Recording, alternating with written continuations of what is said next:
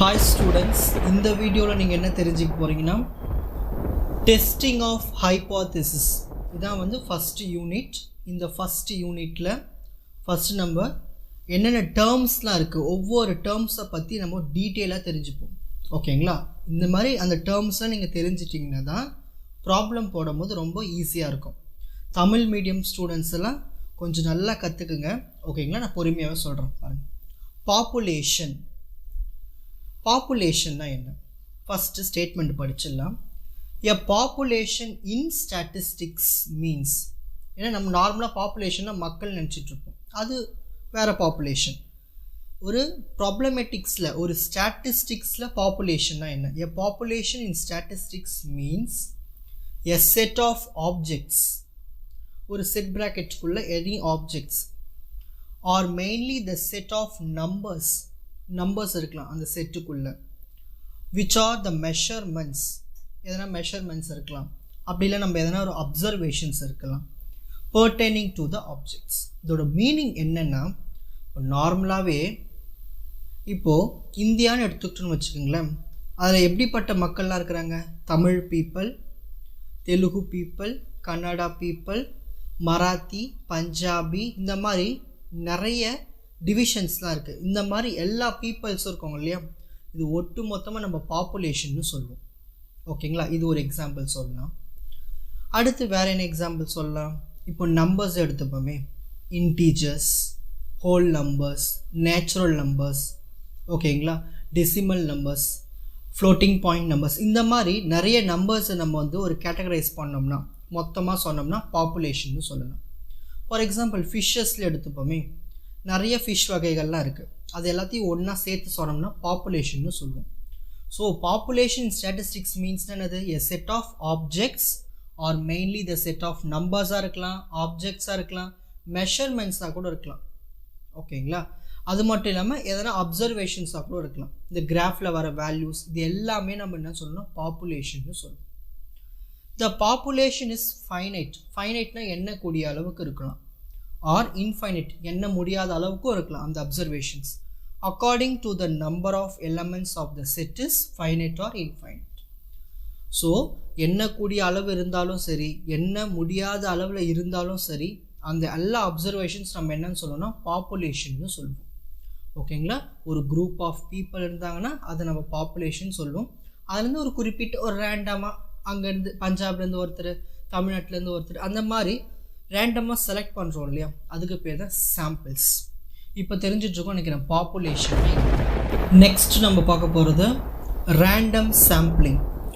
ஏற்கனவே ரேண்டம் சாம்பிளிங்னா என்னன்னு சொன்னேன், ஒரு குறிப்பிட்ட பாப்புலேஷன்லேருந்து நம்மளாக வந்து ஒரு செலக்ட் பண்ணுவோம் ரேண்டமாக. ஒரு 5-6 பேர், ஒரு 1000 பேர் இருக்காங்கன்னா அதுலேருந்து ஒரு 10-20 பேர் ரேண்டமாக செலக்ட் பண்ணுறோம் இல்லையா, அதுதான் நம்ம ரேண்டம் சாம்பிளிங்னு சொல்லுவோம். A random sampling is one in which each number of population has an equal chance of being included in it. இதோட மீனிங் என்னென்னா, இப்போ 1000 பேர் இருக்காங்கன்னா அந்த 1000 பேருமே இன்க்ளூட் பண்ணலாம், ரேண்டமாக சாம்பிள்லேருந்து சூஸ் பண்ணலாம். ஓகேங்களா? எப்படின்னா இப்போ 1000 பேர் இருக்காங்கன்னா அந்த 1000 பேரில் வெறும் ஃபஸ்ட்டில் இருக்கிற 5 பேர் மட்டும் தான் சூஸ் பண்ணணும்னு கிடையாது. அந்த 1000 பேரில் யாரை வேணாலும் நம்ம ரேண்டமாக சூஸ் பண்ணலாம்னு சொல்கிறோம் இல்லையா, அந்த டேர்முக்கு பேர் தான் ரேண்டம் சாம்பிளிங். கான்செப்ட் ஈஸியாக புரிஞ்சுதுங்களா? Next, there are NCN different samples of size n that can be picked up from a population size n. இப்போ ஒரு பாப்புலேஷன் சைஸ் என்னன்னு இருக்குது. ஃபார் எக்ஸாம்பிள் 1000, அந்த 1000ல் இவ்வளவு தான், 10 பேர் தான் நீங்கள் செலக்ட் பண்ணணும், 30 பேர் தான் செலக்ட் பண்ணணும், 500 பேர் தான் செலக்ட் பண்ணணும்னு கிடையாது, எவ்வளவு வேணாலும் செலக்ட் பண்ணிக்கலாம். NCN டிஃப்ரெண்ட் சாம்பிள்ஸ் சைஸ்க்கு ஏற்ற மாதிரி சூஸ் பண்ணிக்கலாம். அந்த டேர்முக்கு பேர் தான் ரேண்டம் சாம்பிளிங். கான்செப்ட் புரிஞ்சுதுங்க? ரேண்டம் சாம்பிளிங் என்னது? பாப்புலேஷன்னா ஒட்டு மொத்தமாக அதுலேருந்து ஒரு குறிப்பிட்ட மெம்பர்ஸ், ஒரு குறிப்பிட்ட நம்பர்ஸ், ஒரு குறிப்பிட்ட அப்சர்வேஷன்ஸை மட்டும் எடுக்கிறது தான் ரேண்டம் சாம்பிளிங். புரிஞ்சுதுங்களா? நெக்ஸ்ட் பார்க்க போகிறது இந்த டெஸ்டிங் ஆஃப் ஹைபோதேசிஸ். நம்ம ப்ராப்ளம் சால்வ் பண்ணுறதுக்கு முன்னால் அதில் இருக்கிற அந்த சின்ன சின்ன டேர்ம்ஸ், அதுக்கான சிம்பிள்ஸ் எல்லாத்தையும் நம்ம டீட்டெயிலாக பார்க்க போகிறோம். சரி, first symbols of population and samples. So பாப்புலேஷனுக்கு என்னெல்லாம் இருக்குது, சாம்பிளில் என்னெல்லாம் இருக்குது ஓகேங்களா, அதுதான் பார்க்க போகிறோம். ஸோ ஃபஸ்ட்டு பாப்புலேஷனுக்கான பேராமீட்டர்ஸ், இதெல்லாம் சாம்பிளுக்கான ஸ்டாட்டிஸ்டிக்ஸில் இருக்கிற பேராமீட்டர்ஸ் ஓகேங்களா. பாருங்கள், சரி, ஒரு பாப்புலேஷன் சைஸ் நம்ம எப்படி டினோட் பண்ணோம்னா கேபிட்டல் N ஓகேங்களா. இதுவே வந்து ஒரு சாம்பிளுக்கு சைஸ் பார்த்தோம்னா ஸ்மால் n, ஞாபகம் வச்சுக்கோங்க ஓகேங்களா. நெக்ஸ்ட், ஒரு பாப்புலேஷன் மீன் சராசரி எவ்வளோ சொல்லுவோம், அதை மியூன்னு சொல்லுவோம். யூவை கொஞ்சம் ஸ்டைலாக போடுங்க, மியூ. சாம்பிள் மீனுக்கு வந்து எக்ஸ் பார் ஓகேங்களா. நெக்ஸ்ட், பாப்புலேஷன் ஸ்டாண்டர்ட் டீவியேஷன், இதை நம்ம சிக்மான்னு சொல்லுவோம்.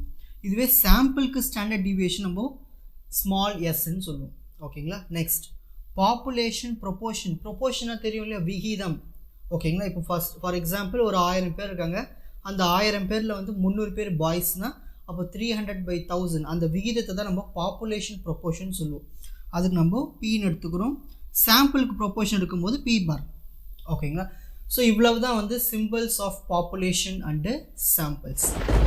நெக்ஸ்ட் பார்க்க போகிறது டெஸ்டிங் எ ஹைப்போதீசிஸ். அதே சார் ஹைப்போதீசிஸ்னால் என்ன, உங்களுக்கு புரிகிற மாதிரி ஒரு சின்ன எக்ஸாம்பிள் தரேன். ஐஸ்கிரீம் சாப்பிட்டா ஜுரம் வரும்னு சொல்கிறாங்க, சளி பிடிக்கும்னு சொல்கிறாங்க. சரி, இது வந்து ஒரு ஹைப்போதீசிஸ்ன்னு நான் சொல்கிறேன். ஏன்னா ஐஸ்கிரீம் சாப்பிட்டா ஜுரம் வருமா வராதான்னு முன்னே டெஸ்ட் பண்ணி அதுக்கு ஒரு ப்ரூவன் ரிசல்ட்டு கொடுத்துருப்பாங்க. ஐஸ்கிரீம் சாப்பிட்டா ஜுரம் வரும், ஜலதோஷம் பிடிச்சிருக்குன்னு. இதில் எவ்வளவு உண்மைத்தன்மை இருக்குது அதை டெஸ்ட் பண்ணுறது தான் வந்து அந்த டெஸ்டிங்கை ஹைப்போதீசிஸ். அந்த ஹைப்போதீசிஸ்னால் அது ஒரு கலெக்டட் இன்ஃபர்மேஷன், அந்த இன்ஃபர்மேஷன் உண்மையாக இல்லையான்னு டெஸ்ட் பண்ணுறது தான் அது டெஸ்டிங்கை ஹைப்போதீசிஸ். நம்ம வந்து ப்ராப்ளமேட்டிக்கு வருவோம். இப்போ on the basis of sample information, இப்போ ஒரு பாப்புலேஷன் இருக்குது, அந்த பாப்புலேஷன்லேருந்து ஒரு குறிப்பிட்ட மெம்பர்ஸை மட்டும் எடுத்துக்கிறேன், அதான் சாம்பிள். அந்த சாம்பிளுக்கு ஒரு இன்ஃபர்மேஷன் இருக்கும் இல்லையா. இப்போ நான் இந்தியாவில் மொத்தம் ஒரு நிறைய மக்கள் இருக்கிறாங்கன்னு வச்சுக்கோங்க. அதுலேருந்து நான் வந்து ஒரு குறிப்பிட்ட சாம்பிள்ஸ் இருக்கிறேன், பஞ்சாப் மக்கள், தமிழ் மக்கள் ஓகேங்களா, மராத்தி மக்கள், இந்த மாதிரி ஒரு 3 பேரை நான் எடுக்கிறேன்னு வச்சுக்கோங்க. அதுதான் sample information. we make decision about the population.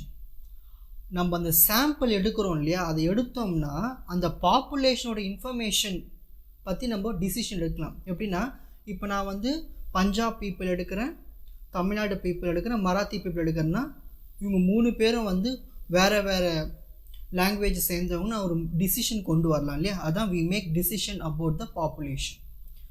In taking such decision, we make certain assumptions.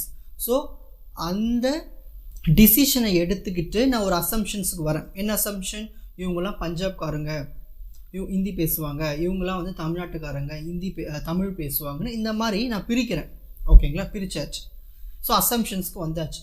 These assumptions are known as statistical hypothesis. இதை தான் நம்ம என்னன்னு சொல்லுவோம்னா ஸ்டாட்டிஸ்டிக்கல் ஹைப்போதீசிஸ்னு சொல்லுவோம் ஓகேங்களா.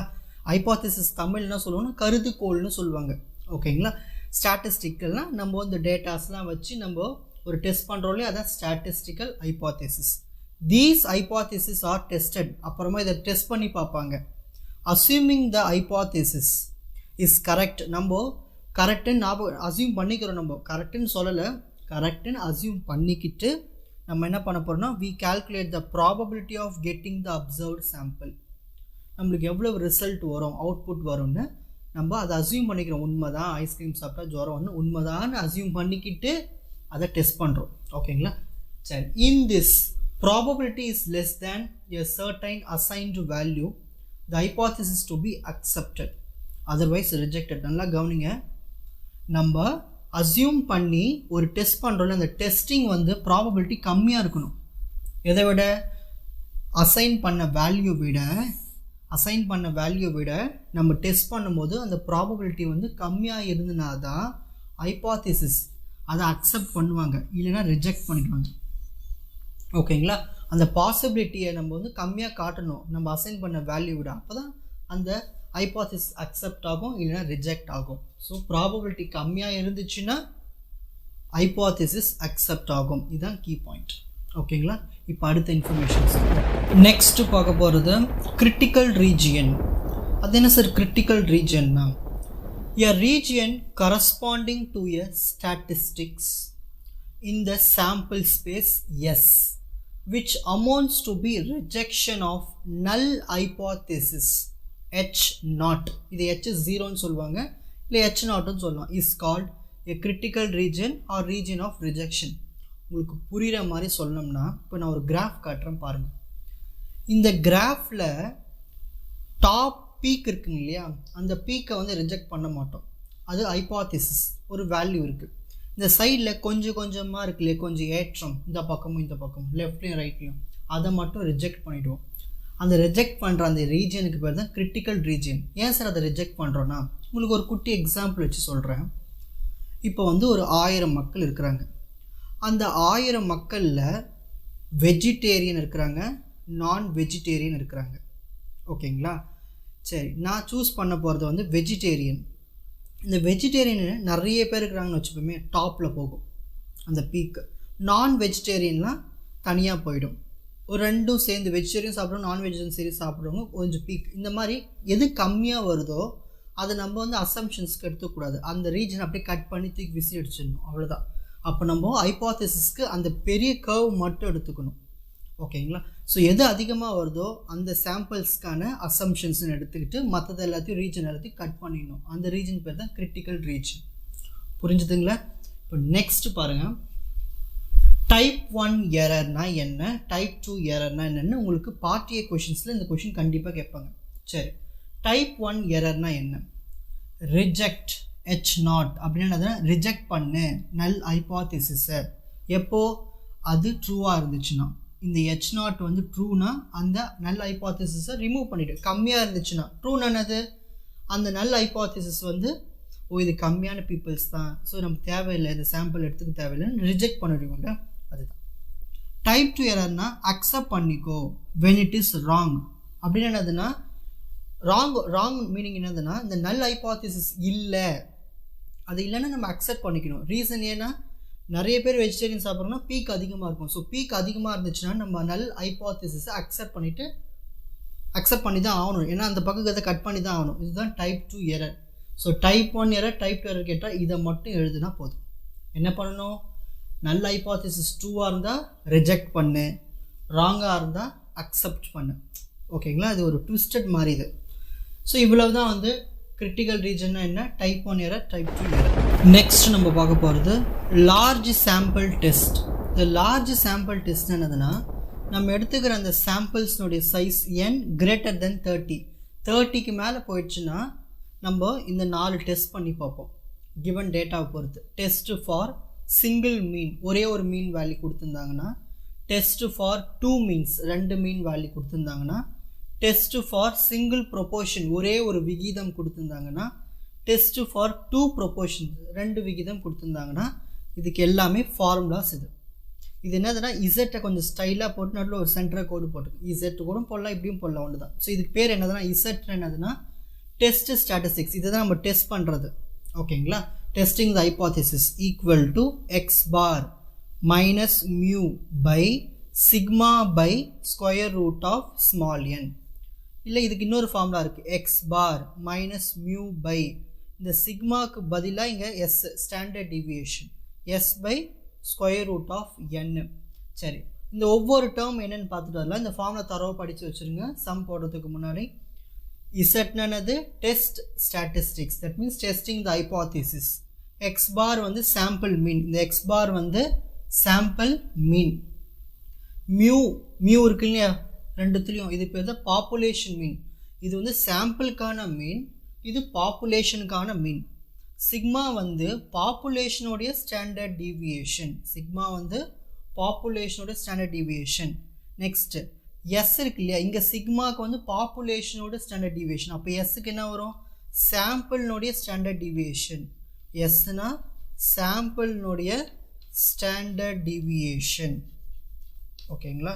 தெளிவாக ஃபார்முலாஸ் படித்து வச்சுருங்க, சம் அப்போ தான் கிளியராக புரியும். நெக்ஸ்ட் அடுத்தது என்னென்னது, சாம்பிள்னுடைய சைஸ்.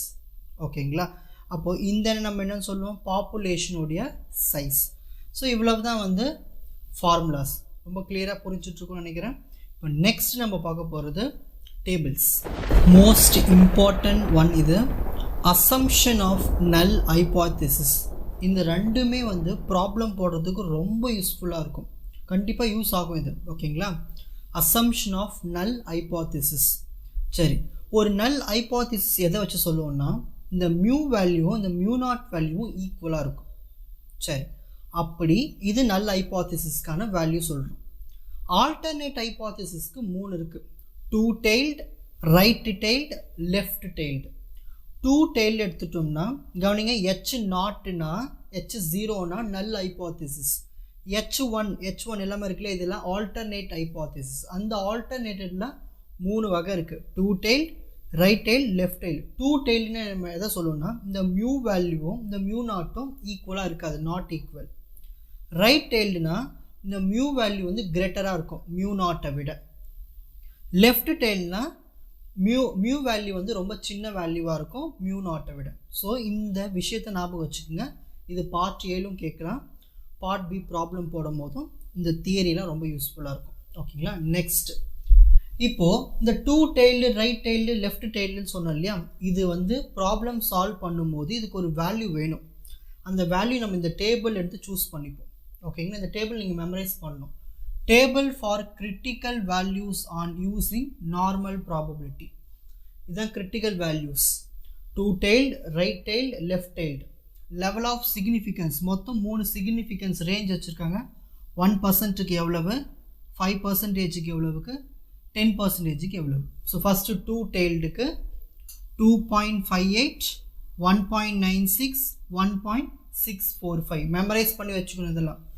ரைட் டெய்ல்டுக்கு 2.33, 1.645, 1.28. லெஃப்ட் டெய்ல்டுக்கு -2.33, -1.645, -1.28. ஏன் மைனஸில் வந்து left tailed, left tailed mu value வந்து ரொம்ப சின்னதாக இருக்கும் மியூ நாட்டை விட.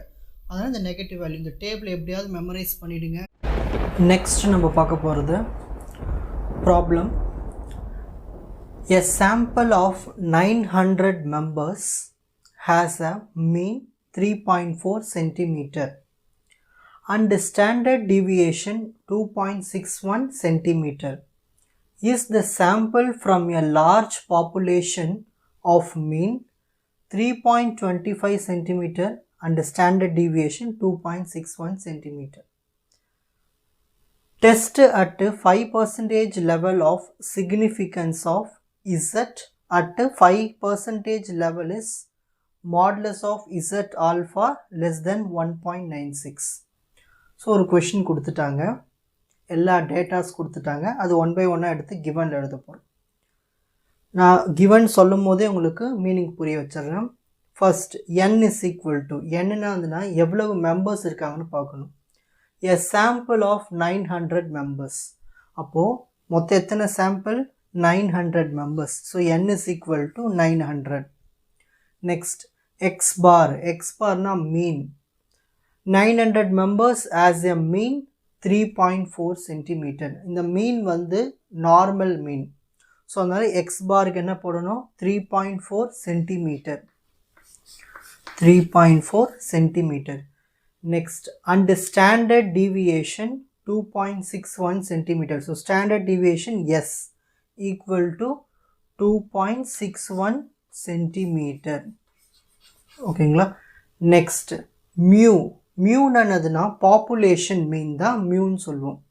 Is the sample from a large பாப்புலேஷனுக்கு அப்புறமா ஒரு மீன் ஒரு வார்த்தை வரும், பாப்புலேஷன் மீன். இந்த மீன் வந்து வெறும் மீன், இது பாப்புலேஷனுடைய மீன். தட் மீன்ஸ் இது சாம்பிள்னுடைய மீன், இது பாப்புலேஷனுடைய மீன். ஸோ பாப்புலேஷனோட மீன் நம்ம வந்து மியூவில் சொல்லுவோம். Mu equal to 3.25 centimetre. 3.25 centimetre. Next standard deviation same தான், 2.61. அங்கேயும் 2.61 தான். ஸோ அது ஒன்றும் பிரச்சனை இல்லை. நெக்ஸ்ட் நம்ம டெஸ்ட் பண்ண சொல்கிறாங்க. Test at 5% level of significance. So 5% level of சிக்னிஃபிகன்ஸ்க்கு டெஸ்ட் பண்ணுங்க. அப்படின்னா என்னதுன்னா 5%னா என்னதுன்னா 2 tailed டெஸ்ட் செக் பண்ணி பார்க்கணும். ஓகேங்களா? 2 tailed டெஸ்ட் வந்து யூஸ் பண்ணிக்கணும். அதான் 5% level of significance of Z at 5% level is modulus of z alpha less than 1.96. இந்த டேபிள் இருக்கிற வேல்யூ கொடுத்துட்டாங்க. ஓகேங்களா, டேபிள் இருக்கிற வேல்யூ கொடுத்துட்டாங்க. என்ன வேல்யூ? 1.96. 1.96. அதனால் நம்ம என்ன எடுத்துக்கிறோன்னா, இந்த ஆல்ஃபா எவ்வளோ டெஸ்ட் பண்ண சொல்கிறாங்க? 5%. So alpha is equal to 5. So 5% நம்ம செக் பண்ணிக்கணும். ஓகேங்களா, சரி. இப்போ அடுத்து நெக்ஸ்ட் நம்ம என்ன பண்ண போகிறோம்னா, அசியூம் பண்ண போகிறோம். H0 நல் ஹைப்போதீசிஸ் செக் பண்ணி பார்க்க போகிறோம். இதை அக்செப்ட் பண்ணலாமா, ரிஜெக்ட் பண்ணலாமான்னு. Null hypothesis x bar equal to mu நம்ம ஸ்டார்டிங்கில் அசியூம் பண்ணிடுறோம். ஓகேங்களா, அசியூம் பண்ணிவிட்டு ஓகேனா அக்செப்ட், இல்லைனா ரிஜெக்ட், அவ்வளோதான். ஸோ எக்ஸ் பார்னு என்னது? மீன். மியூனா என்னது? 3.25 சென்டிமீட்டர் பாப்புலேஷன் மீன். ஸோ இந்த ரெண்டு மீனுமே வந்து சரிசமமாக இருந்துச்சுன்னா அது நல் ஹைப்போதீசிஸ்னு சொல்லுவோம்.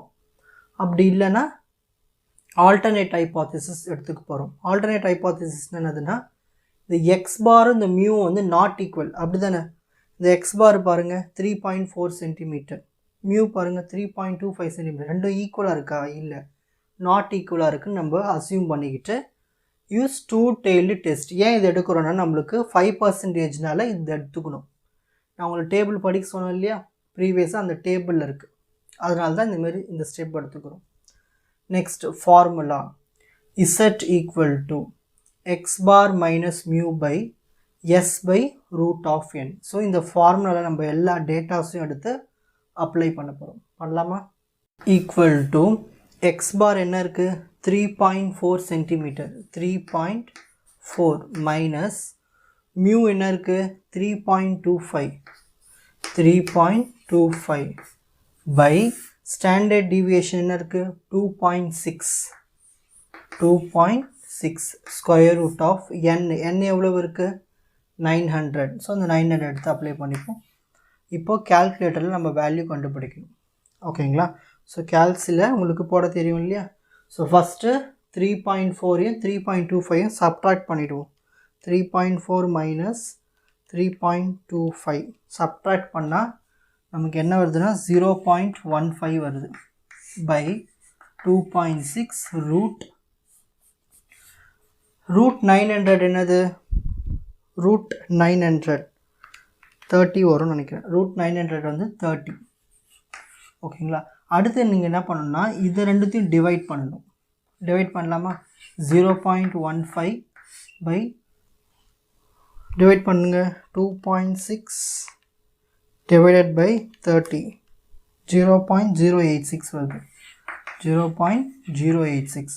ஸோ இதை ரெண்டுத்தையும் நம்ம டிவைட் பண்ணால் நம்மளுக்கு சொல்யூஷன் கிடச்சிடும். இதெல்லாம் நீங்கள் என்ன பண்ணுறீங்கன்னா சைட் கேல்குலேஷன்ஸில் போட்டு வச்சுக்கோங்க.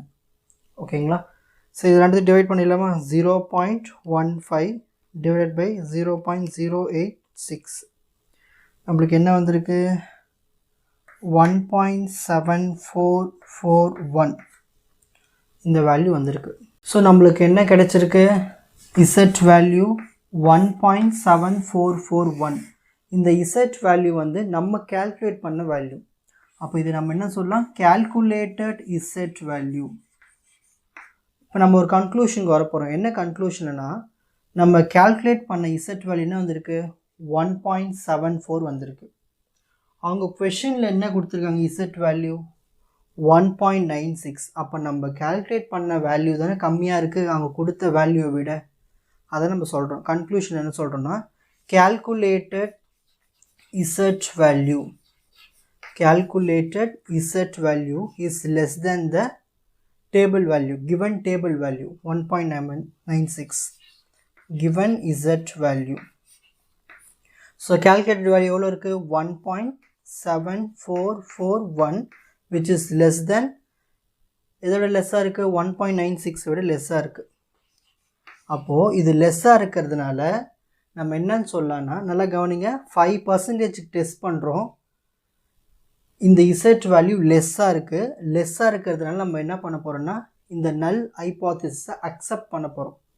ஏன் அக்செப்ட் பண்ணுறோன்னா, 2 டெய்ல்டு டெஸ்ட்டுக்கும் இந்த 5%க்கும் சாட்டிஸ்ஃபை ஆகிடுச்சு. அதனால் நம்ம என்ன பண்ண போகிறோம்னா அக்செப்ட் பண்ண போகிறோம். So accept the null hypothesis H naught னு இப்படி எழுதணும். ஓகேங்களா? நெக்ஸ்ட் நம்ம கண்டுபிடிக்க போகிறது வந்து 95% கான்ஃபிடன்ஸ் லிமிட்ஸ். ஏன் சார் 95%னா கொஷினில் 5%க்கு டெஸ்ட்டு கண்டுபிடிக்க சொன்னாங்க, டெஸ்ட் பண்ண சொன்னாங்க. அப்போ 100ல் 5 போயிடுச்சுன்னா 95%க்கு நம்ம கான்ஃபிடன்ஸ் லிமிட் எவ்வளோ இருக்குதுன்னு கண்டுபிடிக்க போகிறோம். ஸோ 95% கான்ஃபிடென்ட் லிமிட் எப்படி கண்டுபிடிக்கலன்னா அதுக்கு தான் formula X bar plus or minus, அவங்க கொஷின் எவ்வளோ கொடுத்துருந்தாங்க, இசட் வேல்யூ 1.96. அந்த 1.96 ஸ்டாண்டர்ட் டீவியேஷனால் standard deviation divided by square root of n. சரி, எக்ஸ் பார் என்ன, ஏற்கனவே நம்ம இங்கே எக்ஸ் பாருக்கு யூஸ் பண்ணியிருக்கோம், ஃபார்முலா என்ன யூஸ் பண்ணியிருக்கோம், 3.4 plus or minus 1.96. S standard deviation எவ்வளவு இருக்குது, s 2.6 by root of n. Root of n என்னென்ன இருக்குது, 900. ஏற்கனவே போட்ட ஸ்டெப்பு தான், நம்ம கான்ஃபிடன்ஸ் கண்டுபிடிக்க போகிறோம், அவ்வளோதான். So 3.4 plus or minus 1.96 into ஏற்கனவே இந்த 2.6 பை ரூட் 900க்கு நம்ம என்ன வேல்யூ கண்டுபிடிச்சோம், 0.086. திரும்ப கேல்குலேட்ஸ் யூஸ் பண்ண தேவையில்லை, அப்படியே எடுத்து எழுத வேண்டியது தான், 0.086. ஸோ இது ரெண்டுத்தையும் மட்டும் மல்டிப்ளை பண்ணால் போதும். மல்டிப்ளை பண்ணலாமா, 1.96 into 0.086 0.168 வருது. 3.4 plus or minus 0.1685 எனக்கு இந்த வேல்யூ வருது. இப்போ நான் ப்ளஸ் ஆர் மைனஸ்னால் என்னது, இந்த நம்பரை ப்ளஸ்ஸும் பண்ணணும் அப்புறம் சப்ட்ராக்டும் பண்ணணும். பண்ணலாமா, அப்போ என்ன வரும், 3.4 ஃபஸ்ட்டு ப்ளஸ் பண்ணிவிடுவோம், 0.1685 ஃபஸ்ட்டு ப்ளஸ் பண்ணனா வருதுன்னா 3.5685 வருது. அடுத்தது இப்போ மைனஸ் பண்ண போகிறோம், மைனஸ் பண்ணலாமா, 3.4 மைனஸ் 0.1685 மைனஸ் பண்ண எவ்வளோ வருது, 3.2315 வேல்யூ வருது. ஸோ இதுதான் நம்மளுக்கு கிடைச்ச 95% கான்ஃபிடன்ஸ் லிமிட். ப்ராப்ளம் ஈஸி தானே. ஸோ ஃபஸ்ட்டு ஸ்டெப் என்ன, கிவன் எழுதணும். ஸ்டெப் 2 என்ன, அசியூம் பண்ணணும். ஸ்டெப் 3 ஃபார்முலாவில் சப்ஸ்டிட் பண்ணணும். கொடுத்த கிவன் இசட் வேல்யூ சாட்டிஸ்ஃபை ஆகிடுச்சுன்னா, லெஸ் தென் கொடுத்தா லெஸ் தென் வந்துச்சுன்னா சாட்டிஸ்ஃபை ஆகிடுச்சுன்னா அந்த நல்ல ஹைப்போதசிஸை அக்செப்ட் பண்ணணும். அக்செப்ட் பண்ணிவிட்டு நம்ம இந்த கான்ஃபிடன்ஸ் லிமிட் கண்டுபிடிக்கணும். ஸோ 5% கொடுத்தா 100ஆல் மைனஸ் பண்ணிவிட்டு 95% கான்ஃபிடன்ஸ் லிமிட் கண்டுபிடிச்சிட்டோம்னா ப்ராப்ளம் ஓவர் ஆகிடும். ஈஸி தானே, பொறுமையாக ஸ்டெப் பை ஸ்டெப்பாக போடும். Next problem, the mean life time of a sample of 100 light bulbs. Sample மொத்தம் 100 லைட் பல்ப்ஸ் கொடுத்துருக்காங்க. So n is equal to 100. So number of bulbs வந்து 100. Next, produced by a company is computed to be 1570 hours. அப்படின்னா என்னதுன்னா, இந்த மீன் 1570 சொல்லியிருக்காங்க. அப்போது mean X bar equal to 1570. Next, with standard deviation of 120 hours. So standard deviation S is equal to 120. Next, if mu is the mean lifetime of all the bulbs produced by the company, test the hypothesis mu is equal to 1600. Mu equal to 1600 க்கு நம்ம test பண்ண போகிறோம் hypothesis. Against the alternate hypothesis, mu is not equal to 1600. So equal டுக்கு test பண்ணோம். அகைன்ஸ்டாக alternate வந்து 1600 not equal. So ரெண்டு mu கொடுத்துருக்காங்க, ஒன்று 1600, இன்னொன்று not equal to 1600. With alpha, alpha value கொடுத்துட்டாங்க 0.05, 0.01. ஸோ ஆல்ஃபானா என்னதுன்னா, அவங்க கொடுத்துருக்கிற அந்த லெவல் ஆஃப் சிக்னிஃபிகன்ஸ். 0.05 எப்படி எழுதலாம், 5% எழுதலாம். ஓகேங்களா, அதே மாதிரி 0.01 எப்படி எழுதலாம், 1%. அந்த டேபிள் படிச்சிருந்தீங்கன்னா புரியும். ஸோ கிவன் எடுத்து எழுதியாச்சு ஸ்டெப் 1. நெக்ஸ்ட் ஸ்டெப் 2, அசியூம் இது பேர் null hypothesis. H0 னா null hypothesis. Null hypothesis starting என்ன கொடுத்துருக்கான், என்ன எடுத்துக்க சொன்னாங்க ஸ்டார்டிங்கில், இது இருக்கு பாரு, mu is equal to 1600. So test பண்ண போகிறது வந்து mu equal to 1600. ஆல்டர்னேட் நம்ம எதை டெஸ்ட் பண்ணோம், mu not equal to 1600. mu not equal to 1600. So இது null hypothesis, இது alternate hypothesis. இந்த மாதிரி அசியூம் பண்ணிக்கிறோம். Next step 3 formula z equal to x bar minus mu by s by root of n. Values apply பண்ணலாமா, z equal to x bar என்ன இருக்கு 1570 minus mu என்ன இருக்கு 1600 by s standard deviation என்ன இருக்கீங்க 120 by square root of n, number of bulbs எவ்வளவு 100. So இதை calculate பண்ணால் நம்மளுக்கு சொல்யூஷன் கிடைச்சிரும். இப்போ நம்ம calc யூஸ் பண்ணிப்போம்.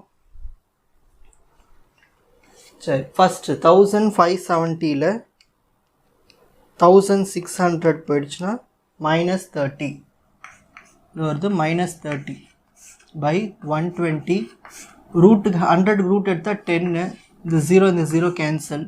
இப்போ 30 12 மட்டும் டிவைட் பண்ணால் போதும். 30 divided by 12 2.5. 30 divided by 12 வந்து கரெக்டுங்களா, ஓகே.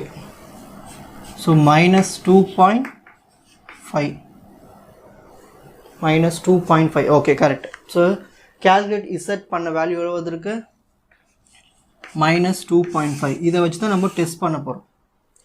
லாஸ்ட் ஸ்டெப் 4 கன்க்ளூஷன் வரும்.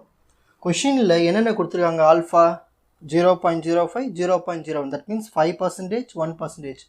இந்த ரெண்டுத்துக்கு தான் நம்ம டெஸ்ட் பண்ண போகிறோம். ஏற்கனவே ப்ரீவியஸ் ஸ்டார்டிங் இன்ட்ரோடக்ஷன் வீடியோவில் நான் ஒரு டேபிள் ஒன்று படிக்க சொன்னேன். ஆல்ஃபா ஈக்குவல் டு 5%க்கு என்ன வேல்யூ வரணும் 1.96 தான் வேல்யூ. இதுதான் டேபிள் வேல்யூ. 1.96 தான் வந்து table value. Next alpha equal to 1%க்கு டேபிள் வேல்யூ என்னது 2.58. இது நீங்கள் மெமரைஸ் பண்ணிக்கணும், டேபிள் வேல்யூ. இப்போ இந்த டேபிள் வேல்யூ வச்சு தான் நம்ம செக் பண்ண போகிறோம். சரி, நம்ம இசட் வேல்யூ எவ்வளோ வந்திருக்கு -2.5. இந்த மைனஸ் விட்டுட்டு வெறும் அந்த 2.5 மட்டும் எடுத்துக்கலாம், நெகட்டிவ் தேவையில்லை. Therefore calculated z value equal to 2.5, negative தேவை கிடையாது. ஓகேங்களா, சரி. இப்போது நம்ம calculate பண்ண இந்த z வேல்யூ 2.5, இங்கே டேபிள் இருக்கிற வேல்யூ 1.96. நம்ம calculate பண்ண இந்த 2.5 வந்து இந்த 1.96 விட கிரேட்டராக இருக்குது. கிரேட்டராக இருக்கிறதுனால நம்ம இந்த 5%க்கு ரிஜெக்ட் பண்ணிடுவோம். ஸோ ரிஜெக்ட் நல் ஹைபாத்திசிஸ், அப்போது ரிஜெக்ட் பண்ணிடுவோம். நெக்ஸ்ட் இங்கே நம்மளுக்கு என்ன வேல்யூ கிடச்சிருக்கு 2.58. ஓகேங்களா, நம்ம கால்குலேட் பண்ண value 2.5. So 2.5 is less than 2.58. 2.58 விட இந்த 2.5 கம்மி தான். ஸோ அதனால் நம்ம அக்செப்ட் பண்ணிப்போம் அந்த ஹைபாத்திசிஸ், நல் ஹைபாத்திசிஸ். ஸோ 1%க்கு தான் நம்ம அக்செப்ட் பண்ண முடியும், 5%க்கு அக்செப்ட் பண்ண முடியும், ரிஜெக்ட் பண்ணியாச்சு. இதுதான் கன்க்ளூஷன். ஈஸி தானே? ஹாய் ஸ்டூடெண்ட்ஸ், நெக்ஸ்ட் நம்ம பார்க்க போகிறது the main breaking strength of the cables supplied by a manufacturer is 1800. இப்போது ஒரு கம்பெனி இருக்குது, அந்த கம்பெனியில் இருக்கிற அந்த மேனுஃபேக்சரர் என்ன பண்ணுறாருன்னா ஒரு பிரேக்கிங் ஸ்ட்ரென்த்து கொடுத்துருக்காரு கேபிள்ஸ்க்கு. அது ஒரு mean value 1800 with a standard deviation 100. அதுக்கு ஸ்டாண்டர்ட் டீவியேஷனும் கொடுத்துட்டாங்க 100. by a new technique, ஒரு மேனுஃபேக்சரிங்கில் ஒரு புது டெக்னிக் கொண்டு வந்து it is claimed that the breaking strength of the cable has increased. புது டெக்னிக் கொண்டு வந்து அந்த கேபிளோட ஸ்ட்ரென்த்து இன்னும் அதிகமாக்கிட்டாங்க. ஓகேங்களா, in order to test this claim, so அவங்க அதிகப்படுத்திட்டாங்களா இல்லையான்னு செக் பண்ணுறாங்க, டெஸ்ட் பண்ண போகிறாங்க. அதுக்கு சாம்பிளாக ஒரு 50 கேபிள்ஸ் வச்சு டெஸ்ட் பண்ண போகிறாங்க. a sample of 50 cables is tested and it is found that the mean breaking strength is 1850. அப்படி டெஸ்ட் பண்ணும்போது அதுக்கு மீன் பிரேக்கிங் ஸ்ட்ரென்த் எவ்வளவு இருக்குன்னா 1850. Can we support the claim at 1% level of significance? So 1% LOSக்கு நம்ம test பண்ணி check பண்ணி பார்க்க போகிறோம். அக்செப்ட் பண்ணலாமா இல்லை ரிஜெக்ட் பண்ணலாமா? ஓகேங்களா? சரி. Step 1 given. ஃபர்ஸ்ட் கிவன்ல எடுத்து எழுதிப்போம். இங்கே என்ன இருக்கீங்க? மியூ. ஸோ ஆர்டராக எழுதிக்கலாம். First the mean breaking strength of the cables. முன்னாடி ஒரு புதுசாக ஒரு புது டெக்னிக் யூஸ் பண்ணுறதுக்கு முன்னால் இருக்கிற அந்த மீன் வேல்யூ எவ்வளவு? 1800. So mu is equal to 1800 with standard deviation 100. Standard deviation symbol S is equal to 100. By a new technique, ஒரு புது டெக்னிக்கு அதில் 50 கேபிள்ஸை டெஸ்ட் பண்ணுறாங்க. அப்போ N is equal to 50. அந்த 50 கேபிள்ஸ் டெஸ்ட் பண்ணும்போது அதுக்கு ஸ்ட்ரென்த் எவ்வளோ இருந்துச்சா? 1850. அப்போ சாம்பிள் மீன் எவ்வளவு? 1850. சாம்பிள் மீனை தான் நம்ம எக்ஸ் பாரில் எழுதணும். 1850. நெக்ஸ்ட்டு எவ்வளவு பர்சன்டேஜ் டெஸ்ட் பண்ண சொல்கிறாங்க? 1% டெஸ்ட் பண்ண சொல்கிறாங்க. So alpha is equal to 1%. So step 1 given எடுத்து எழுதியாச்சு. நெக்ஸ்ட் ஸ்டெப் 2 இப்போது அசியூம் பண்ண போகிறோம். என்ன அசியூம் பண்ண போகிறோன்னா, ஃபஸ்ட்டு நல் ஹைபாத்திசிஸில் இந்த எக்ஸ் பாரும் இந்த மியூவும் ஈக்குவல் நம்ம அசியூம் பண்ணுறோம். எக்ஸ் பார் ஈக்குவல் டு மியூன்னு. ஆனால் கொஷினில் கொடுத்த கண்டிஷன் பார்க்கும்போது எக்ஸ் பார் தான் அதிகமாக இருக்குது மியூவை விட. கரெக்டு தானே? அப்போ x bar is greater then mu. So எப்பயுமே எக்ஸ் பார் கிரேட்டராக இருந்துச்சுன்னா அது என்ன test? Right tailed test. Therefore right tailed test பண்ண போகிறோம். ஓகேங்களா? ஸோ அதை பண்ணுறதுக்கு முன்னால் நம்ம கேல்குலேட்டட் இசட் கண்டுபிடிக்கணும். Z equal to X bar minus mu by s by root n. So value சொல்லுங்க பார்க்கலாம் பார்த்து. Z equal to X bar என்ன இருக்குங்க? 1850 மைனஸ் மியூ என்ன இருக்குது? 1800 பை நெக்ஸ்ட் ஸ்டாண்டர்ட் டிவியேஷன் என்ன இருக்குது? 100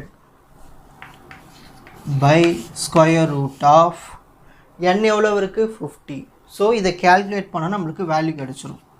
ஸோ இசட் ஈக்குவல் டு சைடில் கேல்குலேஷன்ஸ் போட்டுக்கலாம். கேல்குலேட்டர் எடுத்துக்கோங்க. கேல்குலேட் போட்டு கொஞ்சம் சீக்கிரமாக போட்டுடலாம். 1850ல் 1800 போயிடுச்சுன்னா 50. கரெக்டுங்களா? By 100 by root 50. ரூட் 50 என்ன வருதுன்னா 7.07. 7.071. ஓகேங்களா? நெக்ஸ்ட் என்ன பண்ண போகிறோன்னா, இந்த 7.07 இருக்குது. இது ஃபஸ்ட் இது ரெண்டுத்தையும் டிவைட் பண்ணிவிடுவோம். 100 by 7.07. 100 by 7.071 எவ்வளோ வருது? 14.14 வருது. 50 by 14.14. இப்போ இந்த 50 divided by 14.14 பண்ணுவோம். 14.14. ஸோ 3.536 வருது. 3.536. ஸோ நம்மளுக்கு கேல்குலேட் பண்ண இசட் வேல்யூ எவ்வளோ? 3.536. இப்போது நம்ம இந்த இசட் வேல்யூ வச்சு தான் நம்ம கன்க்ளூஷன் கொடுக்க போகிறோம். Step 4 conclusion. இது என்ன டெஸ்ட்? இது ரைட் டெய்ல்டு டெஸ்ட். ஸோ இது ரைட் டெய்ல்டு டெஸ்ட்டில் நம்ம எவ்வளவு செக் பண்ணோம்? 1% செக் பண்ணணும். ஸோ ரைட் டெய்ல்டு டெஸ்ட்டில் 1%க்கு என்ன வேல்யூ? ஸ்டார்டிங் வீடியோவில் நான் உங்களுக்கு ஒரு டேபிள் படிக்க சொன்னேன். அந்த டேபிளில் இருக்குது. ரைட் டெய்ல்டு டெஸ்ட் 1%க்கு எவ்வளோ இருக்குது? 2.33. இதெல்லாம் நீங்கள் மெமரைஸ் பண்ணி வச்சுக்கணும். இப்போது நம்ம கேல்குலேட் பண்ண இசட் வேல்யூ எவ்வளோ இருக்குது? 3.536. டேபிள் வேல்யூ எவ்வளோ இருக்குது? 2.33. இதுலேருந்து என்ன தெரியுது? நம்ம கேல்குலேட் பண்ணது இசட் வேல்யூ தான் அதிகமாக இருக்குது. எப்பயுமே நம்ம கேல்குலேட் பண்ணுற இசட் வேல்யூ டேபிள் வேல்யூ விட அதிகமாக இருந்துச்சுன்னா ரிஜெக்ட் பண்ணிடணும். அந்த ஹைபாத்திசிஸை ரிஜெக்ட் பண்ணிடணும். அக்செப்ட் பண்ணவே கூடாது. Therefore H0, that means null hypothesis is rejected. ஓகேங்களா? or reject the null hypothesis எப்படின்னா எழுதிக்கலாம். சிம்பிள் தானே? நெக்ஸ்ட் வீடியோவில் பார்க்கலாம். நெக்ஸ்ட் பார்க்க போகிறது the guaranteed average life of a certain type of electric light bulb is 1000 hours. Guarantee கொடுத்துருக்காங்க, ஒரு குறிப்பிட்ட பல்புக்கு லைட் பல்பு 1000 மணி நேரம் எரியும்னு, with a standard deviation of 125 hours. ஓகேங்களா? சரி, கிவன் எவ்வளோ மியூ வேல்யூ எவ்வளோ கொடுத்துருக்காங்க, 1000 hours. So given mu is equal to 1000, guarantee பண்ணி கொடுத்தது 1000 hours. நெக்ஸ்ட் ஸ்டாண்டர்ட் டீவியேஷன், அந்த கேரண்டி பண்ணி கொடுத்ததுக்கான ஸ்டாண்டர்ட் டீவியேஷன் 125, அதனால நம்ம சிக்மா எடுத்துக்கிறோம். So sigma equal to 125 hours. சரி, ஒரு இசட் வேல்யூ கால்குலேட் பண்ணோன்னா நம்மளுக்கு எக்ஸ் பார் வேணும், மியூ வேணும், சிக்மா வேணும், என் வேணும். இது 4ல் எதனா 3 இருந்தால் கூட நம்ம சால்வ் பண்ணிடலாம். ஸோ மியூ இருக்குது, சிக்மா ஸ்டாண்டர்ட் டீவியேஷன் இருக்குது, அப்போ எக்ஸ் பார் வேணும். இந்த எக்ஸ் பார் எதுலேருந்து கண்டுபிடிக்கலான்னா அவங்க கொடுத்த ஸ்டேட்மெண்ட் வச்சு கண்டுபிடிக்க போகிறோம். It is decided to sample the output so has to ensure that 90% of the bulbs do not fall short of the guaranteed average by more than 2.5%. இதோட மீனிங் என்னன்னா 90% பல்பு கரெக்டாக எரியணும், அதில் மிச்சம் இருக்கிற 10% டிஃபெக்டிவாக இருக்கலாம். அந்த டிஃபெக்டிவ் தான் நம்ம வந்து கண்டுபிடிக்கணும், டெஸ்ட் பண்ணணும். What must be the minimum size of the sample. So இந்த சாம்பிளுக்கு நம்ம கண்டுபிடிக்க போகிறோம். அவங்களே சொல்லிட்டாங்க கிரேட்டர்னு, 90% கிரேட்டர் தான். அப்போ நம்ம எக்ஸ் பார் கண்டிப்பாக கிரேட்டர் தான். கிரேட்டர் தென் இந்த ஃபார்முலா வச்சு யூஸ் பண்ணிக்கலாம். என்ன ஃபார்முலானா மியூ மைனஸ் என்ன கொடுத்துருக்காங்க, alpha 2.5%, 2.5% of 1000, again mu. So mu என்ன இருக்குது, 1000 மைனஸ் 2.5 எப்படி எழுதலாம், 2.5/100 ஆஃப்னா இன்ட்டு 1000. இப்போ இதில் 2 0, இதில் 2 0 கேன்சல் பண்ணிவிடுவோம். 2.5 × 10 என்ன வரும், 25. கரெக்டுங்களா? அப்போது 1000ல் சப்ராக்ட் பண்ணிடலாம், கேல்குலேட். ஸோ பாருங்கள், அப்போது 1000 மைனஸ் 2.5 × 10 வரும் 25. ஸோ 1000 மைனஸ் 25 வரும் 975. ஸோ நம்மளுக்கு எக்ஸ் பாருங்க அடிச்சிச்சு 975. ஓகேங்களா? Next step 2, z equal to X bar minus mu by sigma by root n. இப்போ என்ன பண்ணலான்னா இந்த வேல்யூ அப்ளை பண்ணலாம். Z equal to X bar என்ன இருக்குது, 975 மைனஸ் மியூ என்ன இருக்குது, 1000 பை சிக்மா எவ்வளவு இருக்குது, 125. எண்ணு தெரியாது, ரூட் எண், அந்த எண்ணை தான் நம்ம கண்டுபிடிக்கணும். கேட்டிருக்காங்களா, it is decided to sample the output. அப்புறமா வந்து நம்ம என்ன கண்டுபிடிக்கணும், எங்கே இருக்குது, what must be the minimum size of the sample. So அந்த எண்ணு கண்டுபிடிச்சா நம்மளுக்கு கிடச்சிடும். இதுதான் minimum size of the sample, எவ்வளோ பல்ப்ஸ் இருக்கும்னு கேட்குறாங்க. ஓகேங்களா? சரி, நெக்ஸ்ட் 975ல் 1000 போயிடுச்சுன்னா -25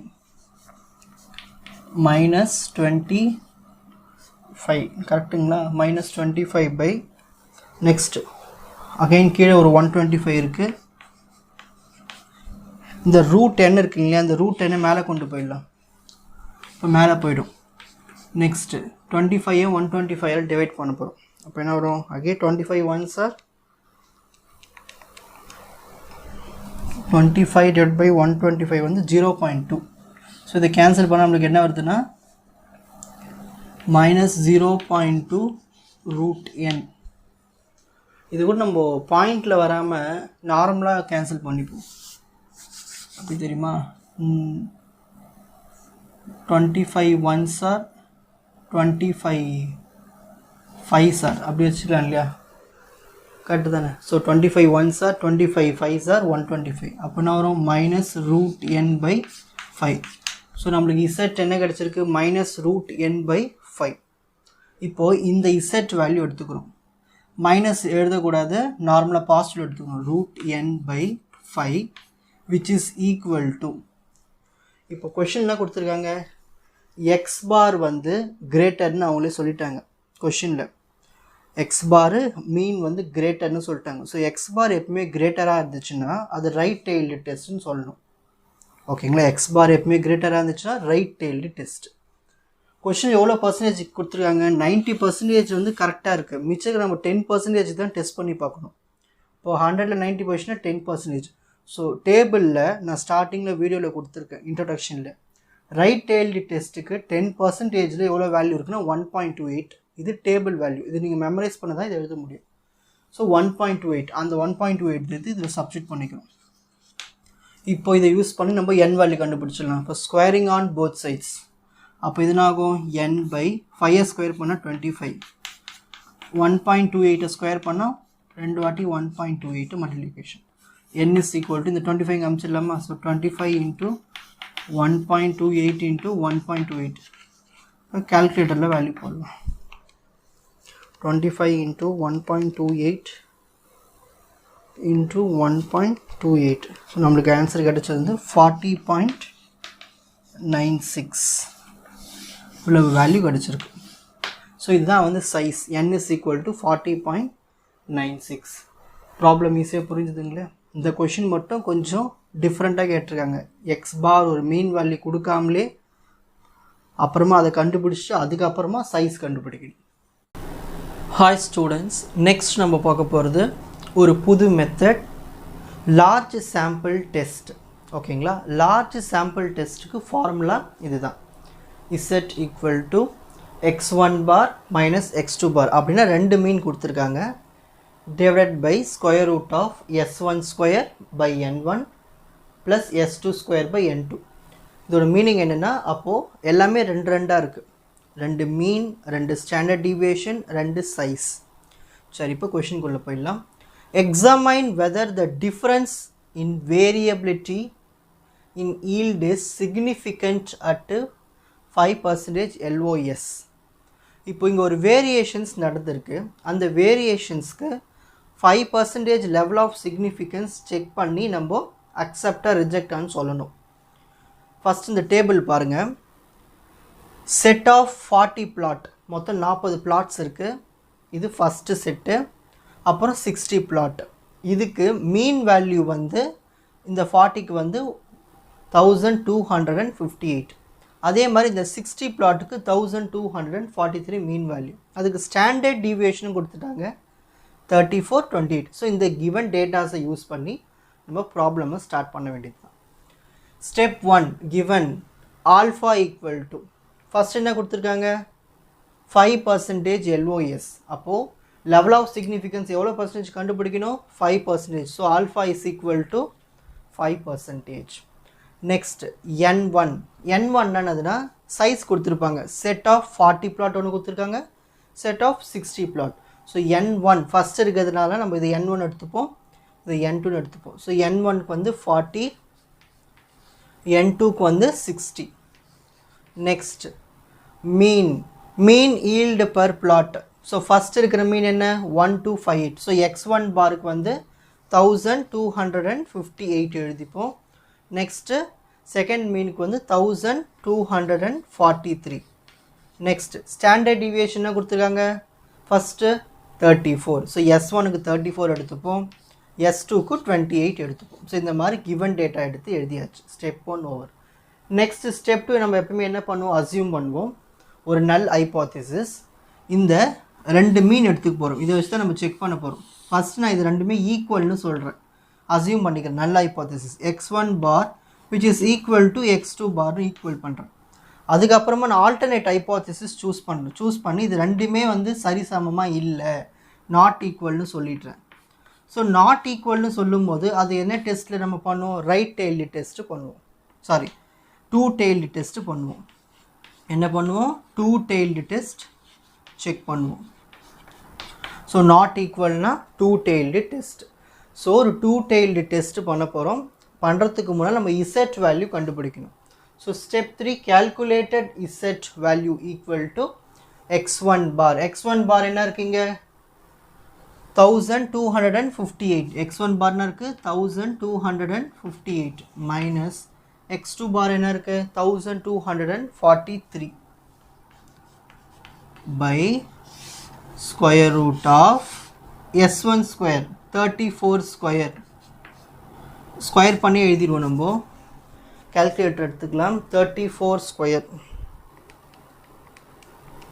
1156 by n1 எவ்வளோ இருக்கு 40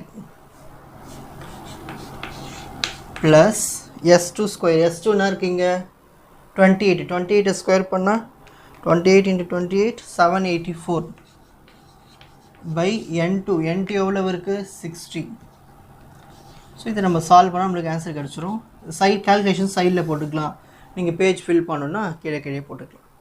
சரி 1258 1243 1258 1243 போயிடுச்சுன்னா 15 by square root of first இதை பண்ணுவோமா 1156 by 40 1156 divided by 40 28.9 plus 784 divided by 60 13.06 இதை சால்வ் பண்ண ஆன்சர் கிடச்சோம் 15 by இது ரெண்டுத்தையும் ஆட் பண்ணி ரூட் எடுத்துடலாம். ஃபர்ஸ்ட் 28.9 plus 13.06 41.96 வருது. அதுக்கு ரூட் எடுத்தோம்னா 41.96 6.477. இப்போ 15 divided by 6.477 ஸோ 2.315 வருது. 2.315 எனக்கு கால்குலேட் பண்ண வேல்யூ எவ்வளோ வருது 2.315 வருது. இப்போ நம்ம கன்க்ளூஷன் போக போகிறோம். நம்ம அசியூம் பண்ண test and alternative test 2 tailed test.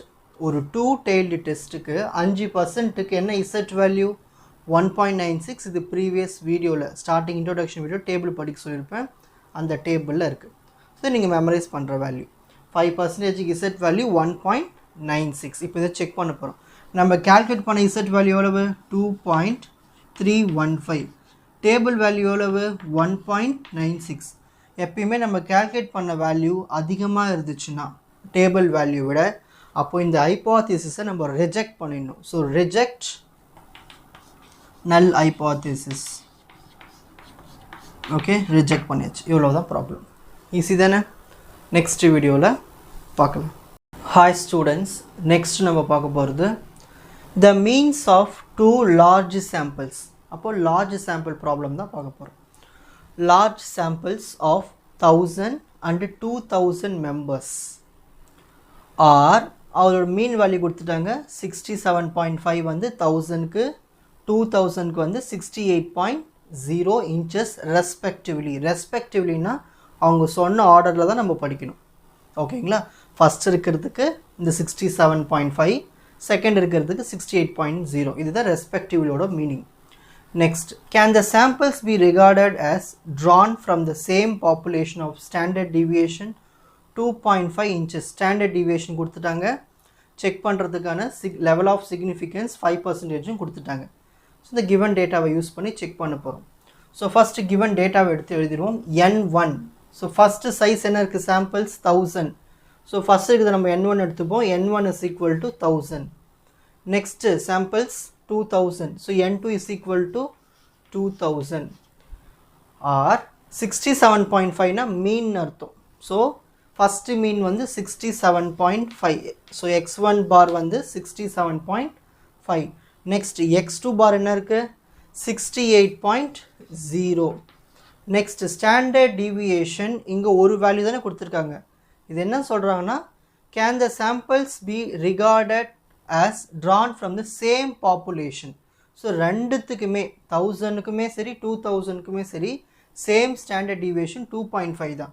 அப்போ S1க்கும் 2.5, S2க்கும் 2.5. இங்கே சேம்னு ஒரு வார்த்தை கொடுத்ததுனால. ஓகேங்களா? ஆல்ஃபா லெவல் ஆஃப் சிக்னிஃபிகன்ஸ் சொல்ல கொடுத்துருக்காங்க 5% செக் பண்ணணும். பண்ணலாமா?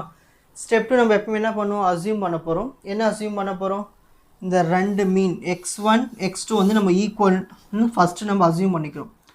x1 bar equal to x2 பார். அப்புறமா நம்ம இங்கே செக் பண்ணுறோம், ரெண்டுமே ஈக்குவலாக இல்லை. ஸோ ஆல்டர்னேட் ஹைபோதீசிஸில் x1 bar is not equal to x2 பார்னு அசியூம் பண்ணிக்கிட்டு, இது நம்ம என்ன டெஸ்ட் வரும் நாட் ஈக்குவல்னா two-tailed test. The test two-tailed test. பண்ணலாமா? அந்த two-tailed test செக் பண்ணுறதுக்கு முன்னால் நம்மளுக்கு இந்த z வேல்யூ கண்டுபிடிக்கணும். Calculated z value equal to இது large size இல்லையா samples. So x1 bar minus x2 bar by square root of s1 square by n1 plus s2 square by n2. So எல்லா values apply பண்ணலாமா? இப்போ x1 bar க்கு என்ன இருக்கு? 67.5 minus x2 னா இருக்குங்க 68.0.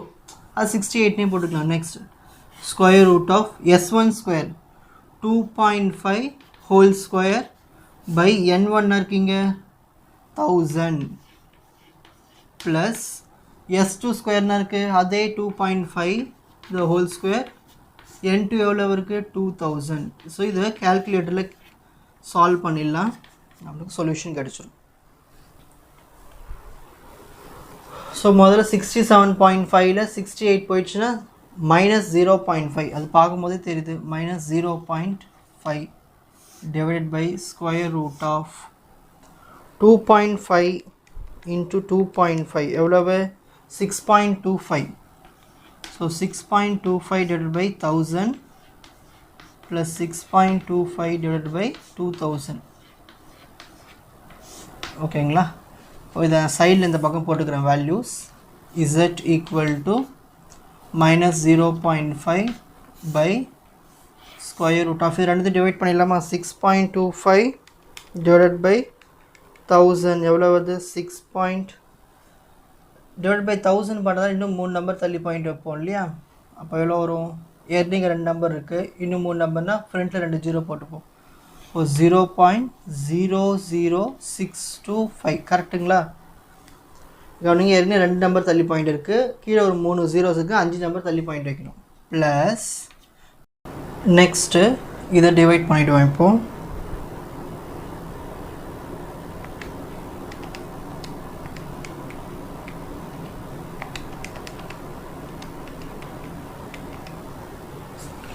0.003125 ஓகேங்களா? சரி, நெக்ஸ்ட் z ஈக்குவல் டு இப்போ இது ரெண்டுத்தையும் ஆட் பண்ணி ஸ்கொயர் ரூட் எடுத்து அப்புறமா டிவைட் பண்ணிவிடுவோம். ஓகேங்களா?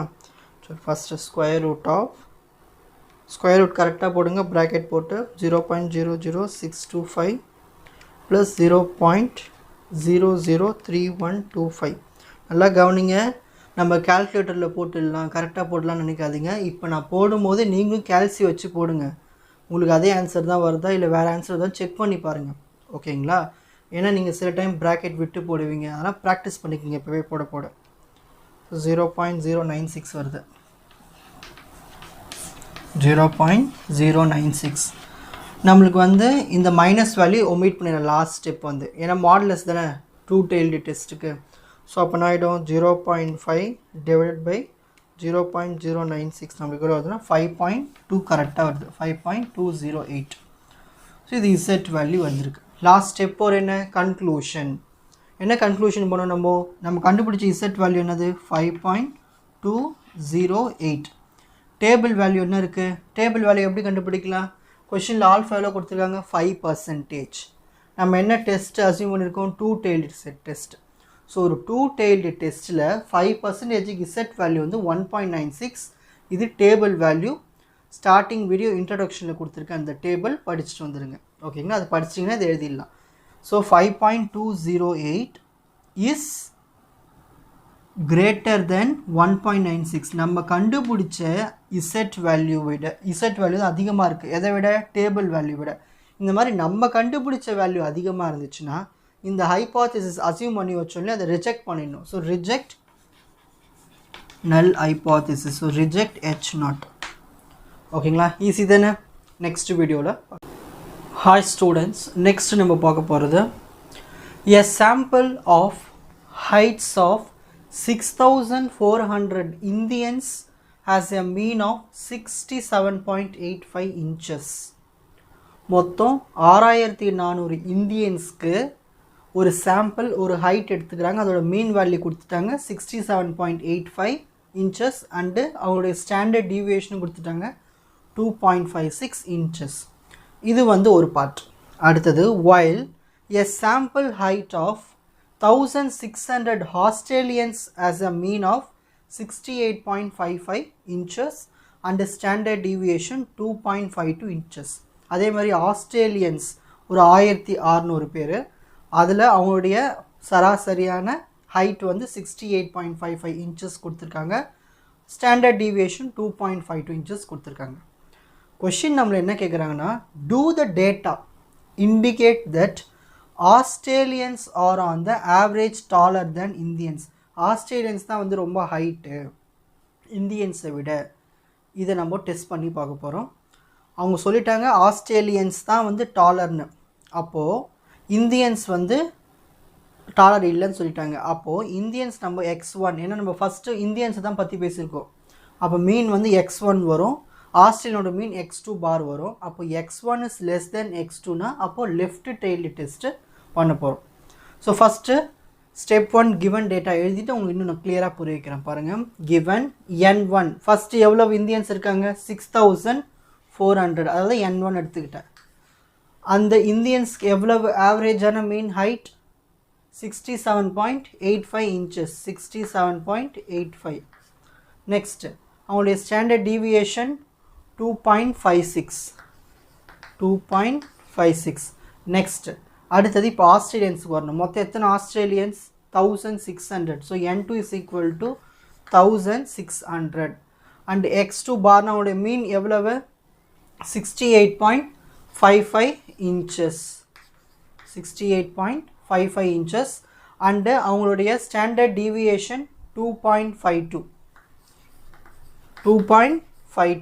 அண்ட் தென் ஆல்ஃபா எவ்வளோ கொடுத்துருக்காங்க, 5%. ஓகேங்களா? சரி, நெக்ஸ்ட் நம்ம பார்க்க போகிறது ஸ்டெப் 2. நம்ம ஃபஸ்ட்டு அசியூம் பண்ணிக்க போகிறோம். என்ன அசியூம்னா, இந்த x1 இந்த x2 வந்து முதல்ல சரிசமமாக இருக்குதுன்னு அசியூம் பண்ணிக்கிறோம். x1 bar equal to x2. அதுக்கப்புறமா நம்ம வந்து அவங்க சொல்லியிருக்காங்க, என்ன சொல்லியிருக்காங்க, ஆஸ்திரேலியன்ஸ் தான் வந்து டாலரு இந்தியன்ஸை விட. அப்போது இந்தியன்ஸ் என்ன இருக்குது, x1. Next Australians x2. நம்ம எதுக்கு ஹைபோதசிஸ் செக் பண்ண போகிறோம், ஆஸ்திரேலியன்ஸ் தான் டாலரா. அப்போது இந்தியன்ஸ் வந்து என்ன இருக்கும், x1 ரொம்ப கம்மி. So x1 is less than x2. அப்போது இந்த மாதிரி x1 பார் லெஸ் தென் x2 பார் வந்து அது என்ன டெஸ்ட்டு, லெஃப்ட்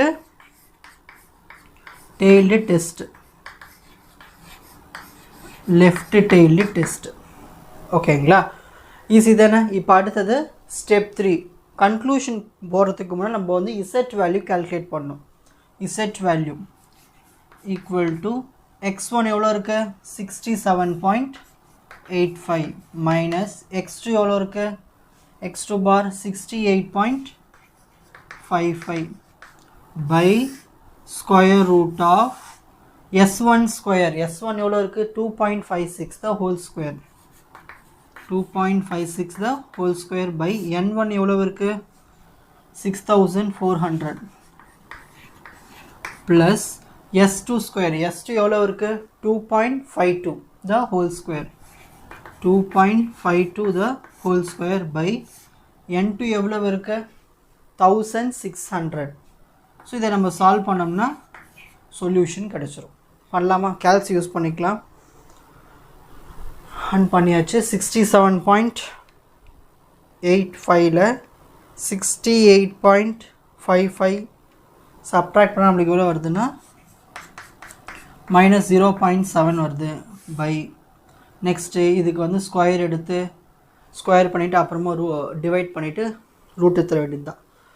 நெக்ஸ்ட்டு பார்க்கலாமா, 2.56 the whole square, 2.56 into 2.56, 6.55 divided by 6400, 1.024. அப்போது ரூட் போட்டுட்டு 3 நம்பர் தள்ளி பாயிண்ட் இருக்குன்னா 0.001024.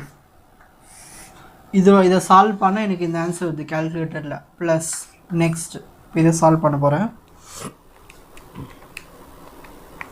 கேல்சியில் கூட பொறுமையாக போடுங்க, மிஸ்டேக்ஸ் வந்தால் டைம் பத்தாது. அப்புறம் இதை டிவைட் பண்ணால் 0.001024 0.003969 ஓகேங்களா இடம் இல்லை இங்கே எழுதுகிறேன் z equal to next இப்போ இது ரெண்டுத்தையும் ஆட் பண்ணிக்கலாம் ஓகேங்களா ஆட் பண்ணி ஸ்கொயர் ரூட் எடுக்க வேண்டியது தான் 0.00 plus 0.0069 okay minus 0.7 divided by 0.0706 so z equal to 0.7 divided by 0.0706 9.91 வருது இந்த மைனஸ் நம்ம எடுத்துக்க தேவையில்லை 9.91 இது எனக்கு z வேல்யூ கிடச்சிருக்கு இப்போ இந்த z வேல்யூ நம்ம செக் பண்ண போகிறோம் கன்க்ளூஷன் நம்ம z வேல்யூ என்ன கிடச்சிருக்கு 9.915 நம்ம என்ன டெஸ்ட் எடுத்துருக்கோம் லெஃப்ட் டெய்ல்டு டெஸ்ட்டில் எவ்வளவு பர்சன்டேஜ் கொடுத்துருக்காங்க 5%ல் வேல்யூ என்ன இருக்குன்னா 1.645 இது வந்து ஒரு டேபிள் வேல்யூ இது இன்ட்ரோடக்ஷன் வீடியோவில் கொடுத்துருப்பேன் அந்த வீடியோ பார்த்தீங்கன்னா இந்த டேபிள் ஈஸியாக மனப்பாடம் பண்ணிக்கலாம் ஸோ என்ன கொடுத்துருக்காங்க இந்த டேபிள் வேல்யூ 1.645 அப்போது நம்ம கண்டுபிடிச்ச வேல்யூ அதிகமாக இருக்குது டேபிள் வேல்யூ விட அப்போது இந்த ஹைபோதீசிஸ் ஒர்க் அவுட் ஆகாத ரிஜெக்ட் பண்ணிடலாம் ஸோ ரிஜெக்ட் நல் ஹைபோதீசிஸ் நம்ம கால்குலேட் பண்ணுற வேல்யூ எப்போல்லாம் அதிகமாக இருக்கோ அப்போல்லாம் ரிஜெக்ட் பண்ணிட வேண்டியது தான் ஓகேங்களா நெக்ஸ்ட் வீடியோவில் பார்க்கலாம் ஹாய் ஸ்டூடெண்ட்ஸ் நெக்ஸ்ட் நம்ம பார்க்க போகிறது in a random sample of size 500 size கொடுத்துட்டாங்க 500 the mean is found to be 20 mean value கொடுத்துட்டாங்க இந்த சைஸ்க்கு மீன் கொடுத்துட்டாங்க in another independent sample of size இன்னொரு சாம்பிள் கொடுத்துருக்காங்க அதோடைய சைஸ் 400 அதுக்கு மீன் வேல்யூ 15 கொடுத்துட்டாங்க ஸோ இந்த மாதிரி ரெண்டு கொடுத்துருக்காங்க ரெண்டு சைஸ் ரெண்டு மீன் could the samples have been drawn from the same sample population நல்லா கவனிங்க ஸ்டாண்டர்ட் டீவியேஷன் வெறும் சாம்பிள்னு கொடுத்துருந்தா நம்ம வந்து S1 S2 யூஸ் பண்ணலாம் பாப்புலேஷன் ஒரு வார்த்தை கொடுத்தாங்கன்னா நம்ம இந்த சிம்பிள் தான் யூஸ் பண்ணோம் ஸ்டாண்டர்ட் டீவியேஷனுக்கு σ1 σ2 இது ரெண்டு ஸ்டாண்டர்ட் டீவியேஷன் ரெண்டுத்துக்குமே பொருந்தும் ஸ்டாண்டர்ட் டீவியேஷன் 4 அதேமாதிரி டெஸ்ட் பண்ணுறதுக்கு 1% டெஸ்டிங் லெவல் கொடுத்துருக்காங்க சரி given n1 first size எவ்வளோ இருக்குது 500 next x2 that means sorry x1 என்னது அதனுடைய மீன் இந்த ஃபர்ஸ்ட் சைஸ்க்கான மீன் வந்து x1 20 நெக்ஸ்ட் சைஸ் என்ன கொடுத்துருக்காங்க 400 ஸோ n2 வந்து 400 அடுத்தது மீன் என்ன கொடுத்துருக்காங்க 15 அப்போது இந்த சைஸ்க்கு இதான் மீன் 15 next could the samples have been drawn from the sample population with the standard deviation 4 so ரெண்டுத்துக்குமே 4 தான் standard deviation next assume பண்ண போகிறோம் ஆல்ஃபா என்ன கொடுத்துருக்காங்க 1% ஓகே assume பண்ண போகிறோம் null hypothesis என்ன assumeனா இந்த x1 இந்த x2 முதல்ல ஈக்குவல்னு சொல்லிடுறோம் assume பண்ணுறோம் அதுக்கப்புறமா பார்க்கும்போது இது ரெண்டுமே நாட் ஈக்குவல் ஓகேங்களா ரெண்டுமே வந்து நாட் ஈக்குவல்னு கன்சிடர் பண்ணிக்கிறோம்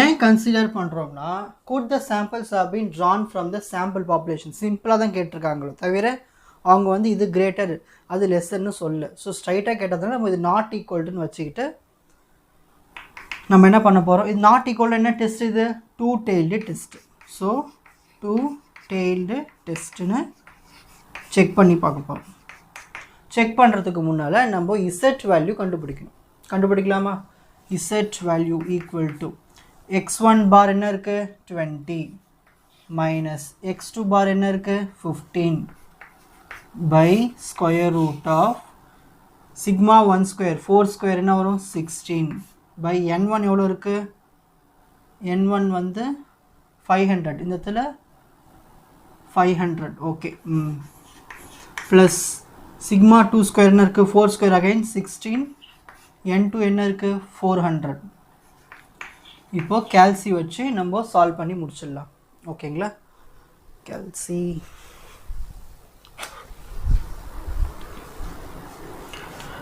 கால்குலேட்டர் எடுத்துக்கோங்க ஃபஸ்ட் என்ன பண்ணணும்னா 20ல் 15 போயிடுச்சுன்னா 5 by next 16 by 500.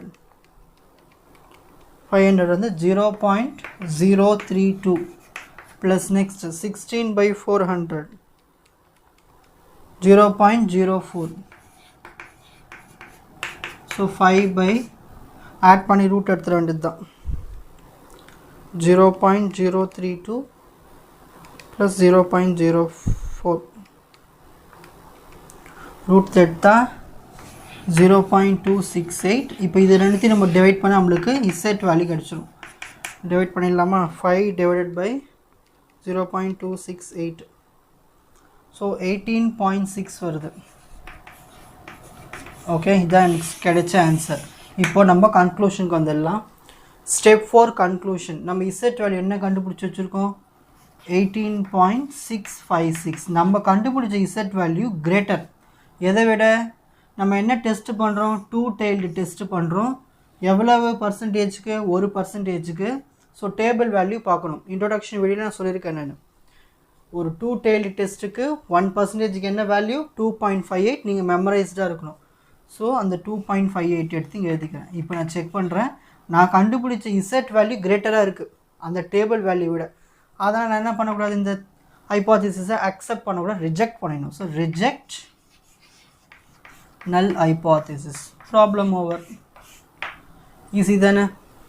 நெக்ஸ்ட் வீடியோவில் பார்க்கலாம். Hi students, next நம்ம பார்க்க போகிறது the sales manager of a large company conducted a sample survey in states A and B. ஒரு பெரிய கம்பெனி இருக்குது. அந்த பெரிய கம்பெனியில் ஒரு சேல் மேனேஜர் இருக்கார். அந்த மேனேஜர் என்ன பண்ணுறாருன்னா ஒரு சர்வே எடுக்கிறார் 2 ஸ்டேட்டில், state A, state B, taking 400 samples in each case. So ஒவ்வொரு ஸ்டேட்லேயும் 400 samples எடுத்துக்கிறார். The result were in the following table. அதோடைய ரிசல்ட் இந்த டேபிளுக்குள்ளே இருக்கா. Test whether the average sale is same in the 2 states at 1% level.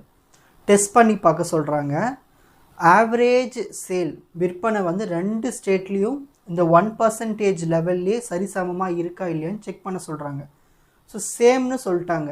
அப்போ நம்ம வந்து x1 equal to x2, that means 2 மீனும் ஈக்குவலாக hypothesis வச்சுக்கிட்டு x1 bar not equal to x2 bar check பண்ணி பார்த்தோம்னா நம்மளுக்கு சொல்யூஷன் கிடச்சிரும். இது ப்ராப்ளம் போடும்போது புரிஞ்சிடும். ஸ்டேட் ஏ அதனுடைய ஆவரேஜ் சேல் ₹2500, ஸ்டேட் பிக்கு ₹2200. அதே மாதிரி அவங்களுக்கு ஸ்டாண்டர்ட் டீவியேஷன் டேபிளில் கொடுத்துட்டாங்க. ₹400 for state A, ₹550 for state B. So இந்த கொடுத்த கிவன் டேட்டாவை யூஸ் பண்ணி நம்ம கிவன் எழுதலாம். ஸோ ஃபஸ்ட்டு N1 ஒரு பெரிய கம்பெனி இருக்குது, அதில் 2 ஸ்டேட் இருக்குது. அதில் மொதல் ஸ்டேட் ஏக்கு 400 சாம்பிள்ஸ் எடுத்துக்கிறாங்க. So N1 is equal to 400. Next அடுத்தது A and B taking 400 samples in each case. அப்போ பிக்கும் அதே 400 தான். ஸோ ஈச் கேஸ்னது ரெண்டுத்துலேயும் 400 தான் எடுத்துக்கிறாங்க. அடுத்தது x1 பார், இதுதான் x1 மீன் 2500. நெக்ஸ்ட்டு x2க்கு என்ன இருக்குது? 2200. Standard deviation for first state 400. So S1 400. Standard deviation எவ்வளவு? 550. S2 ஆல்ஃபான லெவல் எவ்வளோ percentage level? 1%. So 1%. Assume H null hypothesis, that means x1 bar இதுவும் ஈக்குவல் நம்ம முதல்ல அஸ்யூம் பண்ணிக்கிறோம். அஸ்யூம் பண்ணிவிட்டு கொஷினில் கொடுத்துருக்காங்க சேமாக இருக்குல்லன்னு செக் பண்ணி பார்க்க போகிறோம். முதல்ல இது ரெண்டுமே சேமாக இல்லை.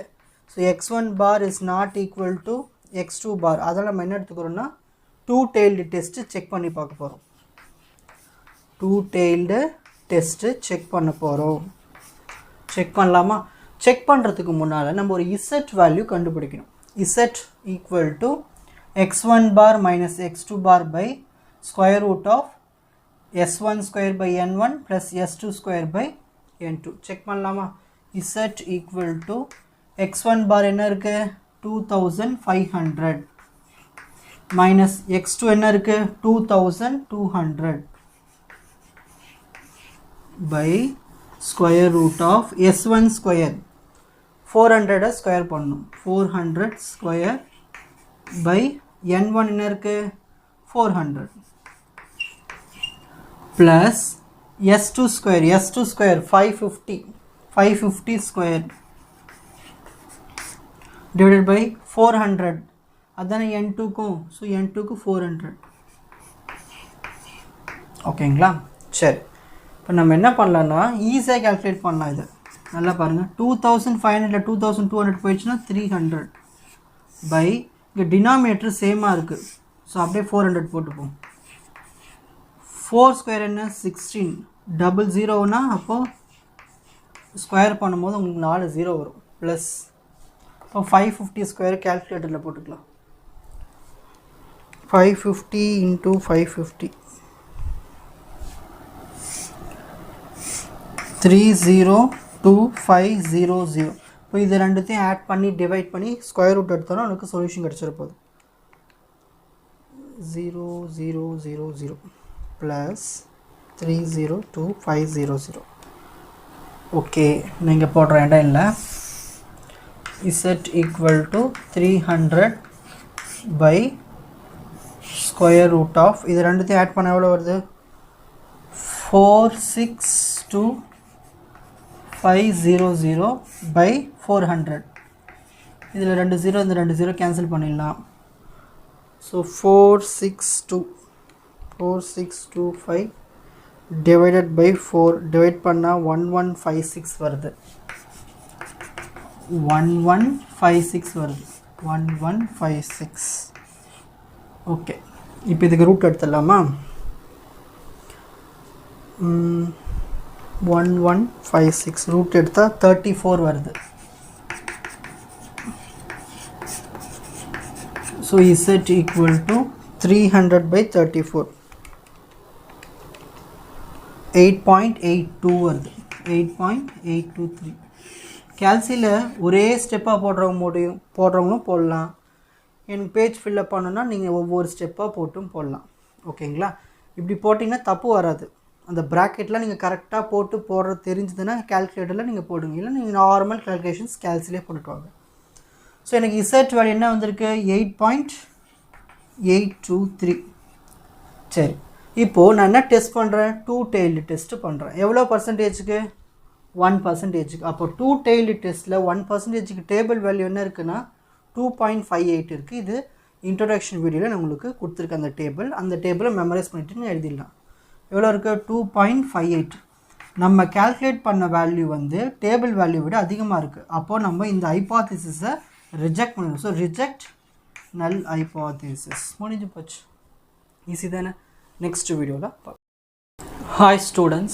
next நம்ம பார்க்க போறது test the significance of the difference between the means of samples drawn from the two normal populations with the same standard deviation from the following data சரி உங்களுக்கு ஒரு டேட்டா கொடுத்திருக்காங்க sample 1 sample 2 இது எல்லாமே samples அதோட சைஸ் கொடுத்துட்டாங்க sample 1 க்கு 100 sample 2 க்கு 200 அதே மாதிரி மீன் வேல்யூ கொடுத்துட்டாங்க sample 1 க்கு 61 sample 2 க்கு 63 ஸ்டாண்டர்ட் டீவியேஷன் கொடுத்துட்டாங்க sample 1 க்கு 4 sample 2 க்கு 6 நல்லா கவனிங்க இதுல ஒரு மீனிங் இருக்கு சேம் ஓகேங்களா சேம் கொடுத்துருக்காங்க test the significance of the difference between the means of samples difference check பண்ண போறோம் டெஸ்ட் பண்ண போறோம் சோ ஸ்டாண்டர்ட் டீவியேஷன்ஸ் எல்லாம் கொடுத்துட்டாங்க test at 5% level of significance க்கு டெஸ்ட் பண்ண போறோம் சரி ஃபர்ஸ்ட் டேட்டாஸ்ல எடுத்து எழுதுவோம் n1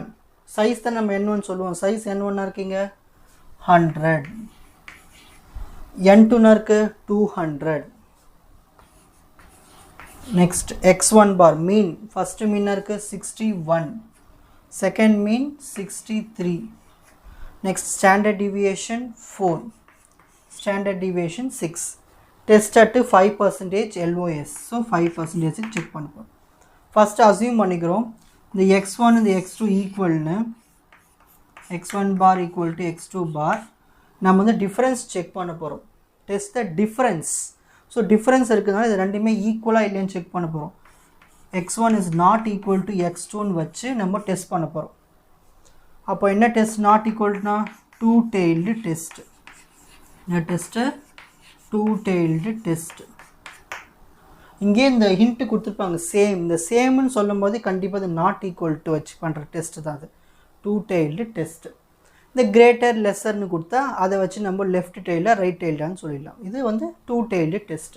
இப்போ இதை டெஸ்ட் பண்ணி பார்க்குறதுக்கு முன்னால் நம்ம இசட் வேல்யூ கண்டுபிடிக்கணும்.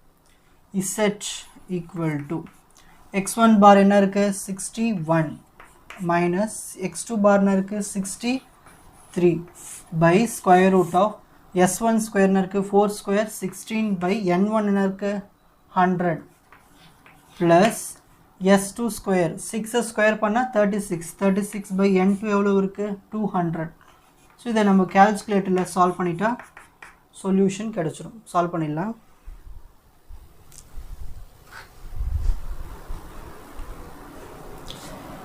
-61ல் 63 போயிடுச்சுன்னா -2 கரெக்டுங்களா?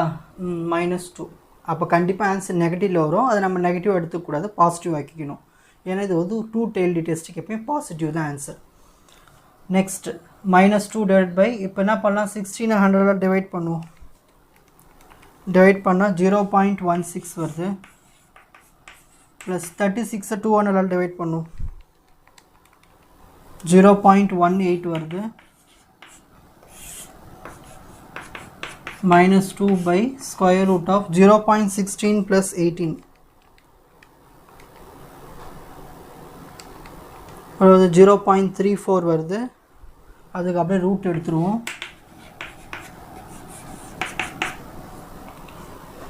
ஸ்கொயர் ரூட் ஆஃப் 0.34 0.583 ஸோ எனக்கு ஆன்சர் 3.4305 வருது. இப்போ நம்ம கன்க்ளூஷனுக்கு வர போகிறோம். என்ன கன்க்ளூஷன்? நம்ம இசட் வேல்யூ என்ன கண்டுபிடிச்சிருக்கோம் 3.4305. இது என்ன டெஸ்ட்? இது டூ டெய்ல்டு டெஸ்ட். ஒரு டூ டெய்ல்டு டெஸ்ட்டுக்கு எவ்வளோ பர்சன்டேஜ் செக் பண்ண சொல்லியிருக்காங்க 5%. ஸோ ஒரு டூ டெய்ல்டு டெஸ்ட்டுக்கு 5% வேல்யூ என்னென்னா 1.96. இது டேபிள் வேல்யூ. இன்ட்ரோடக்ஷன் வீடியோவில் உங்களுக்கு டேபிள் கொடுத்துருப்பேன் மெமரைஸ் பண்ணுறதுக்கு. அதை படிச்சிட்டிங்கன்னா இது ஈஸியாக எழுதிடலாம். அந்த டேபிளை நீங்கள் மெமரைஸ் பண்ண தான் எழுத முடியும். அந்த இன்ட்ரோடக்ஷன் வீடியோ பார்த்துட்டு வந்துடுங்க. ஸோ 3.4305 இங்கே இருக்கீங்க 1.96. அப்போ நம்ம கால்குலேட் பண்ண வேல்யூ வந்து அதிகம் டேபிள் வேல்யூ விட. அப்போ இந்த ஹைபோதீசிஸை நம்ம ஒத்துக்கக்கூடாது, அக்செப்ட் பண்ணக்கூடாது, ரிஜெக்ட் பண்ணிடணும். So reject null hypothesis. நல்லா கவனிங்க, நம்ம கால்குலேட் பண்ணுற வேல்யூ அதிகமாக இருந்துச்சுன்னா ரிஜெக்ட் பண்ணிடணும். ஓகேங்களா? நெக்ஸ்ட் வீடியோவில் ஹாய் ஸ்டூடெண்ட்ஸ், நெக்ஸ்ட் நம்ம பார்க்க போகிறது test the significance of the difference between the means of samples drawn from the two normal populations with the same standard deviation from the following data. சரி, உங்களுக்கு ஒரு data கொடுத்துருக்காங்க. Sample 1 sample 2 இது எல்லாமே samples. அதோடைய சைஸ் கொடுத்துட்டாங்க. Sample 1க்கு 100, sample 2க்கு 200. அதேமாதிரி மீன் வேல்யூ கொடுத்துட்டாங்க. சாம்பிள் 1க்கு 61, சாம்பிள் 2க்கு 63. ஸ்டாண்டர்ட் டீவியேஷன் கொடுத்துட்டாங்க. சாம்பிள் 1க்கு 4, சாம்பிள் 2க்கு 6. நல்லா கவனிங்க, இதில் ஒரு மீனிங் இருக்குது, சேம். ஓகேங்களா? சேம் கொடுத்துருக்காங்க. Test the significance of the difference between the means of samples. Difference check பண்ண போகிறோம், டெஸ்ட் பண்ண போகிறோம். ஸோ ஸ்டாண்டர்ட் டீவியேஷன்ஸ் எல்லாம் கொடுத்துட்டாங்க. டெஸ்ட் அட்டு 5% லெவல் ஆஃப் சிக்னிஃபிகன்ஸுக்கு டெஸ்ட் பண்ண போகிறோம். சரி, ஃபஸ்ட்டு டேட்டாஸ்லாம் எடுத்து எழுதுவோம். N1 சைஸ் தான் நம்ம N1 சொல்லுவோம். சைஸ் N1 இருக்கீங்க 100, N2 இருக்கு 200. நெக்ஸ்ட் x1 பார் மீன். ஃபஸ்ட்டு மீன் இருக்கு 61, second mean 63. Next standard deviation 4, standard deviation 6. Test at 5% LOS. So 5% check பண்ணுறோம். ஃபஸ்ட்டு அசியூம் பண்ணிக்கிறோம் இந்த x1 இந்த x2 ஈக்குவல்னு. x1 bar equal to x2 bar. நம்ம வந்து டிஃபரன்ஸ் செக் பண்ண போகிறோம். Test the difference. So difference இருக்கிறதுனால இது ரெண்டுமே ஈக்குவலாக இல்லைன்னு செக் பண்ண போகிறோம். x1 is not equal to x2ன்னு வச்சு நம்ம டெஸ்ட் பண்ண போகிறோம். அப்போ என்ன டெஸ்ட் நாட் ஈக்குவல்னா டூ டெய்ல்டு டெஸ்ட். இந்த டெஸ்ட்டு டூ டெய்ல்டு டெஸ்ட். இங்கே இந்த ஹிண்ட்டு கொடுத்துருப்பாங்க சேம். இந்த சேம்னு சொல்லும் போது கண்டிப்பாக அது நாட் ஈக்குவல் டு வச்சு பண்ணுற டெஸ்ட்டு தான் அது டூ டெய்ல்டு டெஸ்ட். இந்த கிரேட்டர் லெஸ்ஸர்னு கொடுத்தா அதை வச்சு நம்ம லெஃப்ட் டெய்லாக ரைட் டெய்ல்டான்னு சொல்லிடலாம். இது வந்து 2 டெய்ல்டு டெஸ்ட். இப்போ இதை டெஸ்ட் பண்ணி பார்க்குறதுக்கு முன்னால் நம்ம இசட் வேல்யூ கண்டுபிடிக்கணும். Z equal to x1 bar என்ன இருக்குது 61 மைனஸ் x2 பார் என்ன இருக்குது 63 by square root of s1 square என்ன இருக்குது 4 ஸ்கொயர் 16 பை n1 என்ன இருக்குது 100 ப்ளஸ் s2 ஸ்கொயர் 6 ஸ்கொயர் பண்ணால் 36 பை n2 எவ்வளோ இருக்குது 200. ஸோ இதை நம்ம கால்குலேட்டரில் சால்வ் பண்ணிட்டா சொல்யூஷன் கிடச்சிரும். சால்வ் பண்ணிடலாம்.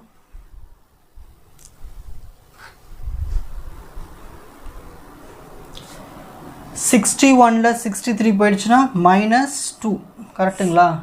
-2. அப்போ கண்டிப்பாக ஆன்சர் நெகட்டிவில் வரும். அதை நம்ம நெகட்டிவ் எடுத்துக்கூடாது, positive ஆக்கிக்கணும்.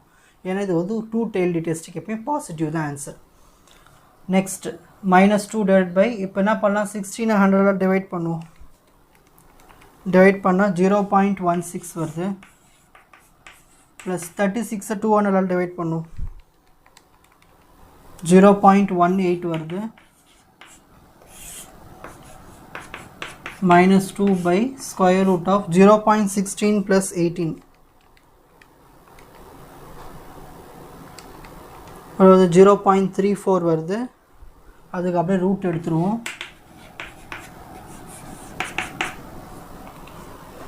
Square root of 0.34 0.583 so எனக்கு ஆன்சர் 3.4305 வருது. இப்போ நம்ம கன்க்ளூஷனுக்கு வர போகிறோம். என்ன கன்க்ளூஷன்? நம்ம இசட் வேல்யூ என்ன கண்டுபிடிச்சிருக்கோம் 3.4305. இது என்ன டெஸ்ட்? இது 2 டெய்ல்டு டெஸ்ட். ஒரு 2 டெய்ல்டு டெஸ்ட்டுக்கு எவ்வளோ பர்சன்டேஜ் செக் பண்ண சொல்லியிருக்காங்க 5%. ஸோ ஒரு 2 டெய்ல்டு டெஸ்ட்டுக்கு 5% வேல்யூ என்னென்னா 1.96. இது டேபிள் வேல்யூ. இன்ட்ரோடக்ஷன் வீடியோவில் உங்களுக்கு டேபிள் கொடுத்துருப்பேன் மெமரைஸ் பண்ணுறதுக்கு. அதை படிச்சிட்டிங்கன்னா இது ஈஸியாக எழுதிடலாம். அந்த டேபிளை நீங்கள் மெமரைஸ் பண்ண தான் எழுத முடியும். அந்த இன்ட்ரோடக்ஷன் வீடியோ பார்த்துட்டு வந்துடுங்க. ஸோ 3.4305 இங்கே இருக்கீங்க 1.96. அப்போ நம்ம கால்குலேட் பண்ண வேல்யூ வந்து அதிகம் டேபிள் வேல்யூ விட. அப்போது இந்த ஹைபாத்திசிஸை நம்ம ஒத்துக்கக்கூடாது, அக்செப்ட் பண்ணக்கூடாது, ரிஜெக்ட் பண்ணணும். ஸோ ரிஜெக்ட் நல் ஹைபாத்திசிஸ். நல்லா கவனிங்க, நம்ம கால்குலேட் பண்ணுற வேல்யூ அதிகமாக இருந்துச்சுன்னா ரிஜெக்ட் பண்ணிடணும். ஓகேங்களா? நெக்ஸ்ட் வீடியோவில் பார்க்கலாம். Hi students, next concept large sample test for single proportion. நிறைய சாம்பிள்ஸ் வச்சு டெஸ்ட் பண்ண போகிறோம், ஆனால் ஒரே ஒரு ப்ரொபோர்ஷன் யூஸ் பண்ணி. அதுக்கான ஒரு ப்ராப்ளம்.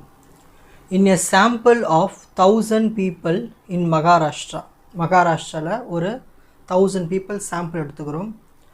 அதில் 540 ஆர் ரைஸ் ஈட்டர்ஸ். அதில் 540 பேர் வந்து rice eaters and rest are wheat eaters. Can we assume that both rice and wheat are equally popular in this state at 1% level of significance. So 1% test பண்ணி பார்க்க போகிறோம் ரைஸும் வீட்டும் வந்து பாப்புலராக இல்லையான்னு அந்த ஸ்டேட்டில். ஸோ அதுக்கான given data. So first given n is equal to n எவ்வளோ பேர் 1000.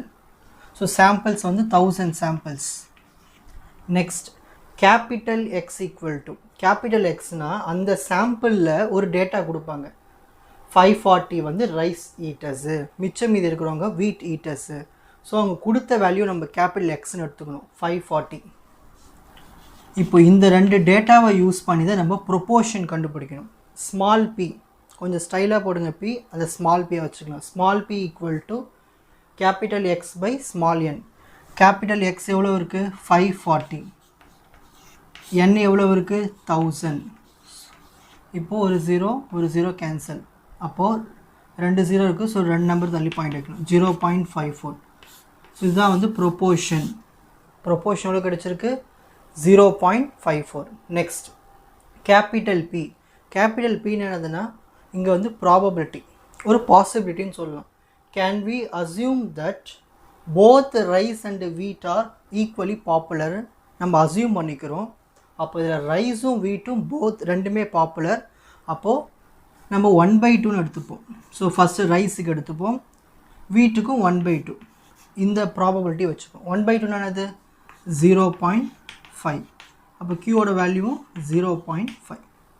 Next alpha equal to test பண்ணுறது எவ்வளோ இதில் டெஸ்ட் பண்ணோம் 1%. So alpha is equal to 1%க்கு டெஸ்ட் பண்ணோம். இதுதான் வந்து கிவன் டேட்டா. நெக்ஸ்ட் நம்ம அசியூம் பண்ணிக்கிறோம் நல் ஹைபோதேசிஸ். இந்த பாசிபிலிட்டி இருக்கு இல்லையா p, இந்த p வந்து நான் 0.5 தான் வரும்னு அசியூம் பண்ணிக்கிறேன். அப்படி அதுக்கு ஆல்டர்னேட்டாக அந்த p வந்து 0.5 வராதுன்னு ஆல்டர்னேட்டாக அசியூம் பண்ணிக்கிறேன். அப்படி அசியூம் பண்ணுறதுனால நம்ம என்ன டெஸ்ட் பண்ணுவோம், இந்த மாதிரி நாட் ஈக்குவல் வந்தால் என்ன டெஸ்ட்டு, டூ டெய்ல்டு டெஸ்ட். இப்போ இந்த டூ டெய்ல்டு டெஸ்ட் பண்ணுறதுக்கு முன்னால் நம்ம கேல்குலேட்டட் இசட் வேல்யூ கண்டுபிடிக்கணும். So z equal to small p proportion minus possibility by square root of pq by n. So values apply பண்ணிக்கலாம். Small p எவ்வளோ இருக்குது 0.54 minus capital P எவ்வளோ இருக்குது 0.5. ஸோ அந்த 50ன்னு எழுதிக்கலாம், அவ்வளோதான். By square root of pq capital P capital Q. So 0.5 into 0.5 by n. n எவ்வளோ இருக்குது 1000. ஸோ இதை சால்வ் பண்ணால் நம்மளுக்கு இசட் வேல்யூ கிடச்சிரும். கேல்சி யூஸ் பண்ணிக்கலாம். ஸோ ஃபஸ்ட்டு 0.54ல் 0.50 போயிடுச்சுன்னா 0.54 minus 0.50 0.04 by square root of 0.5 into 0.5 0.25 by 1000. ஓகேங்களா, இதை சால்வ் பண்ணால் நம்மளுக்கு ஆன்சர் கிடச்சிரும். 0.04 டிவைடட் பை ப்ராக்கெட் ஓப்பன் பண்ணிவிட்டு ஸ்கொயர் ரூட் போட்டுட்டு 0.25 divided by 1000, close the bracket and equal.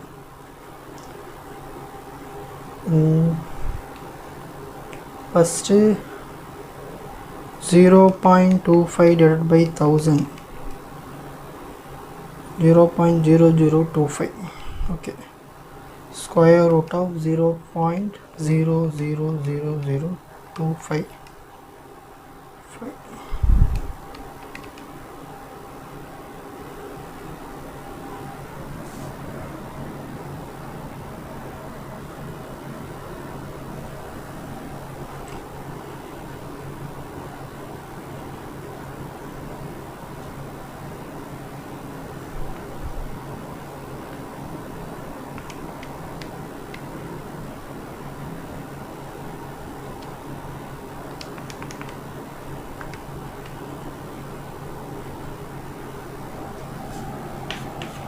0.04 by 0.0158. next therefore z value equal to இது ரெண்டுத்தையும் டிவைட் பண்ண ஆன்சர் கிடச்சிடும். 0.04 divided by 0.0158 2.53 கிடச்சிருக்கு. 2.53. ஸோ இதை நம்மளுக்கு கால்குலேட் பண்ண இசட் வேல்யூ. ஸோ நம்ம ஒரு கன்க்ளூஷனுக்கு வர போகிறோம். என்ன கன்க்ளூஷன்னா, நம்ம இசட் வேல்யூ என்ன கண்டுபிடிச்சிருக்கோம் 2.53. இப்போ நம்ம டெஸ்ட் பண்ண போகிறோம். இது என்ன டெஸ்ட், இது two tailed test. Two tailed டெஸ்ட்டுக்கு எவ்வளவு பர்சன்டேஜ் கொடுத்துருக்காங்க 1%. ஸோ டூ டெய்ல்டு டெஸ்ட்டுக்கு 1%க்கு ஃபஸ்ட்டு போட்ட வீடியோவில் இன்ட்ரோடக்ஷனில் கொடுத்துருப்பேன் அந்த டேபிள். ஸோ டூ டெய்ல்டு டெஸ்ட்டுக்கு 1%க்கு எவ்வளோ இருக்குது 2.58. அந்த 2.5ஓட கம்பேர் பண்ணும்போது நம்ம கண்டுபிடிச்ச வேல்யூ சின்னதாக தான் இருக்குது, லெஸ்ஸராக தான் இருக்குது டேபிள் வேல்யூவோட. அதனால் நம்ம இந்த ஹைப்போதீசிஸை அக்செப்ட் பண்ணிப்போம். So accept the hypothesis. இதுவே நம்ம கண்டுபிடிச்ச வேல்யூ வந்து கிரேட்டராக இருந்துச்சுன்னா ரிஜெக்ட் பண்ணிடணும். ஓகேங்களா, நெக்ஸ்ட் வீடியோவில் பார்க்கலாம். Hi students, next 20 people were attacked by a disease. ஒரு டிசீஸ்னால 20 பேர் வந்து அட்டாக் ஆகிருக்காங்க. And only 18 survived. அந்த 20 பேரில் 18 பேர் மட்டும்தான் குணமாயிருக்காங்க, சர்வை ஆகி வந்திருக்காங்க. Will you reject the hypothesis that the survived rate if attacked by this disease is 85%? in favor of the hypothesis that it is more at 5% level. 85% possibility கொடுத்துட்டு 5%க்கு test எடுக்கணும். ஓகேங்களா? Use a large sample test. So என்ன சொல்லியிருக்காங்கன்னா 20 பேர் ஒரு டிசீஸால் attack ஆகிருக்காங்க. அந்த டிசீஸில் 18 பேர் மட்டும்தான் சர்வைவ் ஆகி வந்திருக்காங்க. நம்ம will you reject the hypothesis? உங்களால் ரிஜெக்ட் பண்ண முடியுமா? 85% ஃபேவர் கொடுத்துட்டு அதில் 5% டெஸ்ட் பண்ணி ரிஜெக்ட் பண்ணிங்கன்னா அக்செப்ட் பண்ணிங்கன்னு கேட்குறாங்க. சரி, first step 1 given n is equal to 20 people were attacked. அப்போ n is equal to 20.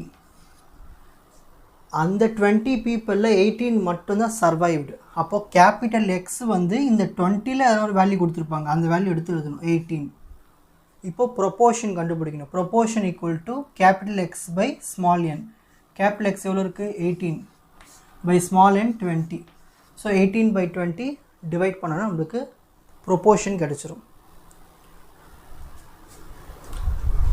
So calculate எடுத்துக்கலாம். 18 divided by 20 0.9. ஸோ நம்மளுக்கு வந்து ப்ரொப்போர்ஷன் வந்து 0.9. Next possibility, that means probability. If attacked by this disease is 85% in favour. அப்போ probability எவ்வளோ இருக்குது? 85%. அது எப்படி எழுதலாம்? 0.85ன்னு எழுதலாம். ஸோ இது 0.85னா அப்போ Q என்னவாக இருக்கும்? 0.15. எப்பவுமே டோட்டல் ப்ராபபிலிட்டி 1 இல்லையா? ஸோ 1ல் 0.85 போயிடுச்சுன்னா 0.15. நம்ம டெஸ்ட் எந்த அளவுக்கு பண்ணணும், எந்த லெவலில் பண்ணணும்? 5% level of significance. So alpha is equal to 5%. இந்த டெஸ்ட் பண்ணிவிட்டு நம்ம ரிஜெக்ட் பண்ணலாமா இல்லை அக்செப்ட் பண்ணலாமான்னு நம்ம சொல்லணும். So assume null hypothesis. இந்த பி வேல்யூ 0.85 தான் அஸ்யூம் பண்ணிக்கிறேன் நான்.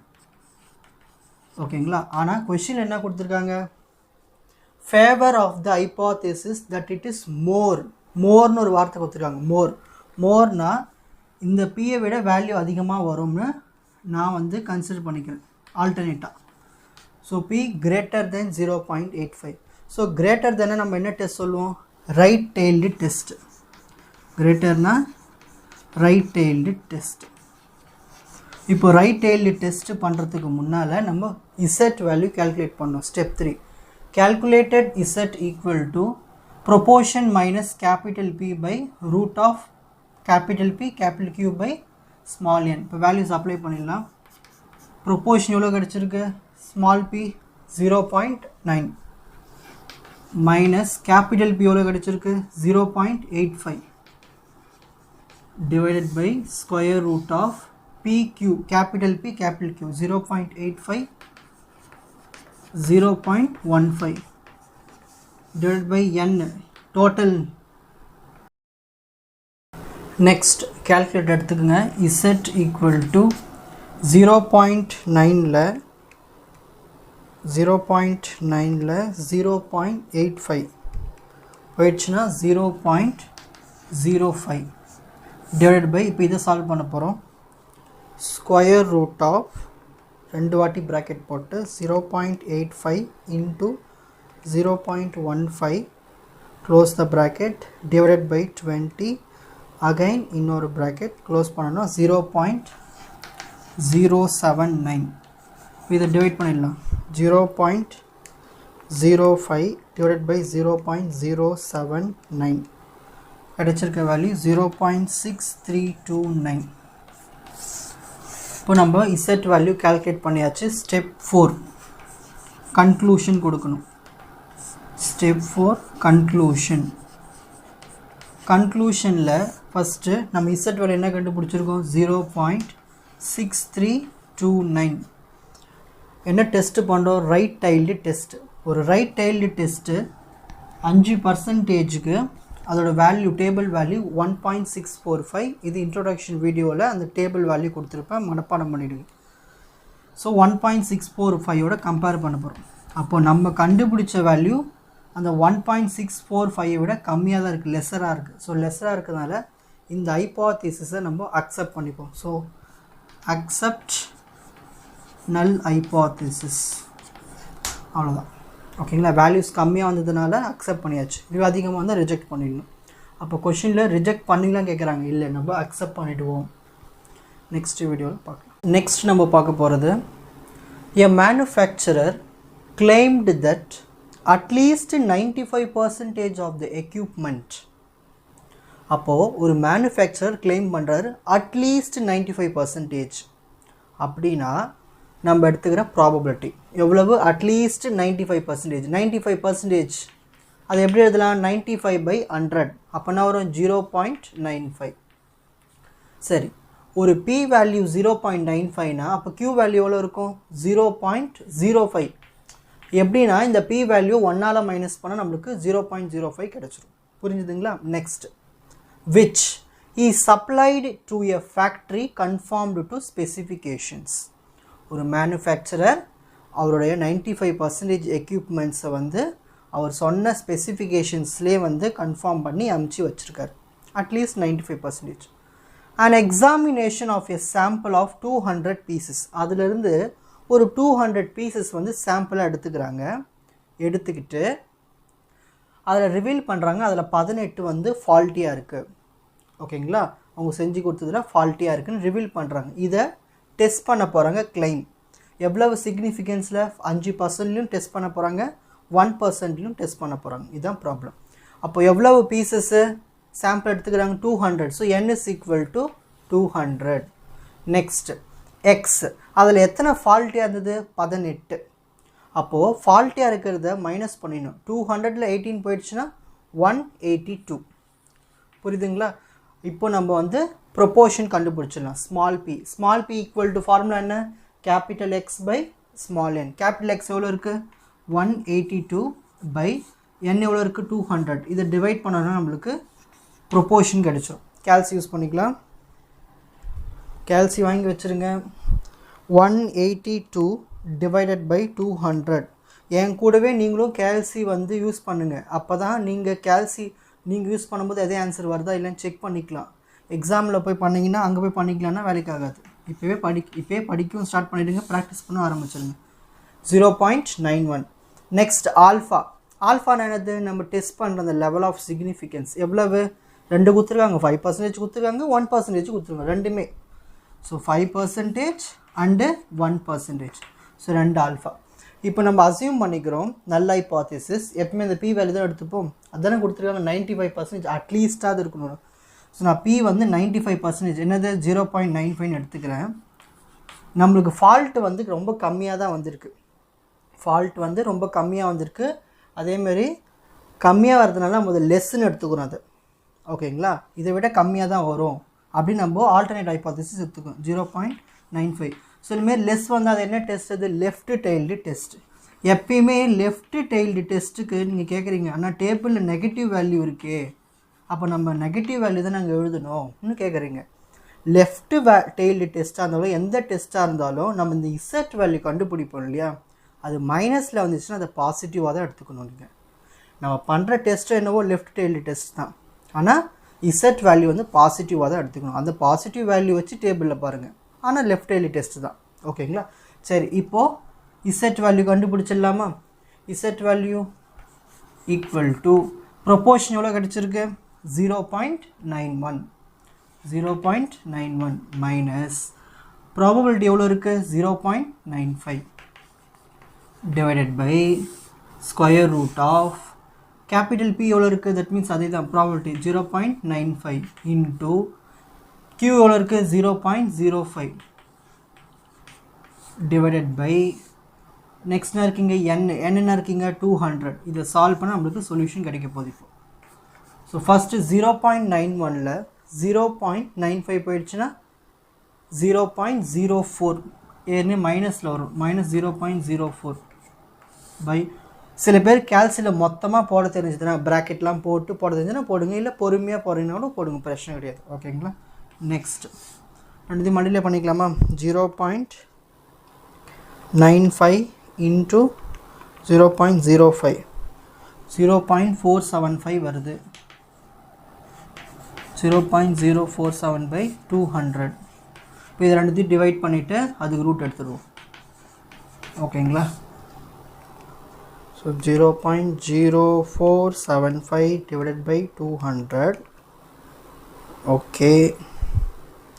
Root at the square root of 0.0475 divided by 200 is equal to 0.0154 வருது. இப்போ இதை ரெண்டு டிவைட் பண்ணால் நம்மளுக்கு இசட் வேல்யூ கிடச்சிடும். அதுமாதிரி எடுக்கிற இசட் வேல்யூ நம்ம பாசிட்டிவ் ஆகிக்கணும், அதான் மாடுலஸ்ன்னு சொல்லுவோம். ஸ்ட்ரைட்டாகவே இசட்னு எழுதிக்கணும். ஸோ 0.04 இதால் டிவைட் பண்ணிக்கலாம் 0.0154. ஸோ 2.59 வருது எனக்கு ஆன்சர். ஸோ எனக்கு இசட் வேல்யூ என்ன கிடச்சிருக்கு 2.59. நெகட்டிவில் தான் வரும் ஆன்சர், அதை நான் பாசிட்டிவ்க்கு எழுதி வச்சாச்சு. -2.59 அதை பாசிட்டிவ்க்கு எழுதிக்குங்க. எந்த சம்மா இருந்தாலும் நம்மளுக்கு இசட் வேல்யூ பாசிட்டிவில் தான் வரணும். ஓகேங்களா?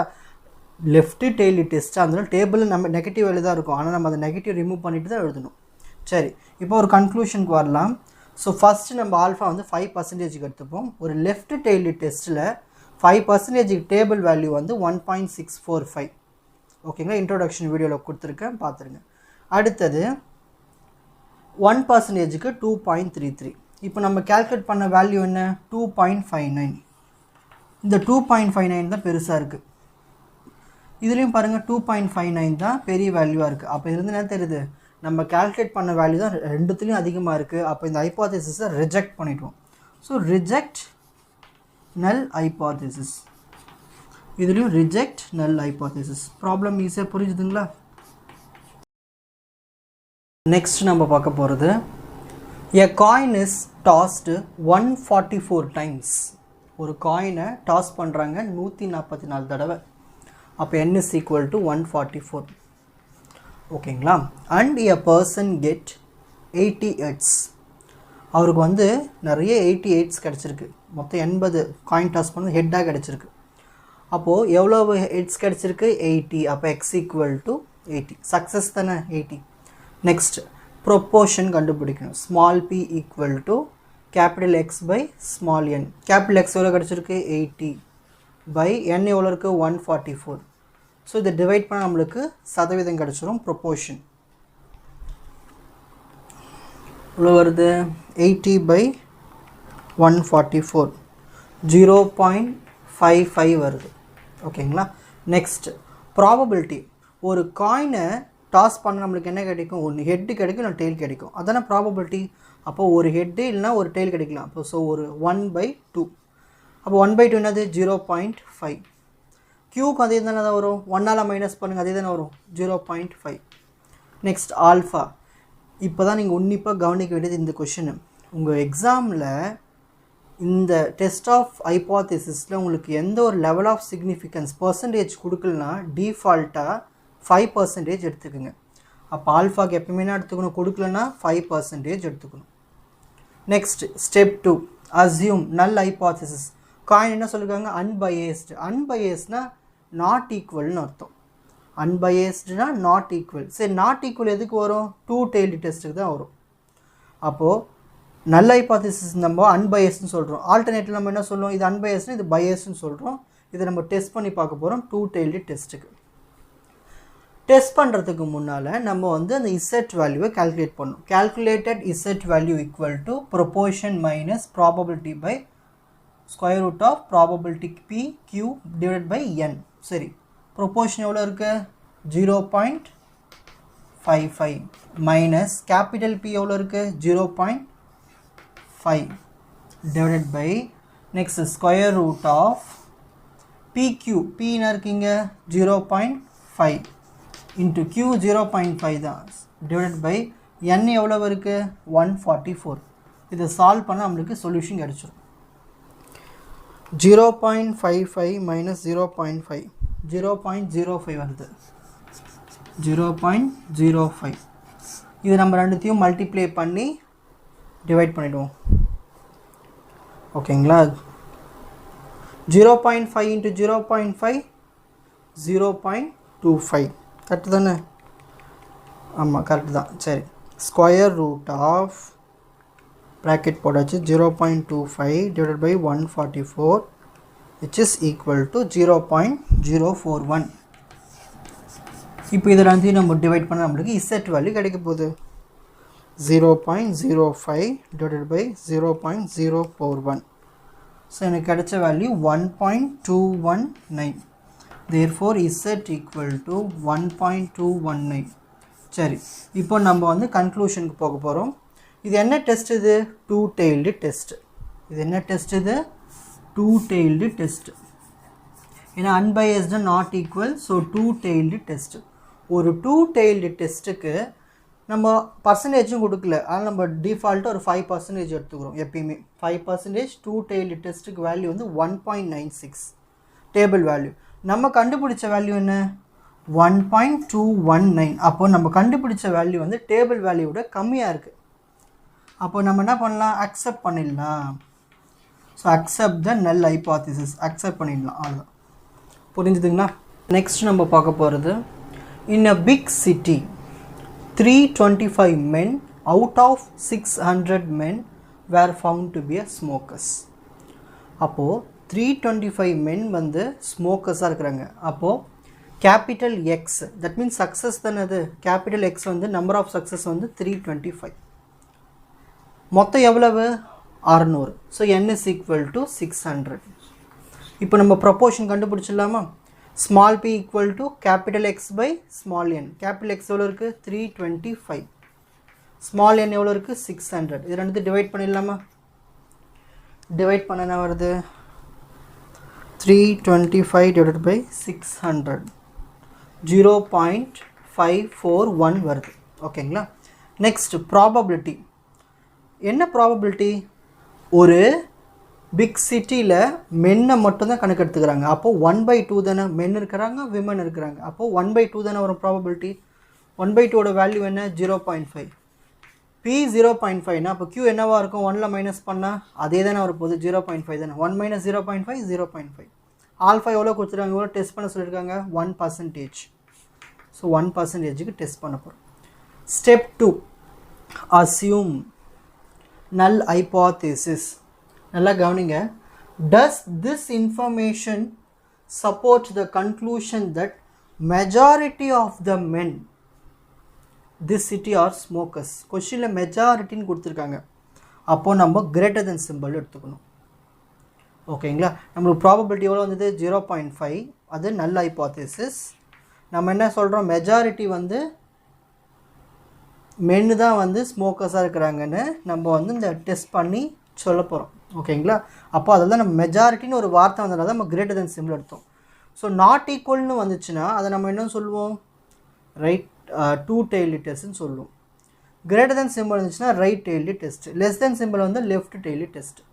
ஸோ இந்த எல்லா டெஸ்ட்டுக்கும் இப்போ நம்ம என்ன கண்டுபிடிக்கணும்? கன்க்ளூஷன் வரணும்னா இசட் வேல்யூ கண்டுபிடிக்கணும். Calculated Z value equal to proportion minus P by square root of PQ by n. Proportion small p எவ்வளோ இருக்குது? 0.541 மைனஸ் கேபிட்டல் P எவ்வளோ இருக்குது? 0.5 divided by square root of capital P எவ்வளோ இருக்குது? 0.5. Q எவ்வளோ இருக்குது? Same 0.5. n எவ்வளோ இருக்குது? 600. இப்போ இதை சால்வ் பண்ணால் நம்மளுக்கு இசட் வேல்யூ கிடச்சிரும். கண்டுபிடிச்சிடலாமா? ஸோ ஃபஸ்ட்டு 0.541 0.5 கூட சப்ராக்ட் பண்ணுவோம். என்ன வருது? 0.041. அடுத்தது இது ரெண்டுத்தையும் மல்டிப்ளை பண்ணி இது கூட டிவைட் பண்ண வேண்டியது தான். ஸ்கொயர் ரூட் ஆஃப் ப்ராக்கெட் போட்டுட்டு 0.5 × 0.5 0.25 டிவைடட் பை 600 க்ளோஸ் பண்ணிவிட்டு 0.0204 வருது. இப்போ இது ரெண்டு டிவைட் பண்ணிடலாமா? 0.041 டிவைடட் பை 0.0204 டிவைட் பண்ண 2.009 வருது. therefore z value is 2.009. சரி, இப்போ நான் என்ன பண்ண போகிறேன்னா கன்க்ளூஷன் கொண்டு வர போகிறேன். இது என்ன டெஸ்ட்? இது ரைட் டெய்ல்டு டெஸ்ட். எவ்வளோ பர்சன்டேஜ்? 1%. ஸோ ஒரு ரைட் டெய்ல்டு டெஸ்ட்டுக்கு 1%க்கு என்ன டேபிள் வேல்யூனா 2.33. நம்ம கால்குலேட் பண்ண இசட் வேல்யூ என்ன இருக்குது? 2.00. நம்ம கால்குலேட் பண்ண வேல்யூ வந்து ரொம்ப கம்மியாக இருக்குது. எதை விட? டேபிள் வேல்யூ விட. அப்போ என்ன பண்ணிடலாம்? இந்த ஹைபோதசிஸை அக்செப்ட் பண்ணிடலாம். நம்ம கண்டுபிடிச்ச வேல்யூ கம்மியாக இருந்துச்சுன்னா டேபிள் வேல்யூ விட accept the null hypothesis. Problem easy தானே. நெக்ஸ்ட் நம்ம பார்க்க போகிறது, during a country wide investigation the incidence of TB was found to be 1%. ஒரு கண்ட்ரி முழுக்க ஒரு இன்வெஸ்டிகேஷன் பண்ணுறாங்க. இந்த டிபி வந்து எவ்வளவு வந்திருக்குன்னா 1% வந்திருக்கான். ஓகேங்களா. ஒரு குறிப்பிட்ட காலேஜ் எடுத்துக்கிறாங்க. இன்னும் காலேஜ் ஸ்ட்ரென்த்து வந்து 400. அந்த 400 ஸ்ட்ரென்த்தில் 5 பேருக்கு டிபி இருக்குது to be affected. Various in another college, இன்னொரு காலேஜ் எடுத்துக்கிறாங்க சாம்பிளுக்கு, அதில் ஸ்ட்ரென்த் வந்து 1200. அந்த 1200ல் 10 பேருக்கு வந்து அஃபெக்ட் ஆகிருக்கு. இந்தமாதிரி ரிப்போர்ட் வந்து கலெக்ட் பண்ணியிருக்காங்க. Does this indicate any significance difference? இதுலேருந்து எதனா டிஃப்ரென்ஸ் தெரியுமா தெரியாதாங்க நம்ம கண்டுபிடிச்சி டெஸ்ட் பண்ண போகிறோம். சரி, ஃபஸ்ட் இந்த மாதிரி பாருங்கள், இதில் 2 டேட்டாஸ் கொடுத்துருவாங்க, 2 கம்பேரிசன். இதுலேருந்து ஒரு புது மெத்தட் ஸ்டார்ட் ஆக போகுது. So first, during a country wide investigation the incidence of TB was found to be 1%. Probability 1%. 1% என்னது? 1/100. 1/100 என்னது? 0.01. அப்போது எனக்கு Q வேணும்னா இதை 1ஆல் மைனஸ் பண்ணா வரும் 0.99. ஸோ P கண்டுபிடிச்சாச்சு, Q கண்டுபிடிச்சாச்சு. நெக்ஸ்ட் N1, ஃபஸ்ட்டு காலேஜில் ஸ்ட்ரென்த் எவ்வளவு? 400. அதில் எத்தனை பேருக்கு டிபி இருக்குது? 5 பேருக்கு. So X1 is equal to 5. இப்போ ரெண்டுத்தையும் டிவைட் பண்ணோம்னா நம்மளுக்கு என்ன கிடச்சிரும்? ப்ரொப்போர்ஷன் கிடச்சிரும். ஸோ X1 இருக்குங்க 5, N1 இருக்குது 400. ஸோ 5/400 என்ன வருது? டிவைட் பண்ணிடலாமா?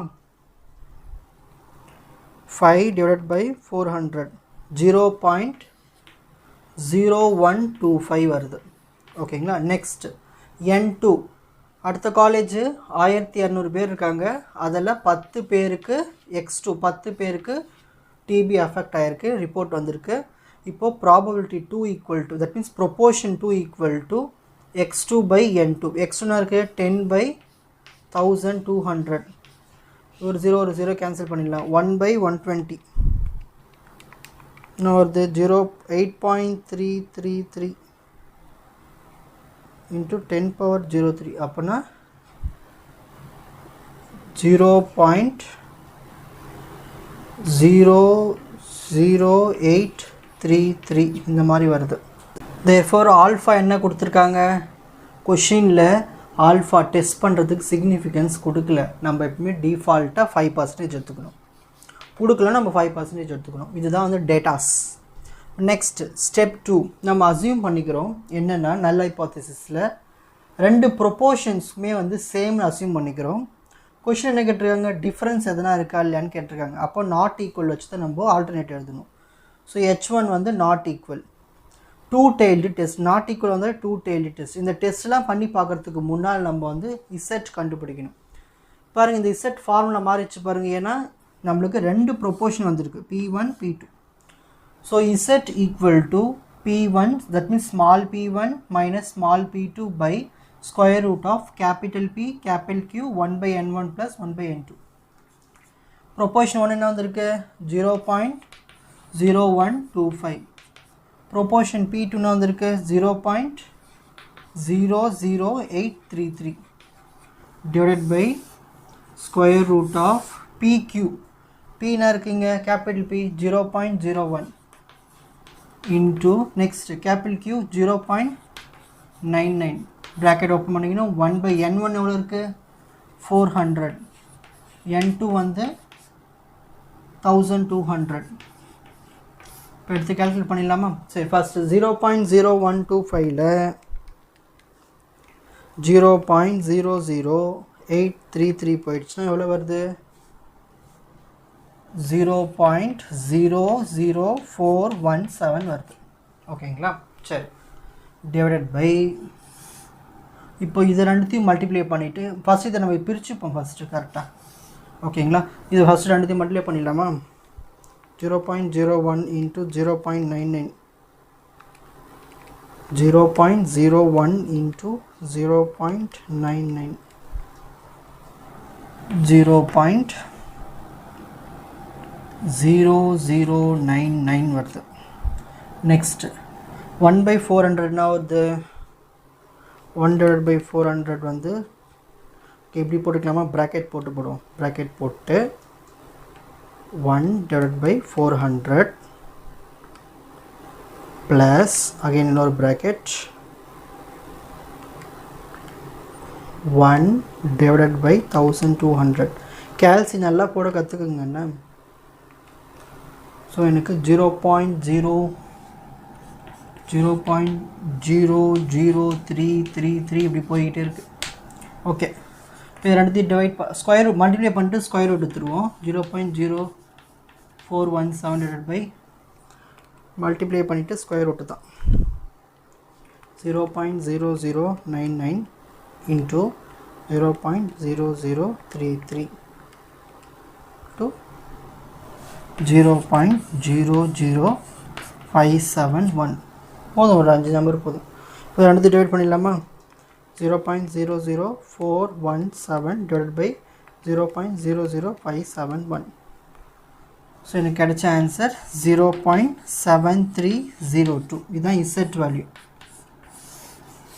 ஓகேங்களா சரி கன்க்ளூஷன் பண்ணலாம் பாருங்கள் இது என்ன டெஸ்ட் இது டூ டெய்ல்டு டெஸ்ட் ஏன்னா இங்கே டிஃப்ரென்ஸாக இல்லையான்னு கேட்குறாங்க அப்போ not equal two tailed test எவ்வளோ பர்சன்டேஜ் கொஷின் பேப்பரில் உங்களுக்கு கொஷினில் வந்து பர்சன்டேஜ் கொடுக்கல டிஃபால்ட்டாக 5% எடுத்துக்கிறோம் ஸோ ஒரு டூ டெய்ல்டு டெஸ்ட்டுக்கு 5% எவ்வளோ வருது 1.96 நம்ம கண்டுபிடிச்ச வேல்யூ என்னது 0.7302 0.7 கம்மி தானே நம்ம கண்டுபிடிச்ச வேல்யூ வந்து ரொம்ப கம்மி அப்போ அக்செப்ட் பண்ணிடலாமா டேபிள் வேல்யூ விட நம்ம கண்டுபிடிச்ச இசட் வேல்யூ கம்மியாக இருந்துச்சுன்னா நம்ம அந்த ஹைபோதீசிஸை அக்செப்ட் பண்ணிடணும் ப்ராப்ளம் ஈஸி தானே நெக்ஸ்ட் நம்ம பார்க்க போகிறது a random samples of 400 men and 600 women were asked whether they are likely to have a residence near flyover இந்த flyover இடம் இருக்கு இல்லையா அந்த இடத்துல நீங்கள் ரெசிடென்ஸாக இருக்கிறீங்களான்னு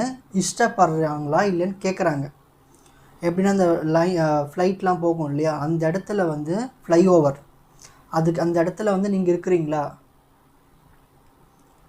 ஹாய் ஸ்டூடெண்ட்ஸ் நெக்ஸ்ட் நம்ம பார்க்க போகிறது random samples of 400 men and 600 women were asked whether they are like to have a residence near flyover நீங்கள் அந்த ஃப்ளைஓவர் கிட்ட வீடு அங்கே தங்கறதுக்கு உங்களுக்கு விருப்பம் இருக்கா இல்லையான்னு ஒரு 400 பேருக்கிட்டேயும் 600 பெண்மணிக்கிட்டேயும் கேட்குறாங்க ஓகேங்களா 400 மென்கிட்டையும் 600 விமன்கிட்டையும் கேட்குறாங்க அந்த ஃப்ளைஓவர் இருக்கிற இடத்துல நீங்கள் கீழே தங்குறீங்களா ரெசிடென்ஸ் இருக்கிறீங்களான்னு அதில் 200 பேரும் தட் மீன்ஸ் 200 ஆண்களும் 325 பெண்களும் வந்து அந்த ப்ரொப்போசலுக்கு ஃபேவராக இருக்கிறாங்க டெஸ்ட் பண்ண சொல்கிறாங்க test the hypothesis that proportions of men and women in favor of the proposal or some against that they are not at 5% LOS so 5% test பண்ணி பார்க்க போகிறோம் N1 எவ்வளோ கொடுத்துருக்காங்க 400 N2 அடுத்தது பெண்கள் வந்து 600 இப்போது 400 ஆண்கள் 600 பெண்கள் அதில் விருப்பப்படுறவங்க எத்தனை பேர் 400 பேரில் எவ்வளோ 200 ஆண்கள் தான் வந்து அந்த ப்ரொப்போசலுக்கு விருப்பப்படுறாங்க பெண்கள் வந்து 600ல் 325 பேர் வந்து இந்த ப்ரொப்போசலுக்கு ஓகே சொல்கிறாங்க ஃபேவராக இருக்கிறாங்க இப்போ நம்ம விகிதம் கண்டுபிடிக்க போகிறோம் proportion so P1 that means small P1 என்னது capital X1 by N1 capital X1 இருக்கீங்க 200 N1 இருக்கீங்க 400 ஸோ 200 பை 400 1 2 1 by 2 ना वरुम 0.5 next x2 by n2 x1 இருக்கு 325 by n2 இருக்கு 600 so ரெண்டு டிவைட் பண்ணிடலாமா 325 divided by 600 0.541 next இந்த ப்ராபபிலிட்டி கண்டுபிடிக்கணும் இந்த ஃபேவர் क्वेश्चन வந்து ப்ராபபிலிட்டி கண்டுபிடிக்கிறதுக்கு ஃபார்முலா இது n1 small p1 plus n2 small p2 by n1 plus n2 n1 p1 இரண்டுத்தையும் மல்டிப்ளை பண்ணுங்க 400 into 0.5 to 0. வந்து 200 plus n2 p2 600 into 0.541. 600 into 0.541 எவ்வளோ வருது 324.6 by 2 n1 n2 ஆட் பண்ணோம் 400 plus 600 1000 ஓகேங்களா அப்போ எவ்வளோ வருது பார்க்கலாமா p வேல்யூ 200 plus 324.6 ஆட் பண்ணால் 52 இதில் வந்து நம்ம 1000 டிவைட் பண்ண போகிறோம் ஆனால் நம்மளுக்கு 0.5246 கிடைக்குது ஸோ இதுதான் நம்ம ப்ராபபிலிட்டி P1ஓட வேல்யூ எனக்கு Q என்னென்ன பண்ணோம் இதை 1ஆல் மைனஸ் பண்ணணும் மைனஸ் பண்ணலாமா 1 மைனஸ் 0.5246 பண்ணால் 0.4754 நீங்களும் கேல்சி எடுத்து கூடவே ஒர்க் அவுட் பண்ணுங்கள் அப்போ தான் மிஸ்டேக்ஸ்லாம் கண்டுபிடிக்க முடியும் உங்களுக்கு வருதா வரலன்னு செக் பண்ண முடியும் ஆல்ஃபா எவ்வளோ டெஸ்ட் பண்ண சொல்கிறாங்க 5% ஸோ ஆல்ஃபா வந்து 5%. அசியூம் பண்ணிக்கிறோம் நல்ல ஹைபோதேசிஸ் ரெண்டு ப்ரொபோர்ஷனும் ஈக்குவலாக இருக்குன்னு அவங்க என்ன கேட்குறாங்க test the hypothesis that proportion of men and women in ஃபேவர்னா அது ஈக்குவலாக இருக்கணும் ஃபேவராக இருக்கா இல்லைன்னு அப்போது நல்ல ஹைபோதேசிஸ் வந்து ஈக்குவலாக எடுத்துக்கிறோம் ஆல்டர்னேட் ஹைபோதேசிஸ் இதுக்கு ஆப்போசிட்டாக அப்போது நாட் ஈக்குவல் டு வந்து அது என்ன டெஸ்ட் அது டூ டெய்ல்டு டெஸ்ட் இது என்ன டெஸ்ட் இது டூ டெய்ல்டு டெஸ்ட் சரி இப்போ டெஸ்ட் பண்ணுறதுக்கு முன்னால் நம்ம இசட் வேல்யூ கண்டுபிடிக்கலாம் இசட் ஃபார்முலா என்ன small p1 minus small p2 by square root of capital P capital Q 1 by n1 plus 1 by n2 சரி Z equal to small p1 small p2 p1 இருக்கீங்க 0.5 minus small p2 இருக்கு 0.541 divided by square root of P into Q capital P capital Q ரெண்டுத்தையும் multiply பண்ணிடணும் இங்கே multiply பண்ணி எழுதிட்டு கூட நீங்கள் மல்டிப்ளை பண்ணிக்கோங்க 0.5246 into 0.4754 அப்புறமா 1 by n1 n1 இருக்கீங்க 400 n2 இருக்கு 600 ஸோ ஃபஸ்ட்டு வந்து இதை மேலே இதை சப்ராக்ட் பண்ணிவிடுவோம் 0.5 minus 0.541 subtract பண்ணா minus 0.041 கிடைக்குது divided by square root of இது ரெண்டுத்தையும் மல்டிப்ளை பண்ணிடுவோம் 0.5246 into 0.4754 மல்டிப்ளை பண்ணனா கிடைக்குதுன்னா 0.2493 ஒரு 4 பாயிண்ட் எடுத்துட்டா போதும் into 1 by 400 ன்னு வருது ஓகே இதை இப்படி பண்ணிக்கலாம் bracket போட்டுட்டு 1 ரெண்டு bracket பண்ணோம் இல்லையா bracket 1 divided by 400 close the bracket plus again bracket 1 divided by 600 close the bracket answer வந்து 0.004166 அது இன்செட் வேல்யூ கண்டுபிடிச்சிடலாம் பாருங்கள் இப்போ ஃபஸ்ட்டு இது ரெண்டுத்தையும் மல்டிப்ளை பண்ணி இதுக்கு ரூட் எடுத்துருவோம் இப்போ என்ன வரும் மைனஸ் 0.041 டிவைட் பை ரெண்டுத்தையும் மல்டிப்ளை பண்ணலாமா 0.2493 இன்ட்டு 0.0041 ஒரு 4 நம்பர் எடுத்தால் கூட போதும் மல்டிப்ளை பண்ணியாச்சு எனக்கு ஆன்சர் வந்து இது வருது 0.00103 வருது இப்போ இதுக்கு ரூட் எடுத்து பார்க்கலாம் சும்மா ஒரு 4-5 டெசிமல் எடுத்து பண்ணுங்க போதும் வந்துடும் ஆன்சர் இப்போ வந்து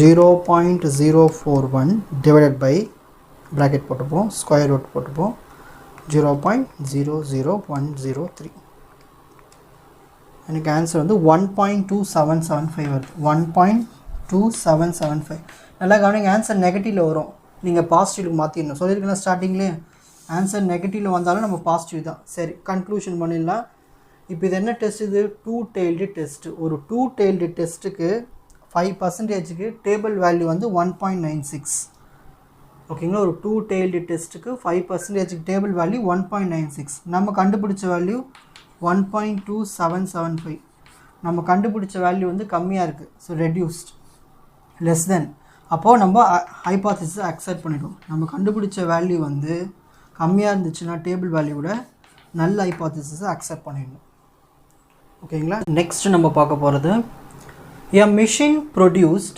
20 defective units in a sample of 400. அப்போது ஒரு 400 சாம்பிளில் 20 டிஃபெக்ட்ஸ் இருக்குது ஒரு மிஷின் ப்ரொடியூஸ் பண்ணியிருக்கு. ஸோ எவ்வளவு டிஃபெக்ட் இருக்குது? 20. எவ்வளவு யூனிட்ஸ் சாம்பிளில்? 400. ஸோ 400 சாம்பிளில் 20 டிஃபெக்ட் இருக்குது. After overhauling the machine it produce 10 defective units in a batch of 300. அதேமாதிரி 300 சாம்பிள்ஸில் 10 டிஃபெக்டிவாக இருக்குது. அப்போது 10 டிஃபெக்டிவ் 300 சாம்பிள்ஸ். ஸோ இந்த மாதிரி நம்மளுக்கு 2 கண்டிஷன்ஸ் கொடுத்துட்டாங்க. ஸோ 2 கண்டிஷன்ஸ் வரும்போது நம்ம ப்ரொபோர்ஷன் டிவிஷன்ஸ் இந்த ஃபார்மேட்டுக்கு நம்ம இசட் வேல்யூ கண்டுபிடிக்கணும். Next, has the machine improved in production due to overhauling. Overhauling என்னது? திரும்ப அது சரி செய்கிறது. Test it at 5% LOS. So test பண்ண போகிறோம் இது. சரி, ஃபஸ்ட்டு கிவன் டேட்டா எடுத்து எழுதில்லாமல் எழுதியாச்சு. இப்போது நம்ம ப்ரொபோர்ஷன் கண்டுபிடிப்போம். Small p1 equal to capital x1 by n1. Capital x1 இருக்குங்க 20 பை n1 என்ன இருக்குது 400. So 20 by 400. 0 0 cancel. 2 1s are 1 by 20. 1 by 20 என்ன வருது? 1 divided by 20. So 0.05. Next, P2 proportion 2 equal to x2. x2 என்ன இருக்கு 10. n2 என்ன இருக்கு 300. ஸோ இது ஒரு 0 இது ஒரு 0 கேன்சல். இப்போ 1 by 30 ஆகுதுன்னு பார்ப்போம். 1 divided by 30.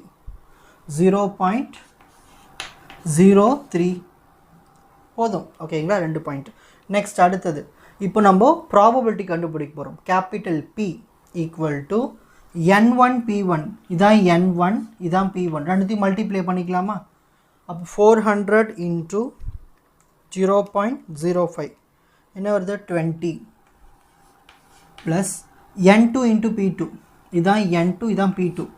300 இன்ட்டு 0.03 9 வருது divided by n1 plus n2. n1 400 n2 வந்து 300 ஆட் பண்ணால் 700. So 20 plus 9 29. 29 by 700 divided by 700 எவ்வளோ வருது? 0.414 வருது. 0.41041 0.041 போதும். ஒரு 2-3 பாயிண்ட் போதும். Next Q. இப்போ இதை 1ஆல் மைனஸ் பண்ணால் கிடைச்சிடுமா? இப்போ இதை 1ஆல் மைனஸ் பண்ணுவோம். 1 minus 0.041 0.959 0.959 கிடைச்சிருக்கு. நெக்ஸ்ட் இப்போ ஆல்ஃபா. ஆல்ஃபானா இருக்குது இங்கே டெஸ்ட் பண்ண சொல்லியிருக்காங்க 5%. ஸோ 5%. அசியூம் நல் hypothesis proportion 1 equal to proportion 2. நம்ம 2 ப்ரொபோர்ஷனும் ஈக்குவலாக அசியூம் பண்ணிக்கிறோம். ஆல்டர்னேட் ஹைபோதீசிஸில் கொஷின் என்ன கொடுத்துருக்காங்க? as the machine improved na greater than symbol. So greater than p. தப்பா எழுதிட்டேன். இந்த greater than symbol வந்துச்சுன்னா நம்ம இங்க right tailed test எழுதணும். right tailed test. ஓகேங்களா? சரி. நெக்ஸ்ட் இப்போ z வேல்யூ கால்குலேட் பண்ண போகிறோம்.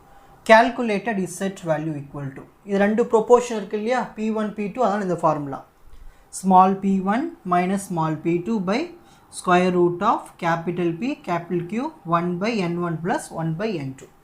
சரி, small p1 p2 எடுத்து எழுதிக்கலாமா? 0.05 minus 0.03 divided by square root of P into Q. capital P capital Q எடுத்து மல்டிப்ளை பண்ணிக்கணும். 0.041 அப்புறம் 0.959 again into 1 by n1 இருக்கு 400 n2 வந்து 300. ஓகேங்களா? Next z equal to first இது ரெண்டுத்தையும் சப்ட்ராக்ட் பண்ணிடுவோம். 0.05ல 0.03 போயிடுச்சுன்னா 0.02. நெக்ஸ்ட் ஸ்கொயர் ரூட் ஆஃப் இது ரெண்டுத்தையும் மல்டிப்ளை பண்ணிடலாமா?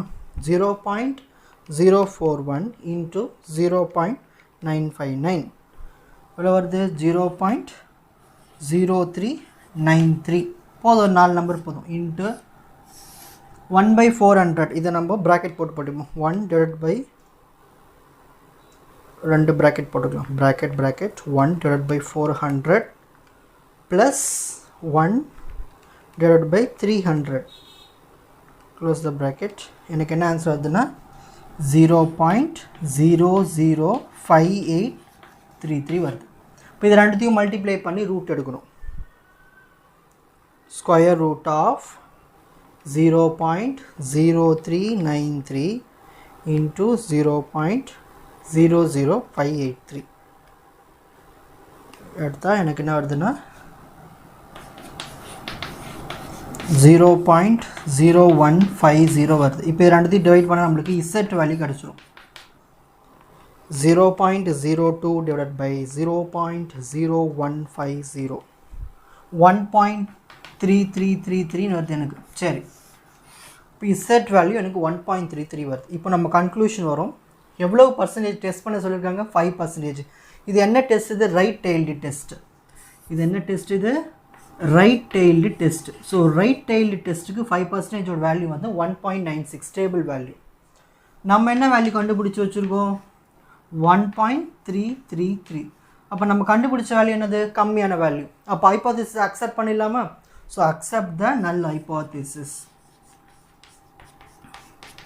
அந்த டேபிள் வேல்யூ மறக்காதீங்க மிஸ்டேக்ஸ் வர சான்சஸ் இருக்குது நல்லா மெமரைஸ் பண்ணி வச்சுக்கோங்க ஓகேங்களா கிரேட்டர் தென் வந்தால் ரைட் டெய்ல்டு லெஸ் தென் வந்தால் left tailed equal to not equal டுலாம் வந்துச்சுன்னா two tailed test in two large populations there are 30 and 25% respectively of blue-eyed people 30%ம் 25%ம் ரெண்டு பாப்புலேஷன் எடுத்துக்கிறாங்க ஒரு பாப்புலேஷனில் 30% வந்து blue-eyed people தான் இருக்காங்க இன்னொரு பாப்புலேஷனில் 25% blue-eyed people தான் இருக்குது இந்த ரெண்டு இன்ஃபர்மேஷன் மட்டும்தான் கொடுத்துருக்காங்க ஒன்லி ப்ராபபிலிட்டி அது மட்டும் இல்லாமல் ப்ரொபோர்ஷன் இது ரெண்டுமே ஒரே இதில் கொடுத்துட்டாங்க கவனிங்க இதில் P1 என்ன இருக்கீங்க 30 அப்போது 30% என்னது 30/100 30/100 என்னது 0.30 நெக்ஸ்ட் P2 25% என்னது 0.25 ஸோ இந்த மாதிரி ப்ரொபோர்ஷன்ஸே கொடுத்துட்டாங்க ஸ்ட்ரைட்டாகவே இப்போ நம்ம வந்து அந்த கேபிட்டல் P தனியாக கண்டுபிடிச்சோம் இல்லையா ப்ரீவியஸ் ப்ராப்ளத்தில் அந்த மாதிரிலாம் இல்லாமல் வெறும் ரெண்டு பாப்புலேஷன்ஸை கொடுத்துட்டு ப்ராப்ளம் சால்வ் பண்ண சொல்கிறாங்க அந்த மாதிரி வரும்போது ஃபார்முலா இதோ இந்த மாதிரி வேறு மாதிரி ஆகிடும் புரியுதுங்களா சரி இப்போ Q1 Q2 கண்டுபிடிக்கணும் என்ன பண்ணோம் இதை 1ஆல் மைனஸ் பண்ணோம் 1 மைனஸ் 0.30 0.70 Q2க்கு P2வை 1ஆல் மைனஸ் பண்ணோம் 1 minus 0.25 0.75 N1 in this difference likely to hidden in the samples of 1200 இந்த 30% வந்ததில்லை அது எதுலேருந்து வந்ததுன்னா 1200 சாம்பிள்ஸ் எடுக்கும்போது வந்து தான் 900 சாம்பிள்ஸ் எடுக்கும்போது 25% வந்து தான் அப்போ N1 எவ்வளவு 1200 N2 எவ்வளவு 900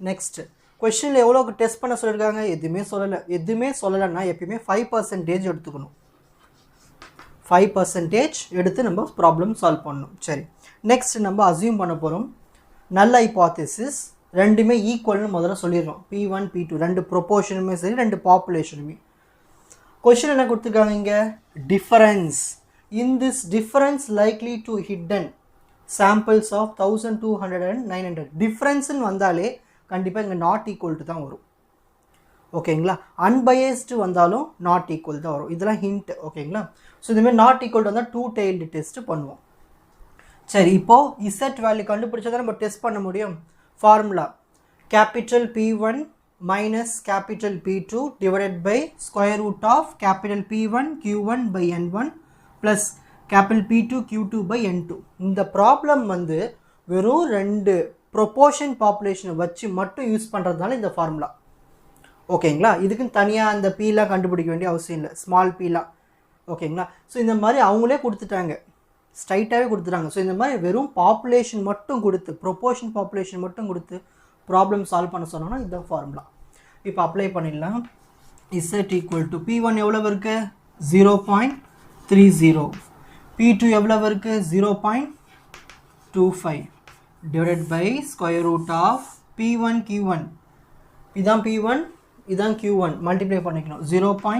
இந்த 0 போட தேவையில்லை 0.3 into 0.7 by N1 என்ன இருக்கீங்க 1200 plus P2 Q2 0.25 0.75 0.75 divided by N2 ஓட வேல்யூ எவ்வளோ இருக்குது 900. இப்போ இதை நம்ம கேல்சியில் சால்வ் பண்ணி முடிச்சிருவோம். ப்ராப்ளம் ஈஸியாக கிடச்சிரும். பாருங்கள் 0.30ல் 0.25 போயிடுச்சுனா எவ்வளோ வரும் 0.05 தானே வரும் 30 minus 0.25 0.05. Okay correct. நெக்ஸ்ட் இப்போ நான் என்ன பண்ண போகிறேன்னா ஃபஸ்ட்டு இதை ஃபினிஷ் பண்ணுறேன் அதை ஃபினிஷ் பண்ணுறேன் 0.3 into 0.7 0.21 இந்த 0.21 1200 டிவைட் பண்ணணும் அப்போது எவ்வளோ வருது 0.0000175 வருது ப்ளஸ் இப்போ அடுத்தது இது ரெண்டுத்தையும் மல்டிப்ளை பண்ணிப்போம் 0.25 into 0.75 வந்து 0.1875 வருது. இதை நான் வந்து 900ஆல் டிவைட் பண்ண போகிறேன். அப்போது 0.000208 வருது. இப்போ ரெண்டுத்தையும் ஆட் பண்ணிவிட்டு ரூட் எடுத்துகிட்டா முடிஞ்சு போச்சு. So square root of bracket போட்டு 0.000175 plus 0.000208 close the bracket equal. எனக்கு என்ன வந்திருக்குன்னா இந்த சைடில் எழுதுகிறேன் பாருங்கள் இசட் ஈக்குவல் டு 0.05 நீங்களும் கேல்சியில் போடுங்க அப்போ தான் உங்களுக்கு வரும் 0.0195. இப்போ இது ரெண்டுத்தையும் டிவைட் பண்ணி நம்மளுக்கு ஆன்சர் கிடச்சிடும் 05 divided by 0.195 0.05 divided by 0.0195 2.56. So எனக்கு இதான் இசட் வேல்யூ கிடச்சிருக்கு. இப்போ நம்ம கன்க்ளூஷன் பண்ண போகிறோம். சரி நம்ம என்ன டெஸ்ட் பண்ணுறோம் 2 tailed டெஸ்ட்டு பண்ணுறோம். கொஷின் எவ்வளோ பர்சன்டேஜ் கொடுக்குறாங்க கொடுக்கவே இல்லை நம்ம 5%. ஸோ ஒரு 2 tailed டெஸ்ட்டுக்கு 5%ஓட டேபிள் வேல்யூனா 1.96. நம்ம கண்டுபிடிச்ச வேல்யூ இசட்னு வந்திருக்கு 2.56. இப்போ நம்ம கண்டுபிடிச்ச வேல்யூ அதிகமாக இருக்குது. ஸோ அதனால் நம்ம என்ன பண்ணணும் இந்த நல்ல ஹைபோதேசிஸை ரிஜெக்ட் பண்ணிடணும். எப்பயுமே நம்ம கண்டுபிடிக்கிற வேல்யூ அதிகமாக இருந்துச்சுன்னா ஹைபோதேசிஸை ரிஜெக்ட். ஓகே நெக்ஸ்ட் நம்ம பார்க்க போகிறது ஸ்மால் சாம்பிள் டெஸ்ட், அதாவது டி டெஸ்ட். டி டெஸ்ட்னா என்னதுன்னா நம்மளுக்கு அந்த சாம்பிள்னுடைய சைஸ் வந்து n less than 30 இருக்கிறச்ச 30 கீழெல்லாம் n வேல்யூ வந்துருச்சுன்னா அதை நம்ம ஸ்மால் சாம்பிள் டெஸ்ட்னு சொல்லுவோம். அந்த ஸ்மால் சாம்பிள் டெஸ்ட்டை நம்ம டி டெஸ்ட்னு சொல்லி இதுக்கான ஃபார்முலாஸ்லாம் இருக்குது நம்ம சால்வ் பண்ண போகிறோம். ஓகேங்களா, இதுக்கான தனி டேபிள் வேல்யூஸும் இருக்குது. எல்லாத்தையும் நம்மளுக்கு வீடியோ அப்டேட் காட்டிகிட்டே வரேன். உங்களுக்கு given a sample mean of 83, sample mean கொடுத்துட்டாங்க x bar equal to 83, a sample standard deviation of 12.5, standard deviation கொடுத்துட்டாங்க 12.5, and a sample size of 22, size கொடுத்துட்டாங்க n is equal to 22. Test the hypothesis that the value of the population mean is 70. Sample mean na x bar, population mean na mu எவ்வளோ கொடுத்துருக்காங்க 70. Next alpha என்னது நம்ம test பண்ணுறது, எவ்வளோ test பண்ண சொல்லியிருக்காங்க 0.025க்கு test பண்ணணும். ஆல்ஃபா வந்து 0.025. நெக்ஸ்ட் டிஎஃப், அது என்ன சார் டிஎஃப்னா டிகிரி ஆஃப் ஃப்ரீடம். இது எப்படி கண்டுபிடிக்கலாம்னா இந்த சைஸ் கொடுத்துருக்காங்க, இந்த சைஸில் நம்ம 1ஆல் மைனஸ் பண்ணணும். டிகிரி ஆஃப் ஃப்ரீடம் ஃபார்ம் வந்து n-1, n எவ்வளோ இருக்கீங்க 22, 22 - 1 என்ன வரும் 21. ஸோ இதுதான் வந்து டிஎஃப். ஓகேங்களா, இப்போ நெக்ஸ்ட் நம்ம அசியூம் பண்ணிக்கிறோம் நல்ல ஹைபோதேசிஸ் இந்த சாம்பிள் மீனும் இந்த பாப்புலேஷன் மீனும் நான் ஈக்குவலாக இருக்குன்னு அசியூம் பண்ணிக்கிறேன். கொஷின்லாம் கொடுத்துருக்காங்க test the hypothesis that the value of the population mean is 70 against the alternative that it is more than வந்துருச்சா ஒரு பேர் கொடுத்துட்டாங்க more than greater than, that is called right tailed test. இப்போ இங்க என்ன டெஸ்ட் வந்தாலும் நமக்கு பிரச்சனை கிடையாது, ஏன்னா நம்ம டேபிள் வேல்யூ எல்லாத்துக்கும் காமனா தான் பார்க்க போறோம். ஓகேங்களா? சரி, நெக்ஸ்ட் பார்க்க போறது இப்போ ஸ்டெப் 3. இப்போ நம்ம டெஸ்ட் பண்ணி பார்க்கிறதுக்கு முன்னாடி இந்த டெஸ்ட்டுக்கு பேர் என்ன? D test. ஸோ டி டெஸ்ட்டுக்கு இதான் ஃபார்முலா, ஒரே ஒரு மீன் கொடுத்துருந்தாங்க. So T is equal to X bar, that means sample mean minus population mean divided by standard deviation divided by square root of n sample size minus 1. ஓகேங்களா? இப்போ solve பண்ணலாமா? t is equal to x bar என்ன இருக்குங்க? 83 minus mu என்ன இருக்குங்க? 70 by standard deviation s என்ன இருக்குங்க? 12.5 divided by square root of n minus 1. ஏற்கனவே இங்க n minus 1 கண்டுபிடிச்சு வச்சிட்டோம், அப்டேட் தேதி வேணுதான் 21. இப்போ இதை சால்வ் பண்ணாம கால்குலேட்டர்ல 83 ல 70 போயிடுச்சுனா எவ்வளவு வரும்? 13.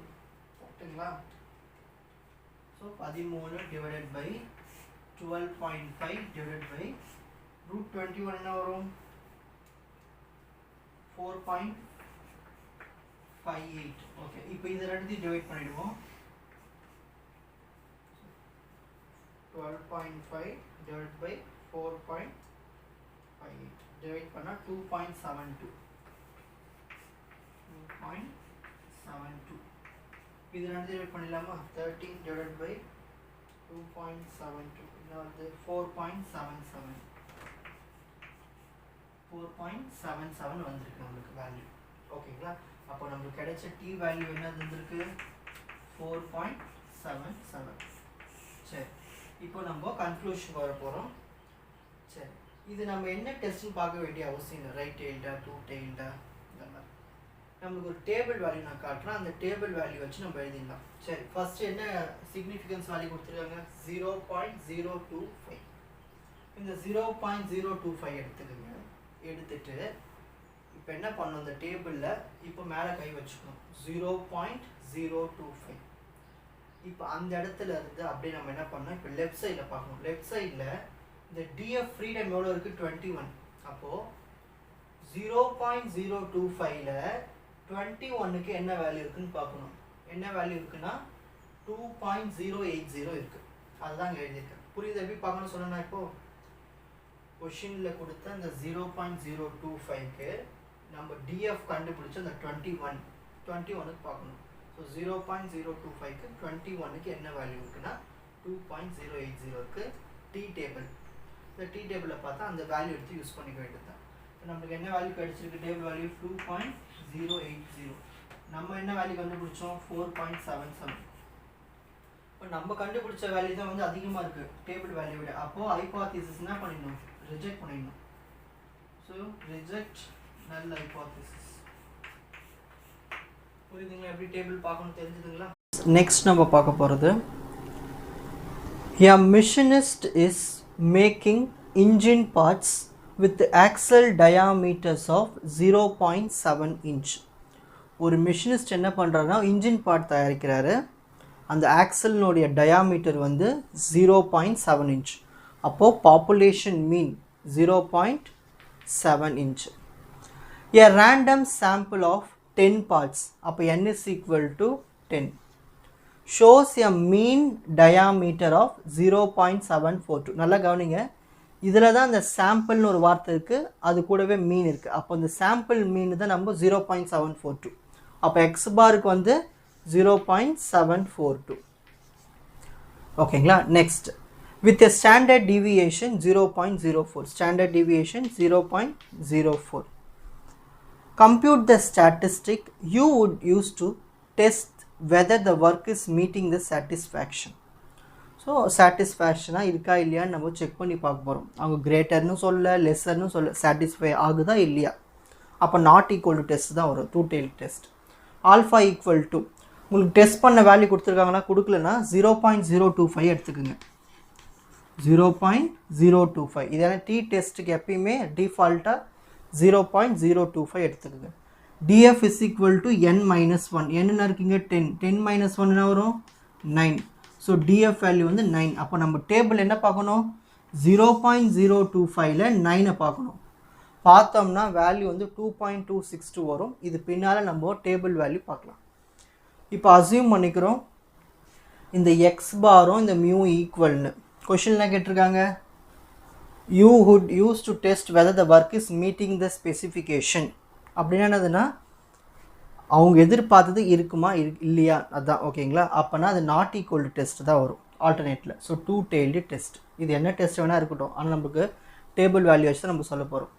Step 3 calculated t is equal to, ஏன்னா t டெஸ்ட்னால் அதுக்கு formula t is equal to sample mean minus population mean divided by standard deviation by square root of sample size minus 1.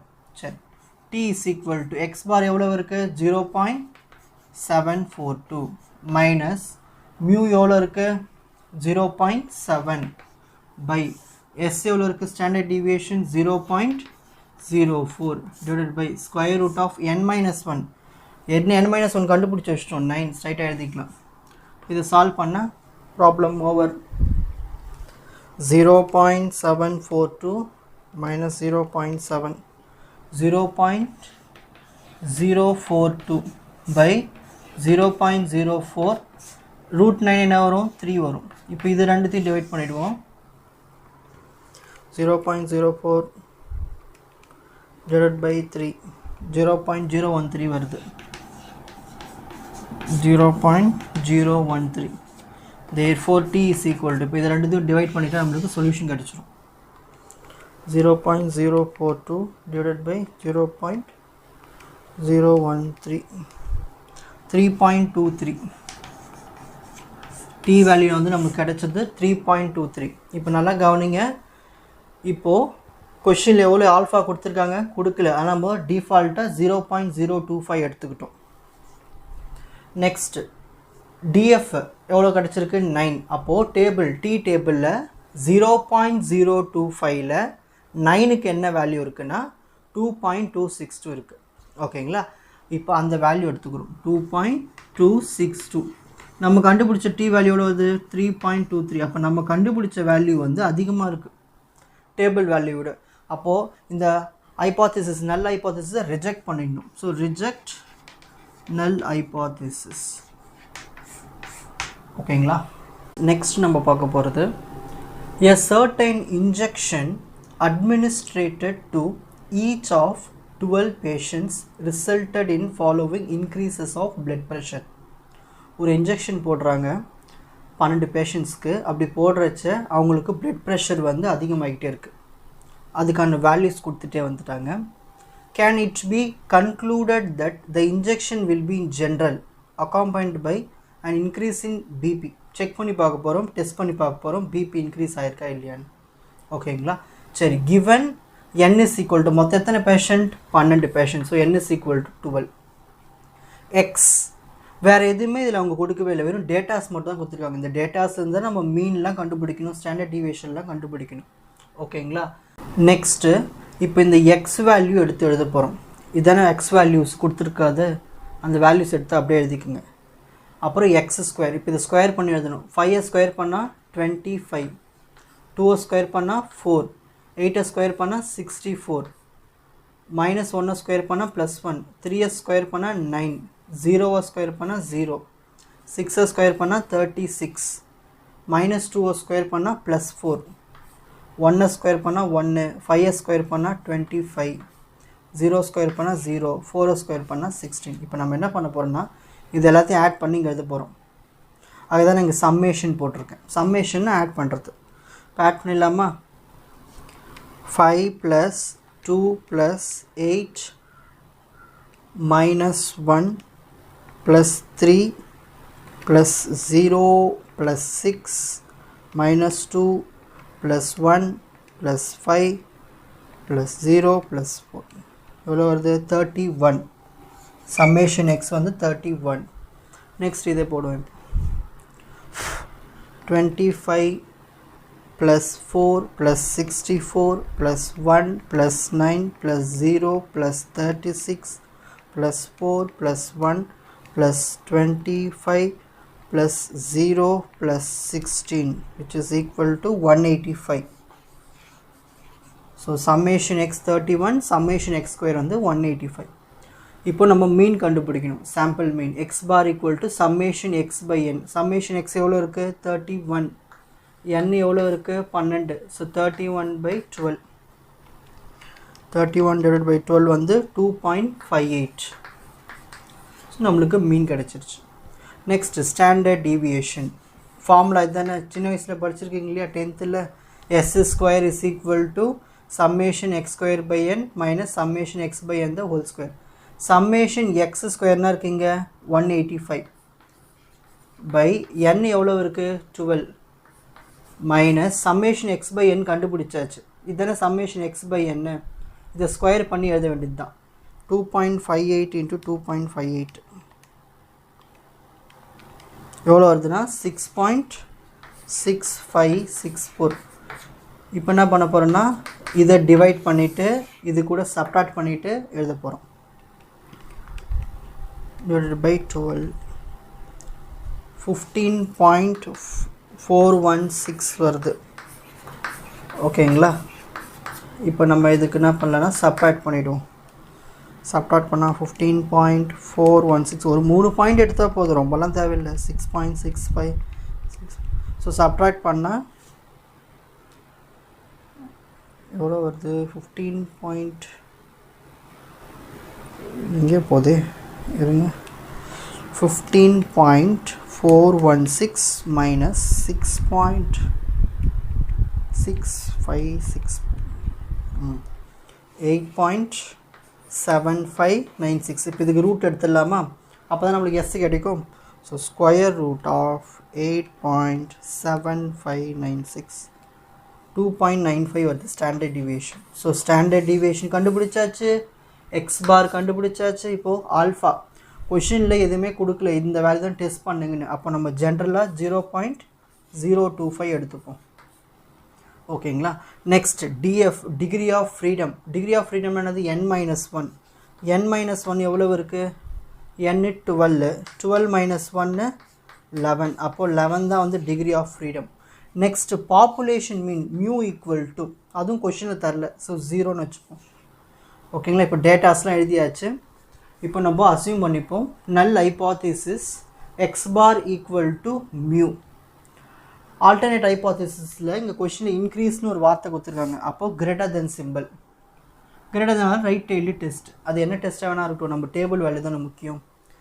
சரி, calculated t is equal to x bar minus mu by s by root of n-1. Value substitute பண்ணலாமா? x bar என்ன இருக்கீங்க 2.58 minus mu என்ன இருக்கீங்க 0 divided by s எவ்வளோ இருக்குது standard deviation கண்டுபிடிச்சோம் 2.95 root of n-1. n எவ்வளோ இருக்குது 12, 12 minus 1 வரும் 11 root 11.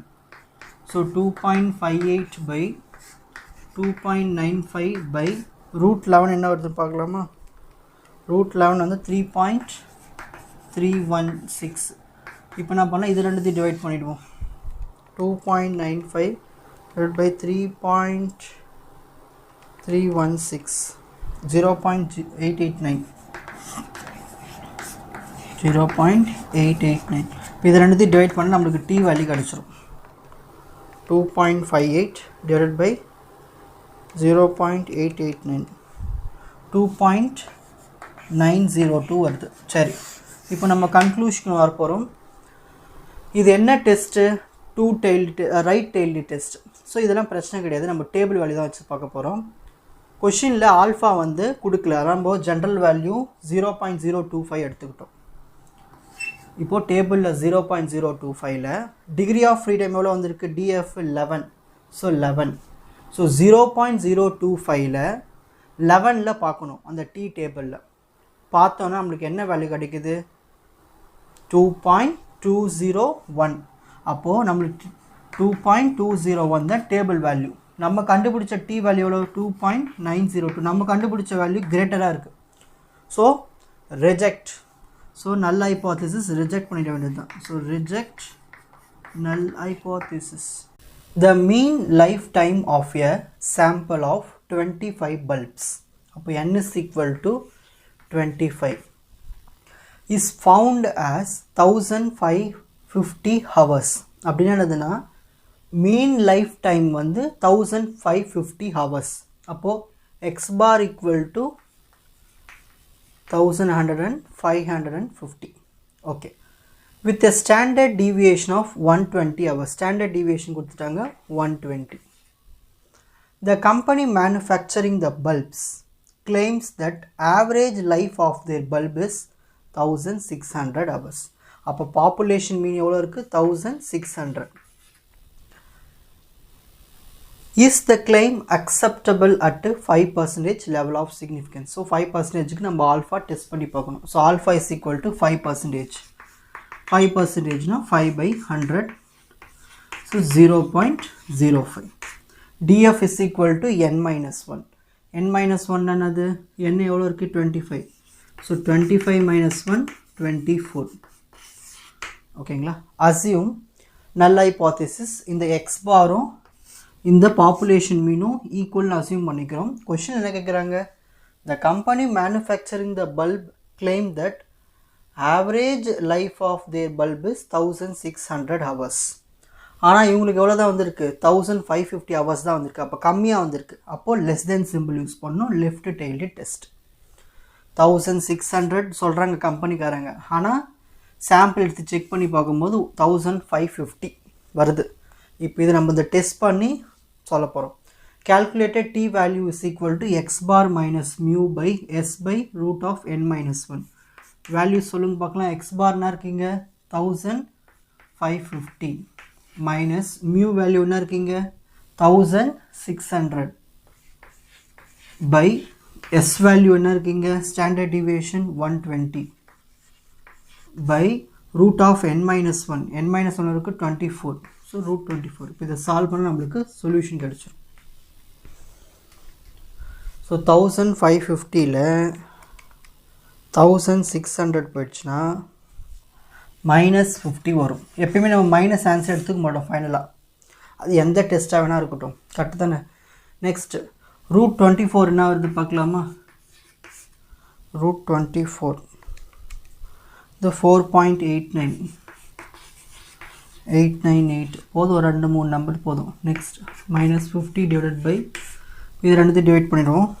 120 divided by 4.898. So 24.49 வருது. therefore t is equal to ரெண்டு டிவைட் பண்ணிடலாமா. 50 divided by 24.49. So 2.04. நீங்கள் வந்து இந்த ஆன்சர் நெகட்டிவ் வந்தால் ஒமிட் பண்ணிவிடுங்க. ஓகேங்களா. பாசிட்டிவ் எடுத்து எழுதிங்க. இப்போ கன்க்ளூஷன் பண்ணலாம். நம்மளோட டி வேல்யூவில் வந்திருக்கு 2.04. அவங்க கொடுத்தது 5%. அப்போ 0.05.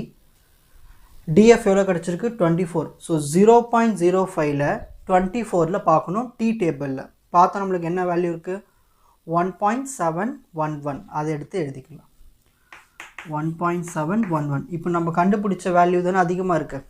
அப்போது ஹைபோதசிஸ் என்ன பண்ணிடலாம் ரிஜெக்ட் பண்ணிடலாம். ஸோ ரிஜெக்ட் நல் ஹைபோதசிஸ். ஓகேங்களா. A test of a breaking strength of 6 ropes. ஒரு 6 ரோப்னுடைய breaking strength தெரிஞ்சுக்க போகிறாங்க. n is equal to 6. 6 rope இல்லையா. manufactured by a company showed a mean breaking strength of 3315 kilogram.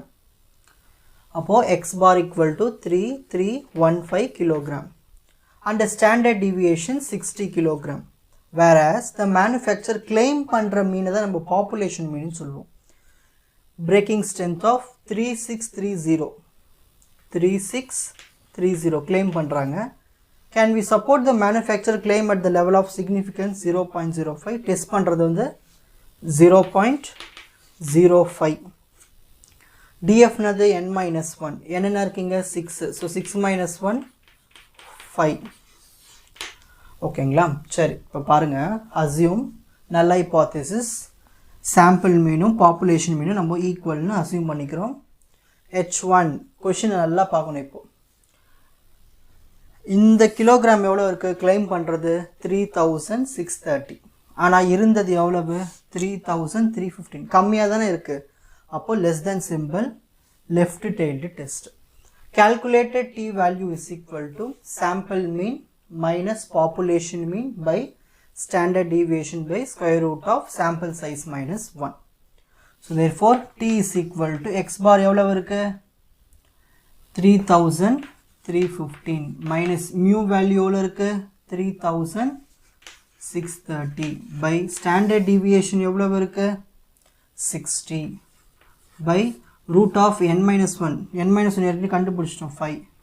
So இப்போ நம்ம கால்குலேட்டரில் போட்டுரும் ப்ராப்ளம் சொல்யூஷன் கிடைச்சிரும். ஸோ ஃபஸ்ட்டு சப்ராக்ட் பண்ணிடலாமா 3315 minus 3630 subtract பண்ணால் minus 315 by 60 root 5 வேல்யூ என்ன வருதுன்னு பார்க்கலாம் 2.23 போதும் 2 நம்பர் போதும். So minus 315 by 60 by 2.23 60 divided by 2.23 26.9. So இது ரெண்டு டிவைட் பண்ணிடலாம் 11.710 வருது. therefore t is equal to 11.710 வருது. இப்போது கன்க்ளூஷன் போகலாம். Test significance 0.05 level of significance. அப்புறமா டிஎஃப் எவ்வளோ வந்திருக்கு 5. ஸோ 0.05 5ல் பார்த்தோம்னா டி டேபிளில் 2.015 வருது 2.015. நம்ம கண்டுபிடிச்ச வேல்யூ 11.710. நம்ம கண்டுபிடிச்ச வேல்யூ கிரேட்டர். ஸோ அதனால் ரிஜெக்ட் பண்ணிடுவோம். So reject null hypothesis. ஓகேங்களா. நெக்ஸ்ட் நம்ம பார்க்க போகிறது டி டெஸ்ட்லே இன்னொரு மெத்தட், ஒரு புது மெத்தட். கவனிங்க. 2 horses capital A and capital B were tested according to the time in seconds to run a particular race with the following result. ஒரு குறிப்பிட்ட ரேஸ்க்கு வைக்கிறாங்க. அந்த 2 ஹார்ஸஸ்க்கு அதுக்கான டைம் வேல்யூ கொடுத்துட்டாங்க. இதை யூஸ் பண்ணி டெஸ்ட் பண்ண போகிறோம். A and B were tested according to the time. The horse A is running faster than B. Horse A வந்து ஃபாஸ்ட்டாக போகுது பியை விட. டெஸ்ட் பண்ணுறதுக்கு லெவல் ஆஃப் சிக்னிஃபிகன்ஸ் 5% கொடுத்துருக்காங்க. நம்ம டெஸ்ட் பண்ணி பார்க்க போகிறோம். Step 1 given n1 n2. இந்த n1 n2 எங்கேருந்து கேல்குலேட் பண்ணோன்னா கொடுத்துருக்கிற டைம். ஹார்ஸ் ஏக்கு எத்தனை டைம் கொடுத்துருக்காங்க பாருங்கள் 1 2 3 4 5 6 7. அப்போ n1 is equal to 7. Next n2 1 2 3 4 5 6. இங்கே இன்னொன்று தரல, அப்போ only 6 மட்டும்தான். So n1 7 n2 equal to 6. Next x1. இந்த ஹார்ஸ் ஃபஸ்ட் இருக்குல்ல, இது எல்லாத்தையும் x1 எடுத்து இங்கே எழுதிக்குங்க. நெக்ஸ்ட் x2 இதை எடுத்து இங்கே எழுதிக்குங்க. இப்போ அடுத்த வேல்யூ நம்ம என்ன பண்ண போகிறோம்னா இதை ஸ்கொயர் பண்ண போகிறோம். ஓகேங்களா. So 28 square 28 into 28 784. Next 30 into 30 900. ஆமாம் 900. Next 32 into 32 1024. Next 33 into 33 1089. இதுவும் 1089. 29 into 29 841. 34 into 34 1156. ஓகேங்களா. இப்போ இதே மாதிரி இதையும் பண்ண போகிறோம். 29க்கு என்ன கண்டுபிடிச்சிருக்கோம் 841. அப்படியே எடுத்து எழுதிக்க வேண்டியது தான். 30க்கு என்ன கண்டுபிடிச்சோம் 900. 30க்கு 900. 24 பண்ணோமா பண்ணல. 24 into 24 576. 27க்கும் பண்ணல. 27 into 27 729. 29 பண்ணியிருக்கோமா 841. இப்போ அடுத்த ஸ்டெப் என்னென்னா இதை எல்லாத்தையும் ஆட் பண்ணி கீழே எழுதணும். அதான் சம்மேஷன் x1 ஆட் பண்ணலாமா. பொறுமையாக கேல்சியில் டைப் பண்ணுங்கள், செக் பண்ணிகிட்டே வாங்க. 28 + 30 + 32 + 33 + again 33 + 29 plus 34. So 219 வருது. Next இப்போ இதை add பண்ணோம் x1 square 784 plus 900 plus 1024 plus 1089 plus again 1089 plus 841 plus 1156 add பண்ணா 6883. next இப்போ இதை add பண்ணோம் ஓகேங்களா 29 plus 30 plus 30 plus 24 plus 27 plus 29 169. இப்போ இதை add பண்ணுவோம் 841 plus 900 plus 900 plus 576 plus 729 plus 841 which is equal to 4787. next இப்போ x1 bar equal to summation x1 by n1. summation x1 என்ன இருக்குங்க 219 by n1 என்ன இருக்குங்க 7. so இது ரெண்டுத்தையும் டிவைட் பண்ணிடுவோம் 219 divided by 7 31.28. ஒரு ரெண்டு நம்பர் 4 நம்பர்ஸ் இருந்தால் போதும் ஓகேங்களா. நெக்ஸ்ட் சம்மேஷன் x2 என்ன இருக்குங்க 169 by n2 என்ன இருக்குங்க 6. ஸோ 169 by 6 28.16 ஓகேங்களா. இப்போது ஸ்டாண்டர்ட் டிவியேஷன் கண்டுபிடிக்க போகிறோம் s1 square summation x1 square by n1 அப்படின்னா என்னது இங்கே இருக்குது பாருங்கள் இதான் சம்மேஷன் x1 ஸ்கொயர் என்ன அதுக்கு 6883 by n1 இருக்குங்க 7 minus summation x1 by n1 இருக்குன்னு கண்டுபிடிச்சிட்டோம் என்ன இருக்குங்க 31.28. அதை ஸ்கொயர் பண்ணிக்கலாம் 31.28 into 31.28 978.4 வருது. இப்போ இதை ரெண்டுத்தையும் டிவைட் பண்ணிவிட்டு இது கூட சப்ராக்ட் பண்ணிடலாம் 6883 divided by 7 இது கூட 978.4 சப்ராக்ட் பண்ணால் 4.885 வருது ஓகேங்களா s1 ஸ்கொயர். நெக்ஸ்ட் இப்போ s2 ஸ்கொயர் கண்டுபிடிக்கலாம் சம்மேஷன் x2 ஸ்கொயர்னா இருக்கீங்க 4787 by n2னா இருக்கீங்க 6 minus summation x2 by n2 கண்டுபிடிச்சிட்டோம் 28.16. அதை ஸ்கொயர் பண்ணிப்போம் 28.16 into 28.16 792.9. இதை ரெண்டுத்தையும் டிவைட் பண்ணி இது கூட சப்ராக்ட் பண்ணிப்போம் 4787 divided by 6 minus 792.9 4.9333. இதான் வந்து s2கான ஆன்சர் s2 ஸ்கொயருக்கான ஆன்சர். நெக்ஸ்ட் நம்ம ஃபைனலாக s ஸ்கொயர் கண்டுபிடிக்கணும் அது ஒரு ஸ்டெப்பு பொறுமையாக பண்ணுங்கள் தப்பு வராது. n1 இருக்கீங்க 7 நெக்ஸ்ட் s1 ஸ்கொயர்னா கண்டுபிடிச்சிருக்கோம் 4.885 ப்ளஸ் n2 என்ன கண்டுபிடிச்சிருக்கோம் 6 s2 ஸ்கொயர் என்ன கண்டுபிடிச்சிருக்கோம் 4.933 by n1 இருக்கீங்க 7 n2 இருக்கு 6 minus 2. இப்போ இதை சால்வ் பண்ண நம்மளுக்கு s ஸ்கொயரோட வேல்யூ கிடச்சிரும் ஓகேங்களா. ஃபஸ்ட்டு இது ரெண்டுத்தையும் மல்டிப்ளை பண்ணணும் அப்புறம் இதை மல்டிப்ளை பண்ணணும் ரெண்டுத்தையும் ஆட் பண்ணணும் அப்புறம் கீழே டிவைட் பண்ணணும் ஓகேங்களா. சரி ஃபஸ்ட்டு 7 into ப்ராக்கெட் போட்டால் இன்னும் ஈஸியாக இருக்கும் 7 into 4.885 plus 6 again இது ஒரு ப்ராக்கெட்டாக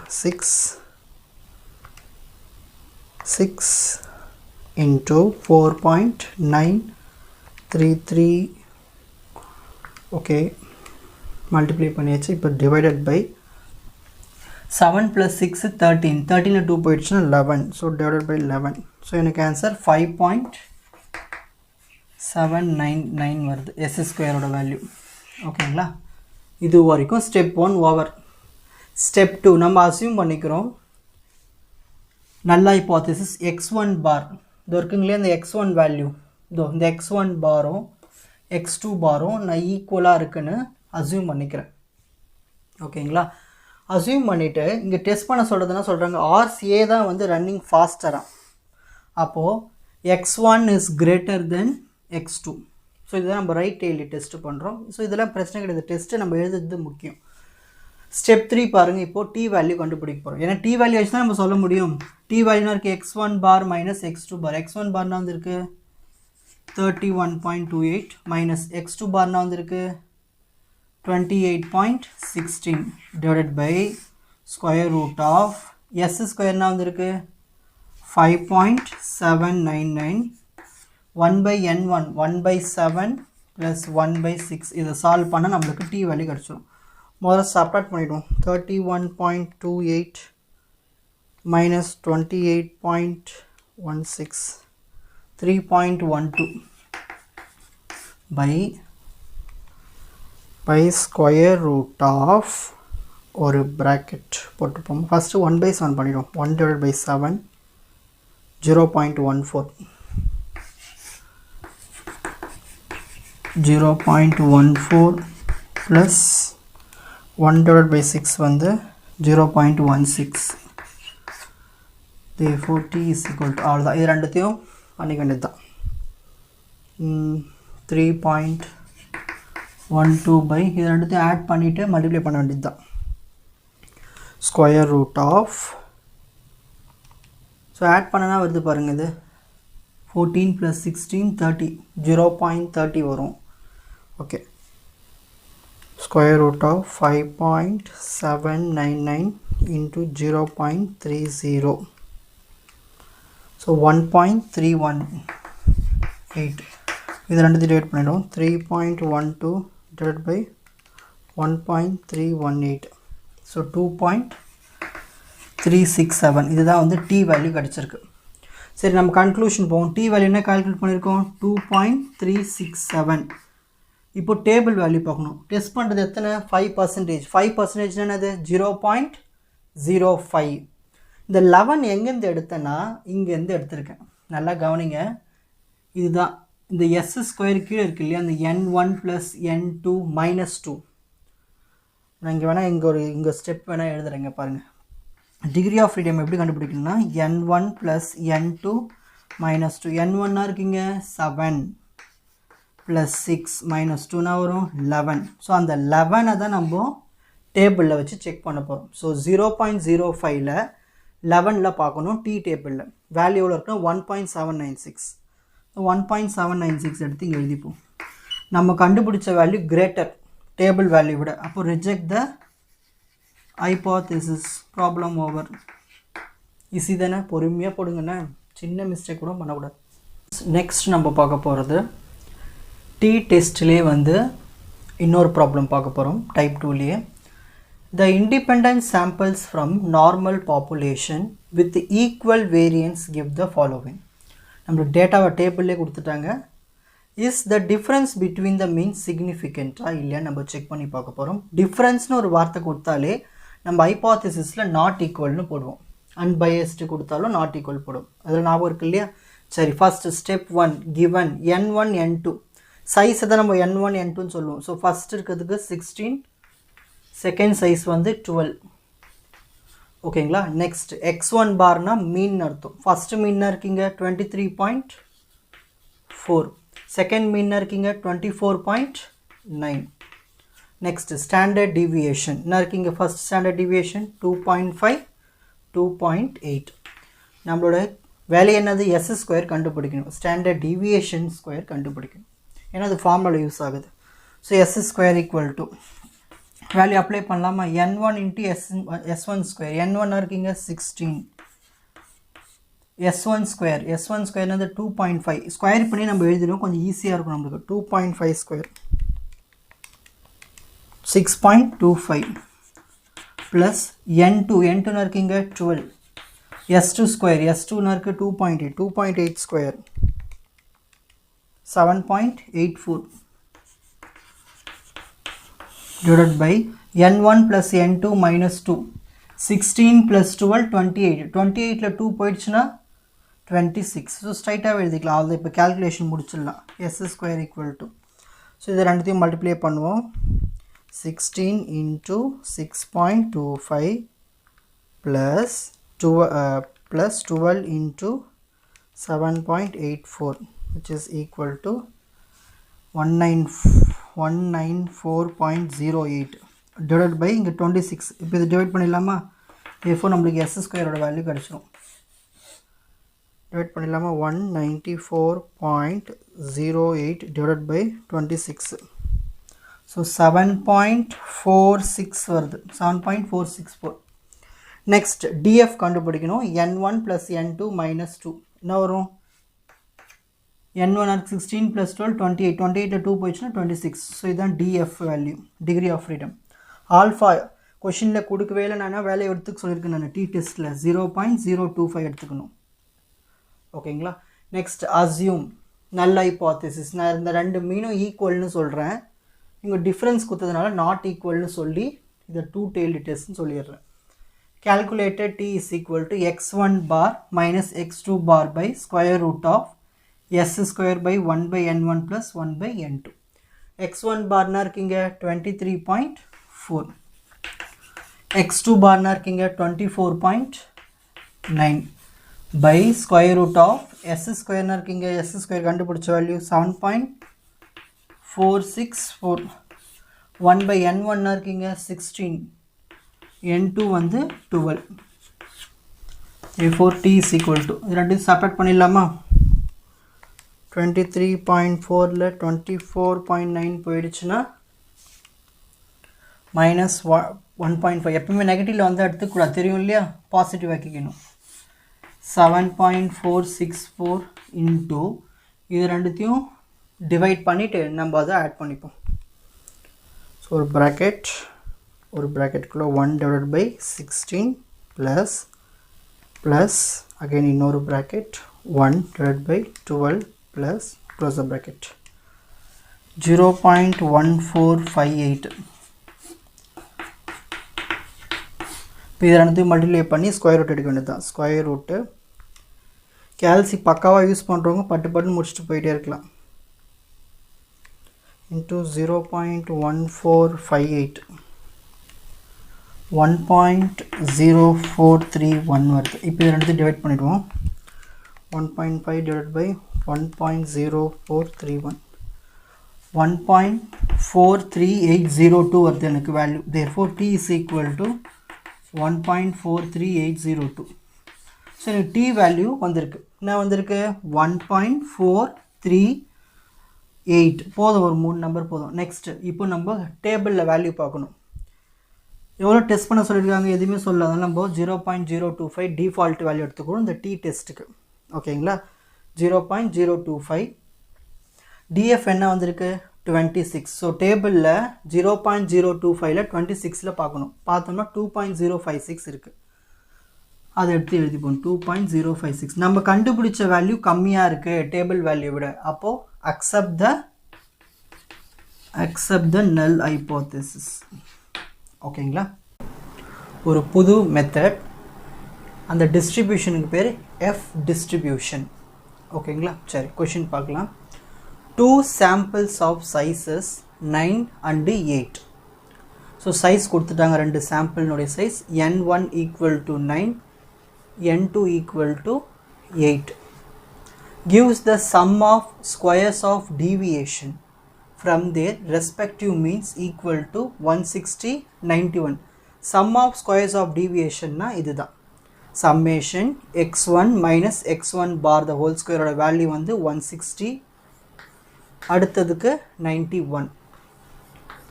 Next, can they be regarded as drawn from the same normal population?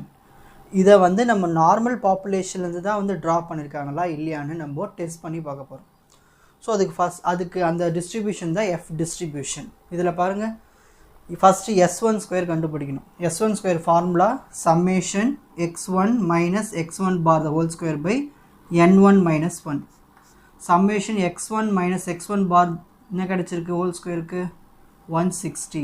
அதை எடுத்து எழுதி பை n1 minus 1, 9 minus 1, 8. இப்போ இதோ டிவைட் பண்ண நம்மளுக்கு ஆன்சர் கிடச்சோம். இப்படி எவ்வளோ பண்ணிடலாமா? 8 1s are 8, 8 2s are 16. So s1 square வந்து 20. Next அடுத்தது s2 square. Summation x2 minus x2 bar the whole square by n2 minus 1. இதுக்கு என்ன வேல்யூ இருக்கு 91 by n2 minus 1. 8 minus 1 7. So 91 7 all divide பண்ணணும். டிவைட் பண்ணா 13. ஓகேங்களா? அப்போ s2 square equal to 13. இப்போ next df கண்டுபிடிக்கணும், degree of freedom. இங்க பாருங்க இதில் 2 n இருக்கு, n1 இருக்கு, n2 இருக்கு. இது f டிஸ்ட்ரிபியூஷன்னால நம்மளுக்கு 2 பாயிண்ட்ஸ் கிடைக்கும். அதனால தான் இந்த டிகிரி ஆஃப் ஃப்ரீடம் இப்படி கண்டுபிடிக்கணும். n1 minus 1 n2 minus 1.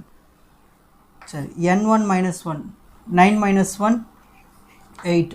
Next n2 minus 1 8 minus 1 7. So நம்மளுக்கு கிடைச்ச degree of freedom 8,7. Step 2 assume. இதில் ரொம்ப ஈஸி, நம்ம நிறைய எழுத வெறும் நல் ஹைபோதேசிஸ் மட்டும் எழுதுனா போதும். அதுவும் கொஷனுக்கு எடுத்து எழுதினாலே போதும். என்ன கேட்டிருக்காங்க? Tran from the same normal population. Samples எல்லாம் சேம் நார்மல் பாப்புலேஷன்லேருந்து வந்திருக்க இல்லைன்னு கேட்டிருக்காங்க. அதுதான் நல் ஹைபோதேசிஸில் எடுத்து எழுதியாச்சு. நெக்ஸ்ட் இப்போ நம்ம எஃப்ஐ கால்குலேட் பண்ண போகிறோம். F is equal to s1 square by s2 square.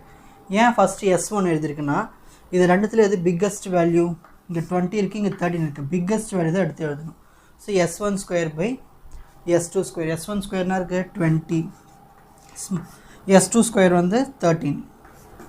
So ரெண்டு டிவைட் பண்ணிடலாம். 20 டிவைடட் பை 13 1.53. ஸோ எனக்கு எஃப் வேல்யூ என்ன கிடச்சிருக்கு? 1.53. இப்போ நான் வந்து எஃப் வேல்யூ கண்டுபிடிச்சிட்டேன் 1.53. இப்போ நான் டேபிள் வேல்யூ கண்டுபிடிக்கணும். இது எஃப் டிஸ்ட்ரிபியூஷன். எஃப் டிஸ்ட்ரிபியூஷனுக்கு தனியாக ஒரு டேபிள் இருக்குது. அந்த டேபிள் இப்போ பாருங்கள். இந்த டேபிளில் நம்ம டிகிரி ஆஃப் ஃப்ரீடம் என்ன கண்டுபிடிச்சிருக்கோம்?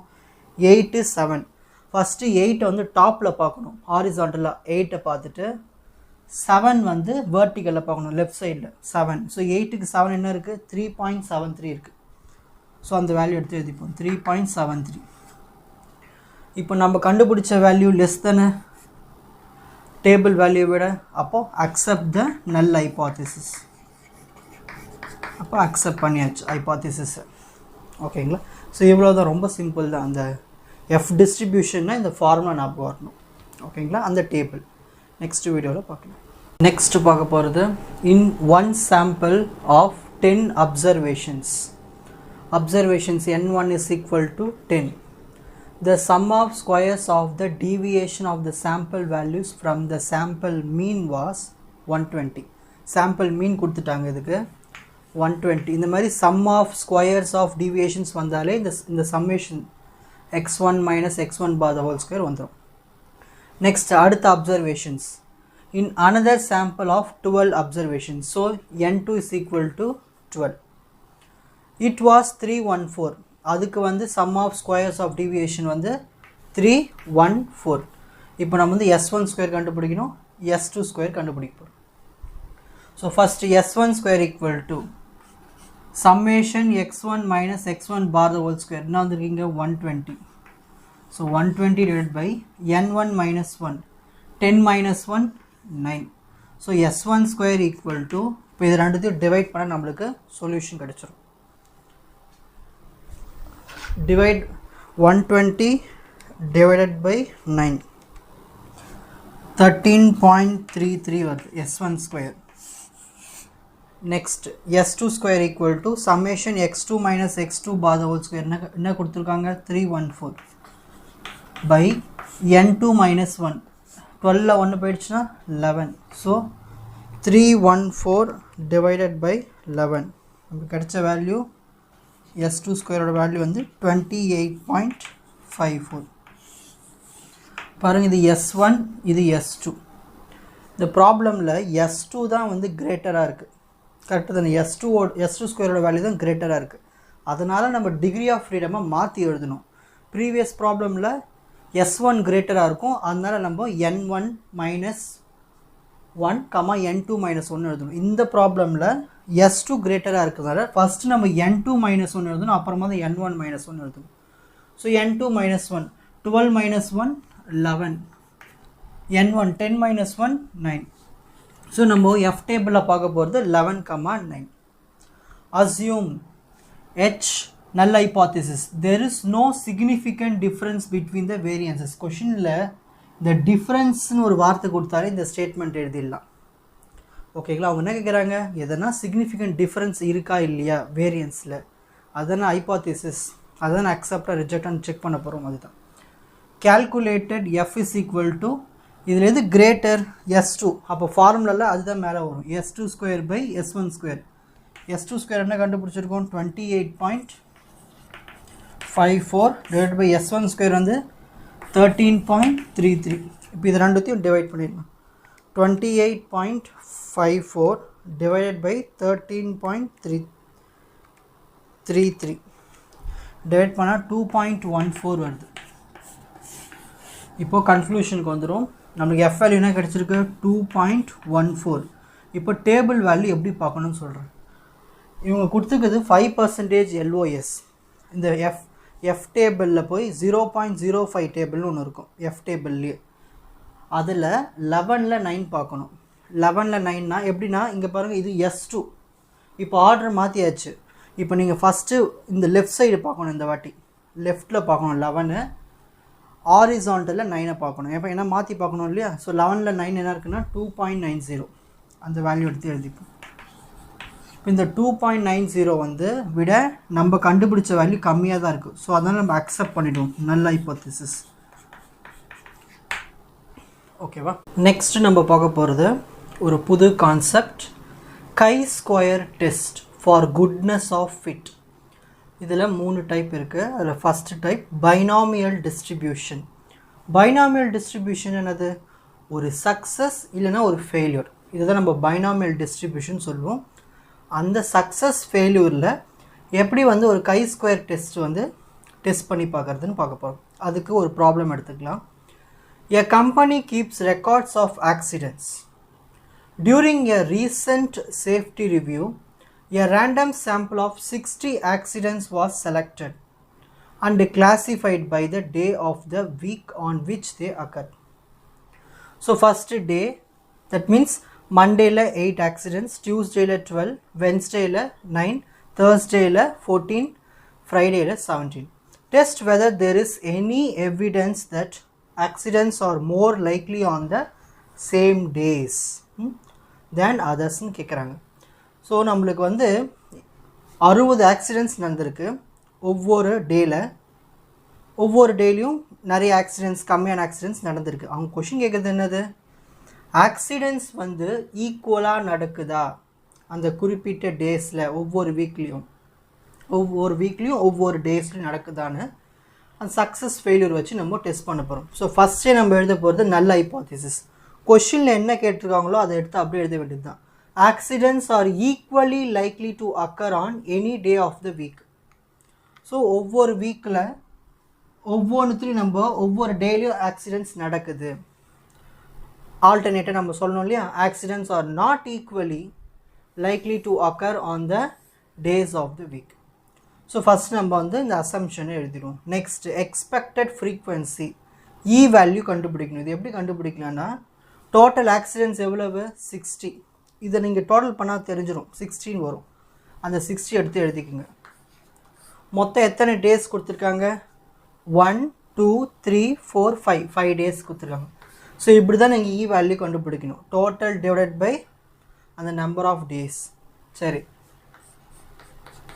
5 ones are 5 ones are balance 1, so 12. So E is equal to 12. Next, இப்போ அப்சர்வ்டு ஃப்ரீக்வன்சி எழுத போகிறோம். அப்சர்வ்டு ஃப்ரீக்வன்சினா இங்கே டேட்டாஸ் கொடுத்துருக்காங்களே, இதுதான் அப்சர்வ்டு ஃப்ரீக்வன்சி.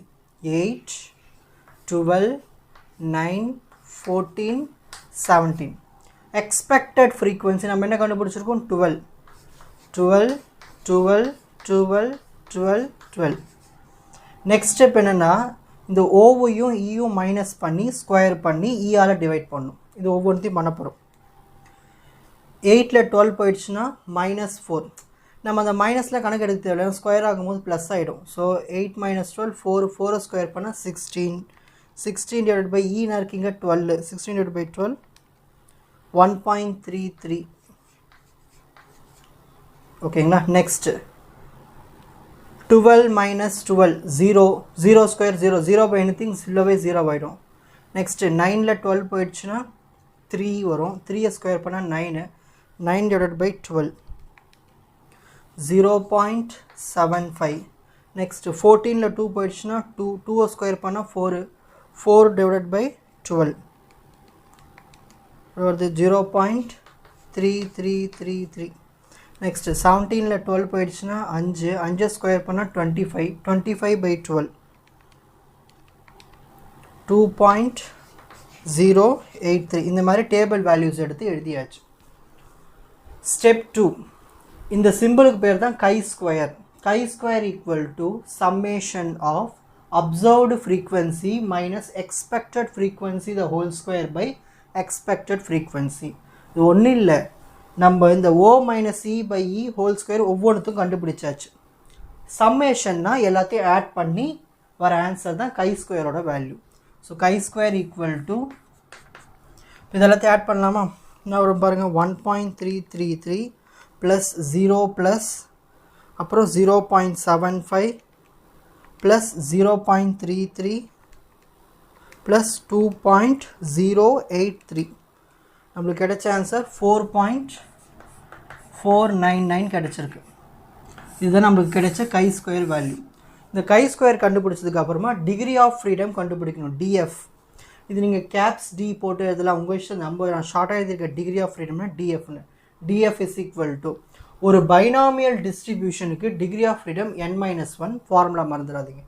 n-1னா இங்கே n எவ்வளோ இருக்குது, எத்தனை இருக்குது, Monday Tuesday Wednesday Thursday Friday, so 5. So n is equal to 5 - 1 4. அப்போது டிகிரி ஆஃப் ஃப்ரீடம் என்ன வருது, 4 வருது.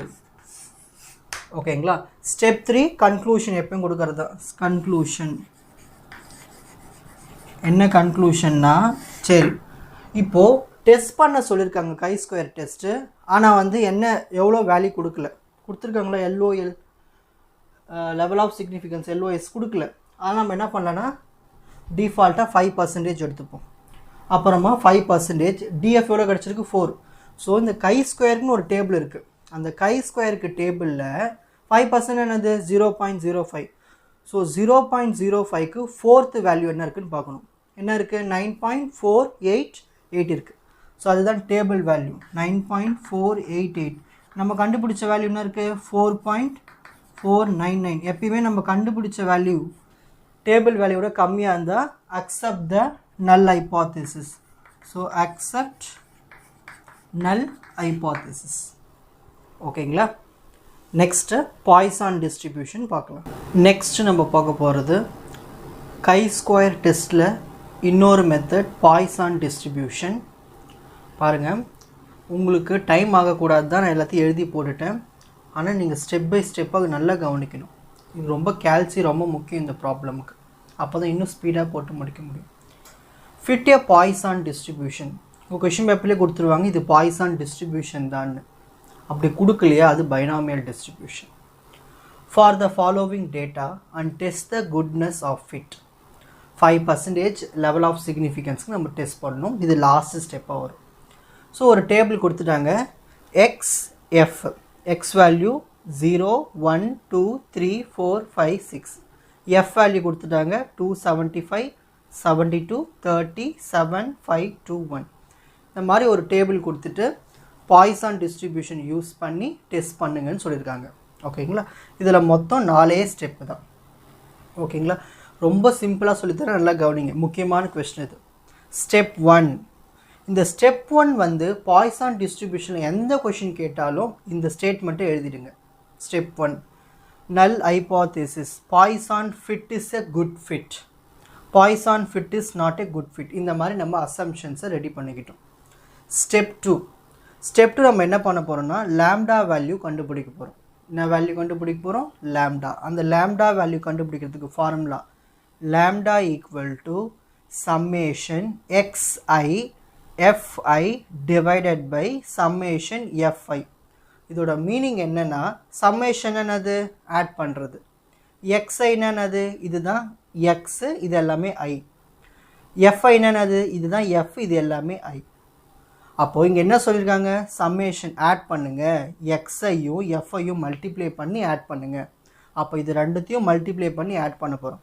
அப்போது 0 × 275 plus 1 into 72 plus 2 into 30 plus 3 into 7 plus 4 into 5 plus 5 into 2 plus 6 into 1 இந்த மாதிரி நியூமரேட்டர் பண்ணியாச்சு. Whole divided by summation fi. அப்படின்னு என்னதுன்னா fiயை மட்டும் ஆட் பண்ணுங்க. கீழே தானே f இருக்குது, இது எல்லாத்தையும் ஆட் பண்ணணும். 275 plus 72 plus 30 plus 7 plus 5 plus 2 plus 1 அதை எடுத்து இங்கே எழுதிக்கணும். இப்போ இது நார்மலாக இங்கே கேல்குலேட்டரில் போட்டு சால்வ் பண்ணிங்கன்னா உங்களுக்கு லேம்டா வேல்யூ கிடச்சிரும் 0.48. இது சிம்பிள் கேல்குலேஷன்ஸ் தானே, போட்டுருவீங்களே. இதுலேயும் முக்கியமான ஒரு விஷயம் இருக்குது. இப்போ நீங்கள் கேல்குலேட்டரில் போடுறீங்கன்னா நியூமரேட்டருக்கு ஒரு ஆன்சர் வரும், டினாமினேட்டருக்கு ஒரு ஆன்சர் வரும். தனித்தனியாக போட்டு அப்புறமா டிவைட் பண்ணுங்கள். ஒரே டைமாக டிவைட் பண்ணும்போது இங்கே ஒரு ப்ராக்கெட் போட்டுக்குங்க, இங்கே ஒரு ப்ராக்கெட் போட்டுட்டு அப்புறமா இதை சால்வ் பண்ணுங்கள். நான் சொல்கிறது புரியுதுங்களா? இப்போ நீங்கள் வந்து கேல்குலேட்டரில் இதை ஸ்ட்ரைட்டாக ஒரே ஸ்டெப்பில் போடுறீங்கன்னா ஃபஸ்ட்டு எக்ஸ்ட்ராவாக இங்கே ஒரு ப்ராக்கெட் போட்டுக்கணும், இங்கே ஒரு ப்ராக்கெட் போட்டுக்கணும். இதெல்லாம் ஃபுல்லாக டைப் பண்ணிவிடுங்க. இந்த ப்ராக்கெட் போட்டதுக்கப்புறமா இந்த கோடுக்கு வந்து டிவிஷன் சிம்பிள் போடுவீங்க. அதுக்கப்புறமா இங்கே ஒரு ப்ராக்கெட், இங்கே ஒரு ப்ராக்கெட், இப்படி போட்டு சால்வ் பண்ணிங்கன்னா உங்களுக்கு கேல்குலேட்டரில் வேல்யூ தப்பு இல்லாமல் வரும். இப்போ லேம்டா இஸ் ஈக்குவல் டு 0.48. அப்படி என்னால் போட முடியாதான், நீங்கள் பொறுமையாக ஒவ்வொரு ஸ்டெப்பாக கூட போட்டு சால்வ் பண்ணுங்கள். ஆனால் ஈஸியாக கேல்குலேட்டரில் கொண்டு வந்துடலாம் 0.48. ஸ்டெப் 3 தான் ஒரு முக்கியமான ஒரு ஸ்டெப்பு. எல்லாத்தையும் நான் இதிலே அடக்கிட்டேன், நல்லா கவனிங்க. ஃபஸ்ட் xi அப்படின்னு என்னதுன்னா இந்த ஃபஸ்ட் ரோவை எடுத்து அப்படியே இங்கே எழுதுங்க xi. நெக்ஸ்ட்டு fiனா செகண்ட் ரோவை எடுத்து அப்படியே எழுத வேண்டியதான். இந்த fi இருக்கு இல்லையா, இந்த fiக்கு இன்னொரு பேர் வந்து அப்சர்வ்டு ஃப்ரீக்வன்சி. அதை நான் ஓன்னு வச்சுக்கிட்டேன். ஓனானது அப்சர்வ்டு ஃப்ரீக்வன்சி. ஸோ ஃபஸ்ட்டு நீங்கள் இது எடுத்து எழுதிடணும், ஓகேங்களா. அதுக்கு அடுத்தது xi fi ரெண்டுத்தையும் மல்டிப்ளை பண்ணணும். இதை ரெண்டுத்தையும் மல்டிப்ளை பண்ணி இங்கே எழுதுங்க. 0 into 275 0, 1 into 72 72, 2 into 30 60, 3 into 7 21, 4 into 5 20, 5 into 2 10, 6 into 1 6. இந்த மாதிரி எழுதியாச்சா? இப்போ 3 காலம் ஃபினிஷ் பண்ணியாச்சு. இப்போ 4வது காலம் நம்ம என்ன பண்ண போறோம்னா e வேல்யூ கண்டுபிடிக்க போகிறோம். e வேல்யூ எப்படி கண்டுபிடிக்கலான்னா o into ஓனானது இதுதான் இந்த o into e power minus lambda into lambda power x by x factorial. இதுதான் வந்து ஃபார்முலா, ஓகேவா. இதெல்லாம் ஹோல் டிவைடட் பை போட்டுக்கலாம் இன்ட்டு இந்த மாதிரி போட்டால் கொஞ்சம் ஈஸியாக இருக்கும். Observed frequency into e power minus lambda into lambda power x by x factorial. இதுதான் ஃபார்முலா. இப்போ இதுக்கு ஒரு ஈக்குவேஷன் ஃபார்ம் பண்ணிப்போம். e இஸ் ஈக்குவல் டு இந்த o எங்கேருந்து கிடச்சிதுன்னா இதுதானே o. இது எல்லாத்தையும் ஆட் பண்ணுங்கள், என்ன வருது பார்க்கலாம். இது எல்லாத்தையும் ஆட் பண்ணுங்கள். 275 72 30 7 5 2 1 இது எல்லாத்தையும் ஆட் பண்ணால் நம்மளுக்கு கிடைக்கிறது 392. என்ன கிடச்சிருக்கு? 392. இது எல்லாத்தையும் ஆட் பண்ணால் 392 கிடைக்குது இல்லையா, அதுதான் அந்த 392 எடுத்து இங்கே போடணும். ஸோ ஓனானது அப்சர்வ்டு ஃப்ரீக்வன்சியில் இருக்கிறது எல்லாத்தையும் ஆட் பண்ணி 392 வரும். அந்த 392 எடுத்து இங்கே சப்ஸ்டியூட் பண்ணணும். அடுத்ததாக இருக்கீங்க இன்டூ இ இருக்குது, இ எடுத்து அப்படியே எழுதிப்போம். மைனஸ் லேம்டா என்ன கண்டுபிடிச்சிருக்கோம்? 0.48. அதை எடுத்து இங்கே எழுதிக்கலாம் 0.48. நெக்ஸ்ட் இன்டூ லேம்டா என்ன கண்டுபிடிச்சோம்? 0.48. ப்ராக்கெட் போட்டு பவரில் X whole divided by X factorial. இந்த மாதிரி ஒரு ஈக்குவேஷன் ஃபார்ம் பண்ணிக்கணும். இப்போது இதில் இருக்கிற வேல்யூஸ்லாம் எடுத்து இந்த ஈக்குவேஷனை சப்ஸ்டியூட் பண்ணி நம்ம வேல்யூ கண்டுபிடிக்க போகிறோம். நான் ஒன்றுக்கு கேல்சியில் போட்டு காட்டுறேன், மற்றெல்லாம் நீங்களே போட்டுருங்க. ஃபஸ்ட்டு நல்லா கவனிங்க. ஃபஸ்ட்டு ஒன்று போடுறேன் பாருங்கள். இங்கே என்ன ஈக்குவேஷன் இருக்கீங்க? 392. இது கேல்குலேட்டரில் எப்படி பண்ணணும்னு சொல்கிறேன், அப்படியே நான் டைப் பண்ணி எழுதி காட்டுறேன் பாருங்கள். இது 392 இருக்கா? ஃபஸ்ட்டு ஒரு ப்ராக்கெட் போட்டுக்கோங்க கேல்குலேட்டரில். 392 இன்ட்டு அப்புறமா இ போட்டுக்கணும். நான் அப்படியே போட அங்கேயும் எழுதி காட்டுறேன் பாருங்கள். ஃபஸ்ட்டு நான் வந்து இங்கே ஒரு ப்ராக்கெட் போட்டுக்கிறேன். ப்ராக்கெட் 392 அப்புறமா இங்கே இன்ட்டு இருக்கிறதுனால இன்ட்டு போட்டேன். இன்ட்டு அப்புறம் இங்கே இருக்கிறதுனால இந்த கேல்குலேட்டரில் எப்படி போடணும்னா ஷிஃப்ட் அமுக்கிட்டு பவர் எக்ஸ் மஞ்சள் கலரில் இருக்கும். இந்த லாஸ்ட்டில் அதை கிளிக் பண்ணிங்கன்னா இ பவர் எக்ஸ் கிடச்சிரும். அந்த ஈயை கிளிக் பண்ணுங்கள், ஷிஃப்ட் அமைக்கிட்டு ஈயை ப்ரெஸ் பண்ணிங்கன்னா இந்த மாதிரி ஈ வந்து நிற்கும். நின்னதுக்கு அப்புறமா நீங்கள் என்ன பண்ணுங்கள், ஒரு ப்ராக்கெட் போட்டுக்கோங்க. ப்ராக்கெட் போட்டு இங்கே இ பவர்லாம் இருக்கீங்க -0.48, அந்த ப்ராக்கெட்டுக்குள்ளே -0.48 டைப் பண்ணுங்கள். டைப் பண்ணிவிட்டு க்ளோஸ் பண்ணிடணும். அதுக்கப்புறமா என்ன இருக்குன்னா இங்கே நானும் டைப் பண்ணிட்டு க்ளோஸ் பண்ணிடுறேன். ப்ராக்கெட் -0.48 க்ளோஸ் பண்ணியாச்சு ப்ராக்கெட். அடுத்ததுனா இருக்கீங்க சிம்பிள் இன்ட்டு, அந்த இன்ட்டு போட்டுக்குங்க. அதுக்கு அடுத்ததுனா இருக்கீங்க திரும்ப ஒரு ப்ராக்கெட் இருக்குது 0.48, இது டைப் பண்ணிக்கோங்க. இங்கே பவரில் எக்ஸ் இருக்குது. இந்த பவரில் எக்ஸுக்கு இது எப்படி போடலான்னா, கேல்குலேட்டரில் இந்த விஏ தலைகீழே போட்ட மாதிரி ஒரு சிம்பிள் இருக்கும், மலை மாதிரி ஒரு சிம்பிள் 3rd லைனில் இருக்குது எனக்கு. அதை ப்ரெஸ் பண்ணிக்கோங்க. அதை ப்ரெஸ் பண்ணிங்கன்னா இந்த மாதிரி வரும். ஓகேங்களா? இந்த மாதிரி வந்ததுக்கு அப்புறமா இந்த எக்ஸை இப்போ டைப் பண்ணணும். இதுக்கு பக்கத்தில் இந்த எக்ஸை அந்த எக்ஸை டைப் பண்ணக்கூடாது. அந்த எக்ஸுக்கு பதிலாக நம்ம என்ன இங்கே எக்ஸ் வேல்யூ இருக்குது 0, அந்த 0வை இங்கே டைப் பண்ணுங்கள். நான் இங்கே 0வை டைப் பண்ணியாச்சா? எக்ஸுக்கு எல்லாம் இந்த வேல்யூ சப்ஸ்டியூட் பண்ணணும். இப்போ ஃபஸ்ட்டு சொல்கிறதானே இங்கே 0 போகிறதானே இங்கே 0, எக்ஸுக்கு 0. இப்போது டிவைடட் பை போகிறதுக்கு முன்னால் நம்ம இங்கே ஒரு ஸ்டார்டிங் ஒரு ப்ராக்கெட் போட்டோம்ல, அந்த ப்ராக்கெட்டை இங்கே க்ளோஸ் பண்ணணும். க்ளோஸ் பண்ணிவிட்டு அப்புறமா இந்த ஒரு பெரிய கோடுக்கு நம்ம என்ன சிம்பிள் போட போகிறோம், டிவிஷன் சிம்பிள் போட்டாச்சு. போட்டதுக்கு அப்புறமா எக்ஸ் ஃபேக்டோரியல், திரும்ப எக்ஸ் நம்ம என்ன சப்ஸ்டியூட் பண்ணணும், ஃபஸ்ட் எக்ஸு 0. இப்போது நீங்கள் என்ன பண்ணணுன்னா அது 0 ஃபேக்டோரியல்னு இருக்குது. ஸோ ஃபஸ்ட்டு 0வை ப்ரெஸ் பண்ணிவிடுங்க. 0 ப்ரெஸ் பண்ணியாச்சு. இப்போ எனக்கு இந்த ஃபேக்டோரியல் சிம்பிள் வேணும். இந்த ஃபேக்டோரியல் சிம்பிள் எங்கே கிடைக்கும்னா, ஷிஃப்ட்டு அமைக்கிட்டு இந்த மஞ்சள் கலரில் எக்ஸ் ஃபேக்டோரியல் இருக்கும் செகண்ட் ரோவில், அதை ப்ரெஸ் பண்ணிங்கன்னா உங்களுக்கு அந்த ஃபேக்டோரியல் சிம்பிள் வந்துடும். இந்த மாதிரி இருக்கும் கேல்குலேட்டரில் எக்ஸ் ஃபேக்டோரியல்னு. அதை ப்ரெஸ் பண்ணிங்கன்னா உங்களுக்கு இந்த ஃபேக்டோரியல் கிடச்சிடும். ஓகேங்களா? இப்போ என்ன பண்ணணும்னா ஈக்குவல் டு ப்ரெஸ் பண்ணால் நம்மளுக்கு ஆன்சர் கிடச்சிடும். ஸோ எனக்கு என்ன ஆன்சர் வருதுன்னா, ஈக்குவல் டு ப்ரெஸ் பண்ணதுக்கப்புறமா 242.563 இந்த மாதிரி வருது. இப்போது நான் இங்கே ஆன்சர் 243ன்னு எழுதியிருக்கேன்னா, இந்த பாய்சான் டிஸ்ட்ரிபியூஷன் நம்ம வந்து பாயிண்டில் வேல்யூ எழுதக்கூடாது. பாயிண்டில் வேல்யூ எழுதணுங்கன்னா இந்த ஈக்கு அந்த பக்கம் போகும்போது ரொம்ப கஷ்டமாயிடும். அதை இங்கேயே ரவுண்ட் அப் பண்ணிவிடுவோம். 242.5 0.5 இல்லை 0.5க்கு மேலே வந்துருச்சுன்னா அதை ரவுண்ட் பண்ணிடலாம், 243ன்னு ரவுண்ட் பண்ணிடலாம். அப்போ இந்த இடத்துல 243. ஸோ இந்த மாதிரி தான் வந்து ஒவ்வொரு எக்ஸுக்கும், இப்போது எக்ஸுக்கு நாங்கள் 0 போட்டோம் இல்லையா, அடுத்தது நீங்கள் 1 போடணும், அதுக்கப்புறமா 2 போடணும். இந்த மாதிரி போட்டிங்கன்னா உங்களுக்கு ஒவ்வொரு வேல்யூவும் நீங்கள் கேல்குலேட்டரில் கண்டுபிடிச்சி வச்சுருங்க. ஓகேங்களா? நெக்ஸ்ட் நம்ம என்ன பண்ண போகிறோன்னா O - E the whole square கண்டுபிடிக்க போகிறோம். அதை கண்டுபிடிக்கிறதுக்கு முன்னால் ஒரு ஸ்டெப் இருக்குது. என்னென்னா, இப்போ இந்த வேல்யூஸ்லாம் பாருங்கள், 243. எப்பயுமே ஒரு பாய்சான் டிஸ்ட்ரிபியூஷனுக்கு வேல்யூ வந்து ஒன்று 5 இருக்கணும், இல்லை 5க்கு மேலே தான் இருக்கணும். இங்கே 243 இது வந்து 5க்கு மேலே இருக்குது. ஸோ டிக் பண்ணிக்கோங்க. 116 5க்கு மேலே தான் இருக்குது, டிக் பண்ணியாச்சு. 28 5க்கு மேலே தான் இருக்குது, டிக் பண்ணியாச்சு. 4 வந்து 5க்கு மேலேயா இருக்குது, இல்லை 5க்கு குறைவாக இருக்குது. இந்த மாதிரி 5க்கு குறைவாக இருந்துச்சுன்னா பக்கத்தில் கடை வாங்கிக்கணும், பக்கத்தில் அப்படியே ஜாயின் பண்ணிக்கணும். இப்போ 4க்கு அப்புறமா இந்த 1 ஜாயின் பண்ணிக்கிறேன், இந்த 1 கூட இந்த 0 ஜாயின் பண்ணிக்கிறேன், இந்த 0 கூட இந்த 0 ஜாயின் பண்ணிக்கிறேன். இந்த மாதிரி எல்லாத்தையும் ஜாயின் பண்ண எனக்கு என்ன ஆன்சர் வருது, 5 வந்துடுச்சா? அப்போ இது டோட்டலாகவே ஒரு 5. ஸோ பாய்சானில் ஒன்று 5 வரணும், இல்லை 5க்கு மேலே வரணும். அதை மட்டும் தான் நம்ம கணக்கில் எடுத்துக்கணும். அப்படி இல்லையா அது பக்கத்தில் வந்து கடை வாங்கி ஜாயின் பண்ணிக்கணும்.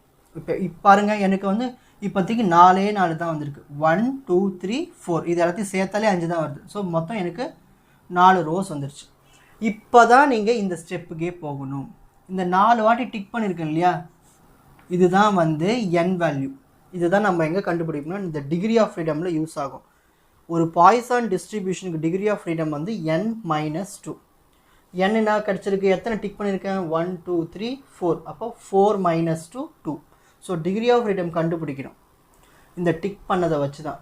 ஓகேங்களா? இப்போ அடுத்தது O - E the whole square by E. இது எப்படி சால்வ் பண்ணுறதுன்னு சொல்லித்தரேன் பாருங்கள். ஃபஸ்ட்டு எலமெண்ட்டுக்கு நான் சொல்லித்தரேன் பாருங்கள். சரி, ஓனது இதுதான் O 275. அப்புறம் மைனஸ் ஈனது 243. அப்புறம் அது ஹோல் ஸ்கொயர் பண்ணிவிட்டு திரும்பவும் ஈயாலே டிவைட் பண்ணணும் 243. இதை கேல்குலேட்டரில் எப்படி போடணும்னு சொல்லித்தரேன் பாருங்கள். ஃபஸ்ட்டு ஃபஸ்ட்டு இங்கே ஒரு ப்ராக்கெட் போட்டுக்குங்க. ஃபஸ்ட்டு ஒரு ப்ராக்கெட் போட்டுக்கணும். திரும்பவும் இங்கே ஒரு ப்ராக்கெட் இருக்குல்லையா, அந்த ப்ராக்கெட் போட்டுக்குங்க. ஓ என்ன இருக்கீங்க, இங்கே ஓ என்ன இருக்கீங்க 275 டைப் பண்ணிக்கிறேன். 275 மைனஸ் போட்டாச்சா, நானும் மைனஸ் போட்டேன். அடுத்தது இ வேல்யூனா இருக்குது இந்த 275க்கு இ வேல்யூ 243. நான் இங்கேயும் 243 போட்டேன்னா இப்போ ப்ராக்கெட்டை க்ளோஸ் பண்ணணும். க்ளோஸ் பண்ணிவிட்டு இங்கே என்ன இருக்குது, இங்கே ஸ்கொயர் இருக்குது இல்லையா, இந்த ஸ்கொயர் எப்படி போடணுன்னா இந்த மலை மாதிரி ஒரு சிம்பிள் இருக்கும், இந்த மாதிரி ஒரு சிம்பிள் மலை சிம்பிள், அந்த சிம்பிளை டைப் பண்ணுங்கள். டைப் பண்ணியாச்சு. டைப் பண்ணதுக்கப்புறமா இங்கே பவர் என்ன வேல்யூ இருக்குது 2. இப்போ 2 டைப் பண்ணுங்கள். 2 டைப் பண்ணியாச்சு. இப்போது ஃபஸ்ட்டாக ஒரு ப்ராக்கெட் போட்டாலே அந்த ப்ராக்கெட்டை இப்போ க்ளோஸ் பண்ணியாச்சு. இப்போது நியூமரேட்டர் ஃபினிஷ் பண்ணியாச்சு. இப்போது இங்கே கீழே ஒரு கோடு இருக்குது இல்லையா, இந்த டிவைடுக்கு ஒரு டிவிஷன் சிம்பிள் ப்ரெஸ் பண்ணிவிடுவோம். டிவிஷன் ப்ரெஸ் பண்ணியாச்சா. இப்போ அடுத்தது இ இருக்குது. இ வேல்யூ என்ன இருக்கீங்க 243. இப்போ 243 டைப் பண்ணிவிட்டு ஈக்குவல் டு ப்ரெஸ் பண்ணிங்கன்னா உங்களுக்கு 4.2139 வரும். அந்த வேல்யூ எடுத்து இங்கே எழுதிக்கிங்களா. ஒரு 2 டெசிமல் போதும், அவ்வளோதான். 4.21. இதே மாதிரி 1க்கு போடணும், 2க்கு போடணும். இப்போ தான் நீங்கள் உஷாராக கவனிக்கணும். இப்போது நான் என்ன பண்ணிட்டேன், இதை எல்லாத்தையும் நான் சேர்த்து 5ன்னு எழுதிட்டேன். ஓகேங்களா, இது எல்லாத்தையும் சேர்த்துன்னு எழுதியிருக்கேன், 5ன்னு எழுதியிருக்கேன். நெக்ஸ்ட்டு இதே மாதிரி இங்கே வரணும். அப்படியே இந்த ஓ இருக்குல்லையே, இந்த அப்சர்வ்டு ஃப்ரீக்வன்சி இங்கே இந்த 4லேருந்து நான் ஆரம்பிச்சிருக்கேன். அப்போ இதே மாதிரி இதையும் நான் எல்லாத்தையும் சேர்த்து ஆட் பண்ணிக்கிறேன். 7 + 5 12, 12 + 2 14, 14 + 1 15. அப்போ இது எல்லாமே சேர்த்து எனக்கு என்ன வருது 15 வருது. இது எல்லாத்தையும் சேர்த்தா எனக்கு 5 வருது. அப்போது நான் ஓக்கு வந்து 15 எடுத்துக்கணும், மைனஸ் ஈக்கு வந்து 5 எடுத்துக்கணும். இந்த ஹோல் ஸ்கொயர் பண்ணிவிட்டு டிவைடட் பை ஈக்கு என்ன போடணும், இப்போது 5 போடணும். அதை போட்டோம்னா நம்மளுக்கு என்ன சொல்யூஷன் கிடைக்குதுன்னா 20 வருது. நாங்கள் எழுதி கூட காட்டுறேன் பாருங்கள். இப்படி ஒரு ப்ராக்கெட் போட்டுங்க, இப்படி ஒரு ப்ராக்கெட் போட்டுங்க. ஃபஸ்ட்டு ஓக்கு, இந்த ஓக்கு இப்போ என்ன எடுத்துக்கணும் நீங்கள் மொத்தமாக 15. ஏன் இந்த 15 எடுத்துன்னு தெரியுதுங்க இல்லையா. இங்கே எத்தனை நீங்கள் ஜாயின் பண்ணுறீங்களோ ஒன்று சேர்க்குறீங்களோ அத்தனையும் இங்கேயும் ஜாயின் பண்ணிடணும். 15 மைனஸ் ஈன்னு இருக்கீங்க 5. ஸோ 5 ப்ராக்கெட் போட்டாச்சு. அப்புறம் என்ன இருக்கீங்க ஸ்கொயர் எப்படி போடுவோம் நம்ம, இந்த மாதிரி ஒரு மலை சிம்பிள் போட்டு கால்குலேட்டரில் 2 டைப் பண்ணுங்கள். டைப் பண்ணிட்டு ப்ராக்கெட்டை க்ளோஸ் பண்ணிடணும். க்ளோஸ் பண்ணிவிட்டு என்ன பண்ணணும், அடுத்தது டிவைட் சிம்பிள் போட்டுட்டு இங்கே என்ன இருக்கீங்க இ, அகைன் இ என்ன இருக்கீங்க 5 போட்டால் நம்மளுக்கு என்ன கால்குலேட்டரில் வேல்யூ வரும்னா 20ன்னு வரும். இதெல்லாம் ப்ராக்டிஸ், நல்லா ப்ராக்டிஸ் பண்ணி பாருங்கள். ஒரே ஸ்டெப்பில் காட்ட முடிச்சிடலாம். இப்போ அடுத்தது என்னென்னா இந்த மாதிரி 1 2 3 இது எல்லாத்தையும் சேர்த்து 4 வேல்யூஸ் கண்டுபிடிச்சாச்சு. 4.21, 16.69, 0.14, 20. இப்போ இது எல்லாத்தையும் ஆட் பண்ணணும். இது எல்லாத்தையும் ஆட் பண்ணால் நம்மளுக்கு 41.04 வருது. இந்த வேல்யூ தான் வந்து கை ஸ்கொயர் வேல்யூ. இதுதான் லாஸ்ட் ஸ்டெப்புக்கான வேல்யூ. பாடா கண்டுபிடிச்சாச்சு 41.04. கால்குலேட்டர் ஆட் பண்ணி ஈஸி தானே, ஆட் பண்ணிடலாம் இல்லையா. 41.04. இப்போ அடுத்த ஸ்டெப் என்னென்னா degree of freedom equal to n-2. ஏற்கனவே n எப்படி கண்டுபிடிக்கணும்னு சொல்லியிருக்கேன். 1 2 3 ஜாயின் பண்ணது 1 4. ஸோ இதுதான் n = 4 - 2 = 2. ஏன் இங்கே ஃபார்முலா n-2 போட்டோன்னா ஒரு பாய்சான் டிஸ்ட்ரிபியூஷனுக்கு degree of freedom n-2, binomial டிஸ்ட்ரிபியூஷனுக்கு n-1. ஓகேங்களா. ஸோ நம்மளுக்கு 2 கிடச்சிருக்கு. இப்போது ஸ்டெப் 4 நம்ம எப்பயுமே பண்ணுறது தான். டேபிள் எவ்வளோ டெஸ்ட் பண்ண சொல்லியிருக்காங்க, 5% LOS அப்படின்னா என்னதுன்னா 5%. தட் மீன்ஸ் 0.05 0.05 அதில் டிகிரி ஆஃப் ஃப்ரீடம் 2. இப்போ கை ஸ்கொயர் டேபிள் எடுத்துப்போம். 0.05ல் 2க்கு என்ன வேல்யூ இருக்குன்னா 5.991 டேபிள் வேல்யூ இருக்குது. அந்த 5.991 எடுத்து இங்கே எழுதிப்போம். நம்ம கண்டுபிடிச்ச கை ஸ்கொயர் வேல்யூ என்ன இருக்குது 41.04. அதையும் எடுத்து எழுதிப்போம். நம்ம கண்டுபிடிச்ச வேல்யூ தான் அதிகமாக இருக்குது எதை விட, டேபிள் வேல்யூ விட. அதனால் நம்ம ரிஜெக்ட் பண்ணிடலாம் இந்த ஹைப்போதீசிஸ். ரிஜெக்ட் நல் ஹைப்போதீசிஸ். இந்த ப்ராப்ளம் வந்து நீங்கள் என்ன தெரிஞ்சுக்கிறீங்கன்னா ரொம்ப பொறுமையாக சால்வ் பண்ணுங்கள். ரொம்ப ஈஸியான ப்ராப்ளம், பார்க்க தான் லென்த்தியாக இருக்கும். உங்களுக்கும் நான் டைம் கன்சப்ஷன் பண்ணியிருக்கேன். ஓகேங்களா. கேல்சி பக்காவாக யூஸ் பண்ண கற்றுக்குங்க. நான் போடும்போது நீங்களும் உங்கள் கேல்சி வச்சு போட்டு பார்த்தீங்கன்னா தான் அதே ஆன்சர் வருதா இல்லைன்னு செக் பண்ணிக்கலாம். ஓகேங்களா. கை ஸ்கொயர் டெஸ்ட்லேயே இன்னொரு type independence of attributes. Attributes நோடிய independence வச்சு டெஸ்ட் பண்ண போகிறோம். அதுக்கு ஒரு எக்ஸாம்பிள் பார்க்கலாம். Find if there is any association between extravagance in father and extravagance in sons from the following data. அது என்ன சரி எக்ஸ்ட்ராவேகன்ஸ்னா ஆடம்பர செலவு. இந்த அப்பாவுக்கு ஆடம்பர செலவு இருக்கா, பையனுக்கு ஆடம்பர செலவு இருக்குன்னு எவ்வளவு இருக்குன்னு ஒரு டேட்டா கொடுத்துருக்காங்க. ஓகேங்களா, அந்த ஆடம்பர செலவு அந்த டேட்டாவை வச்சு நம்ம அசோசியேஷன் செக் பண்ணி பார்க்கணும்.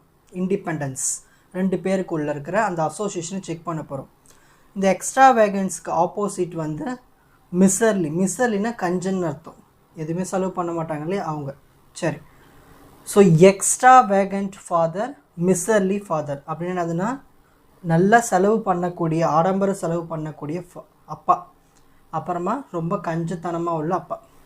எக்ஸ்ட்ராவேகன்ஸ்னா ஆடம்பர செலவு பண்ணக்கூடிய அவருடைய பையன், சன். மிசர்லி சன்னா ரொம்ப கஞ்சமான பையன். அவங்களுக்கான டேட்டாஸ் கொடுத்துட்டாங்க. இந்த மாதிரி 2 டேபிள், இந்த மாதிரி 2 rows 2 columns மோஸ்ட்லி தான் கொடுப்பாங்க. இந்த மாதிரி வர டேபிளை க்ரியேட் பண்ண சொல்லுவாங்க. இதுக்கு அசோசியேஷன் கண்டுபிடிங்க, இதுக்கான இண்டிபெண்டன்ஸ் செக் பண்ணுங்கன்னு சொல்லுவாங்க. So determine the coefficient of association. So இந்த மாதிரி வரும்பொழுது நம்ம கை ஸ்கொயர் டெஸ்ட் யூஸ் பண்ணி இண்டிபெண்டன்ஸ் ஆஃப் ஆட்ரிபியூட்ஸை மேக் பண்ண போகிறோம். சரி, ஸ்டெப் 1 நல் ஹைபோதேசிஸ். கொஷினில் என்ன கேட்டிருக்காங்க? Find if there is any association. இருக்கா இல்லையான்னு தான் கேட்குறாங்க. ஸோ அந்த மாதிரி நல் ஹைபோதேசிஸில் வந்து நம்ம நோன்னு வச்சுப்போம். there is no significant difference between the extravagance in son and father. எந்த ஒரு அந்த ஆடம்பர செலவோட அந்த சிக்னிஃபிகண்ட் இல்லைன்னு சொல்கிறாங்க. ஆல்டர்னேட் ஹைபோதேசிஸில் இருக்குன்னு சொல்கிறாங்க, ஆடம்பர செலவு இருக்குது பையனுக்கும் அப்பாவுக்கும். ஸோ இந்த மாதிரி நம்ம வந்து 2 ஸ்டேட்மெண்ட் வந்து அசியூம் பண்ணிக்கிறோம். நெக்ஸ்ட், ஆல்ஃபா ஈக்குவல் டு, கொஷினில் டெஸ்ட் பண்ணுறதுக்கு வேல்யூ கொடுக்கல, அதில் நம்ம எப்பயுமே என்ன பண்ணலாம் 5% எடுத்துப்போம். 5% என்னது 0.05. ஓகேங்களா. Next ABCD. இதில் ஃபஸ்ட்டு எலமெண்ட் இருக்கு இல்லையா, இதான் ஏன்னா இருக்குங்க 3 2 7, பி 7 4 1, சின்னு இருக்கு 5 4 5. நெக்ஸ்ட் டி வந்து 2 3 4. ஸோ ஏபிசிடி எடுத்து எழுதியாச்சு. நெக்ஸ்ட் டிஎஃப்னா உங்களுக்கு ஏற்கனவே சொல்லியிருக்கேன், டிகிரி ஆஃப் ஃப்ரீடம். ரோ -1 காலம் -1. சரி, இதில் எத்தனை ரோஸ் இருக்குது? First row, second row, 2 rows இருக்குது. 2 - 1. எத்தனை காலம்ஸ் இருக்குது? ஃபஸ்ட்டு காலம், second column. So 2 columns. So 2 - 1 1, 2 - 1 1, 1 into 1 1. So degree of freedom நம்மளுக்கு என்ன கிடச்சிருக்கு? 1 கிடச்சிருக்கு. ஸோ ஸ்டெப் 1 ஃபினிஷ் பண்ணியாச்சு. Next step 2. எப்பயுமே இந்த கை ஸ்கொயரில் இண்டிபெண்டன்ஸ் ஆஃப் ஆட்ரிபியூட்ஸ் இந்த மாதிரி அசோசியேஷன் வச்சு வார்த்தை வந்துட்டாலே ஃபார்முலா இதுதான், கை ஸ்கொயர். ஓகேங்களா. எக்ஸ்ட்ராவாக கோஎஃபிஷியன்ட் ஆஃப் அசோசியேஷனும் கண்டுபிடிக்கணும். நம்ம இண்டிபெண்டன்ஸ் இந்த மாதிரி 2 ஆட்ரிபியூட்ஸ் வச்சு இண்டிபெண்டன்ஸை செக் பண்ணும்போது நம்மளுக்கு கை ஸ்கொயர் ஃபார்முலா இது. AD minus BC. மோஸ்ட்லி இந்தமாரி டேபிள் காலம் வரும்போது இந்த கை ஸ்கொயர் டேபிள் யூஸ் ஆகும். So chi square equal to AD minus BC the whole square, A plus B plus C plus D divided by A plus B C plus D A plus C B plus D. இப்போது ஒவ்வொரு வேல்யூஸும் apply பண்ணணும். AD minus BC, AD minus பிசினா இதுதான் A, இதுதான் D, இது ரெண்டுத்தையும் multiply பண்ணிடணும். அப்புறம் பிசியை மல்டிப்ளை பண்ணி ரெண்டுத்தையும் சப்ட்ராக்ட் பண்ணி ஸ்கொயர் பண்ணணும். நம்ம முதல்ல எடுத்து எழுதிப்போம். ஏடி, ஏவையும் டியும் மல்டிப்ளை பண்ணிடலாம். என்ன இருக்குங்க 3 2 7 இன்ட்டு 2 3 4 7 6 5 1 8 வருது. இந்த ஏடியோட வேல்யூ வந்து 76518 மைனஸ் பியும் சியும் மல்டிப்ளை பண்ணிப்போம். பியும் சியும் 741 இன்ட்டு 545 எவ்வளோ வருது? 403,845 வருது. இது ரெண்டுத்தையும் சப்ட்ராக்ட் பண்ணி ஸ்கொயர் பண்ண போகிறோம். Next A plus B plus C plus D எல்லாத்தையும் ஆட் பண்ணிடலாமா? 327 ப்ளஸ் 741 ப்ளஸ் 545 ப்ளஸ் 234 ஆட் பண்ணால் 1847 வருது. next a plus b இது ரெண்டுத்தையும் ஆட் பண்ணுவோம் 327 plus 741 ஆட் பண்ணா 1068 next c plus d c யும் d யும் ஆட் பண்ணுவோம் 545 plus 234 ஆட் பண்ணா 779 next a plus c a வையும் c யும் ஆட் பண்ணுவோம் 327 plus 545 ஆட் பண்ணா 872 next b யும் d யும் ஆட் பண்ணுவோம் 741 plus 234 b யும் d யும் so 975 இப்போ அடுத்தது பாருங்க chi square equal to இது ரெண்டுத்தையும் subtract பண்ணிட்டு அதை ஸ்கொயர் பண்ணிடலாம் ஓகே 76518 minus 403845 subtract பண்ணா minus 327327 whole square வருது ஓகே 1847 இது எல்லாத்தையும் கேட்குதுல மல்டிப்ளை பண்ணிடலாமா 1068 into 779 into 872 into 975 இது எல்லாத்தையும் மல்டிப்ளை பண்ணால் எங்கேயோ போதே வேல்யூ இது சிம்பிளாக இன்னும் ஷார்ட்கட் பண்ணணும்னா ரெண்டாக மல்டிப்ளை பண்ணிப்போம் 1068 into 779 831972 ரெண்டுத்தையும் மல்டிப்ளை பண்ணுவோம் 872975 நீங்களும் ஷார்ட்கட்டாக போகிறவங்க போடுங்க எப்படி வேணால் போடலாம் ஆன்சர் வந்தால் சரி சரி இப்போ இதை ஸ்கொயர் பண்ணலாமா ஸ்கொயர் பண்ணனா வரும் 327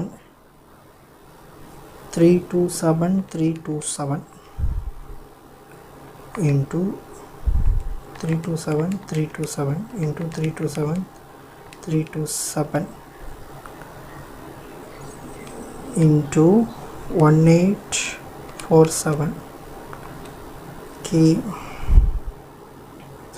bracket போட்டு பண்ணிக்கிறேன் 327 into 327 into 1847 divided by again or bracket 831972 into 850200 play பண்ணால் எனக்கு 279.76 வருது ஆன்சர் 279.76 எனக்கு ஆன்சர் வருது ஓகே நம்ம இதே ஸ்டெப்பில் கூட போடலாம் உங்களுக்கு கால்குலேட்டரில் அந்த ப்ராக்கெட்லாம் கரெக்டாக போட்டு பண்ணிங்கன்னா பண்ணலாம் இல்லை நான் பொறுமையாக ஸ்டெப்ஸ் வேணும்னா நீங்கள் ஸ்டெப்ஸ் போட்டு பண்ணலாம் next conclusion 5% alpha is equal to 5% degree of freedom என்ன கிடச்சிது 1 ஸோ 5% 1 5% என்னது 0.05 5% என்னது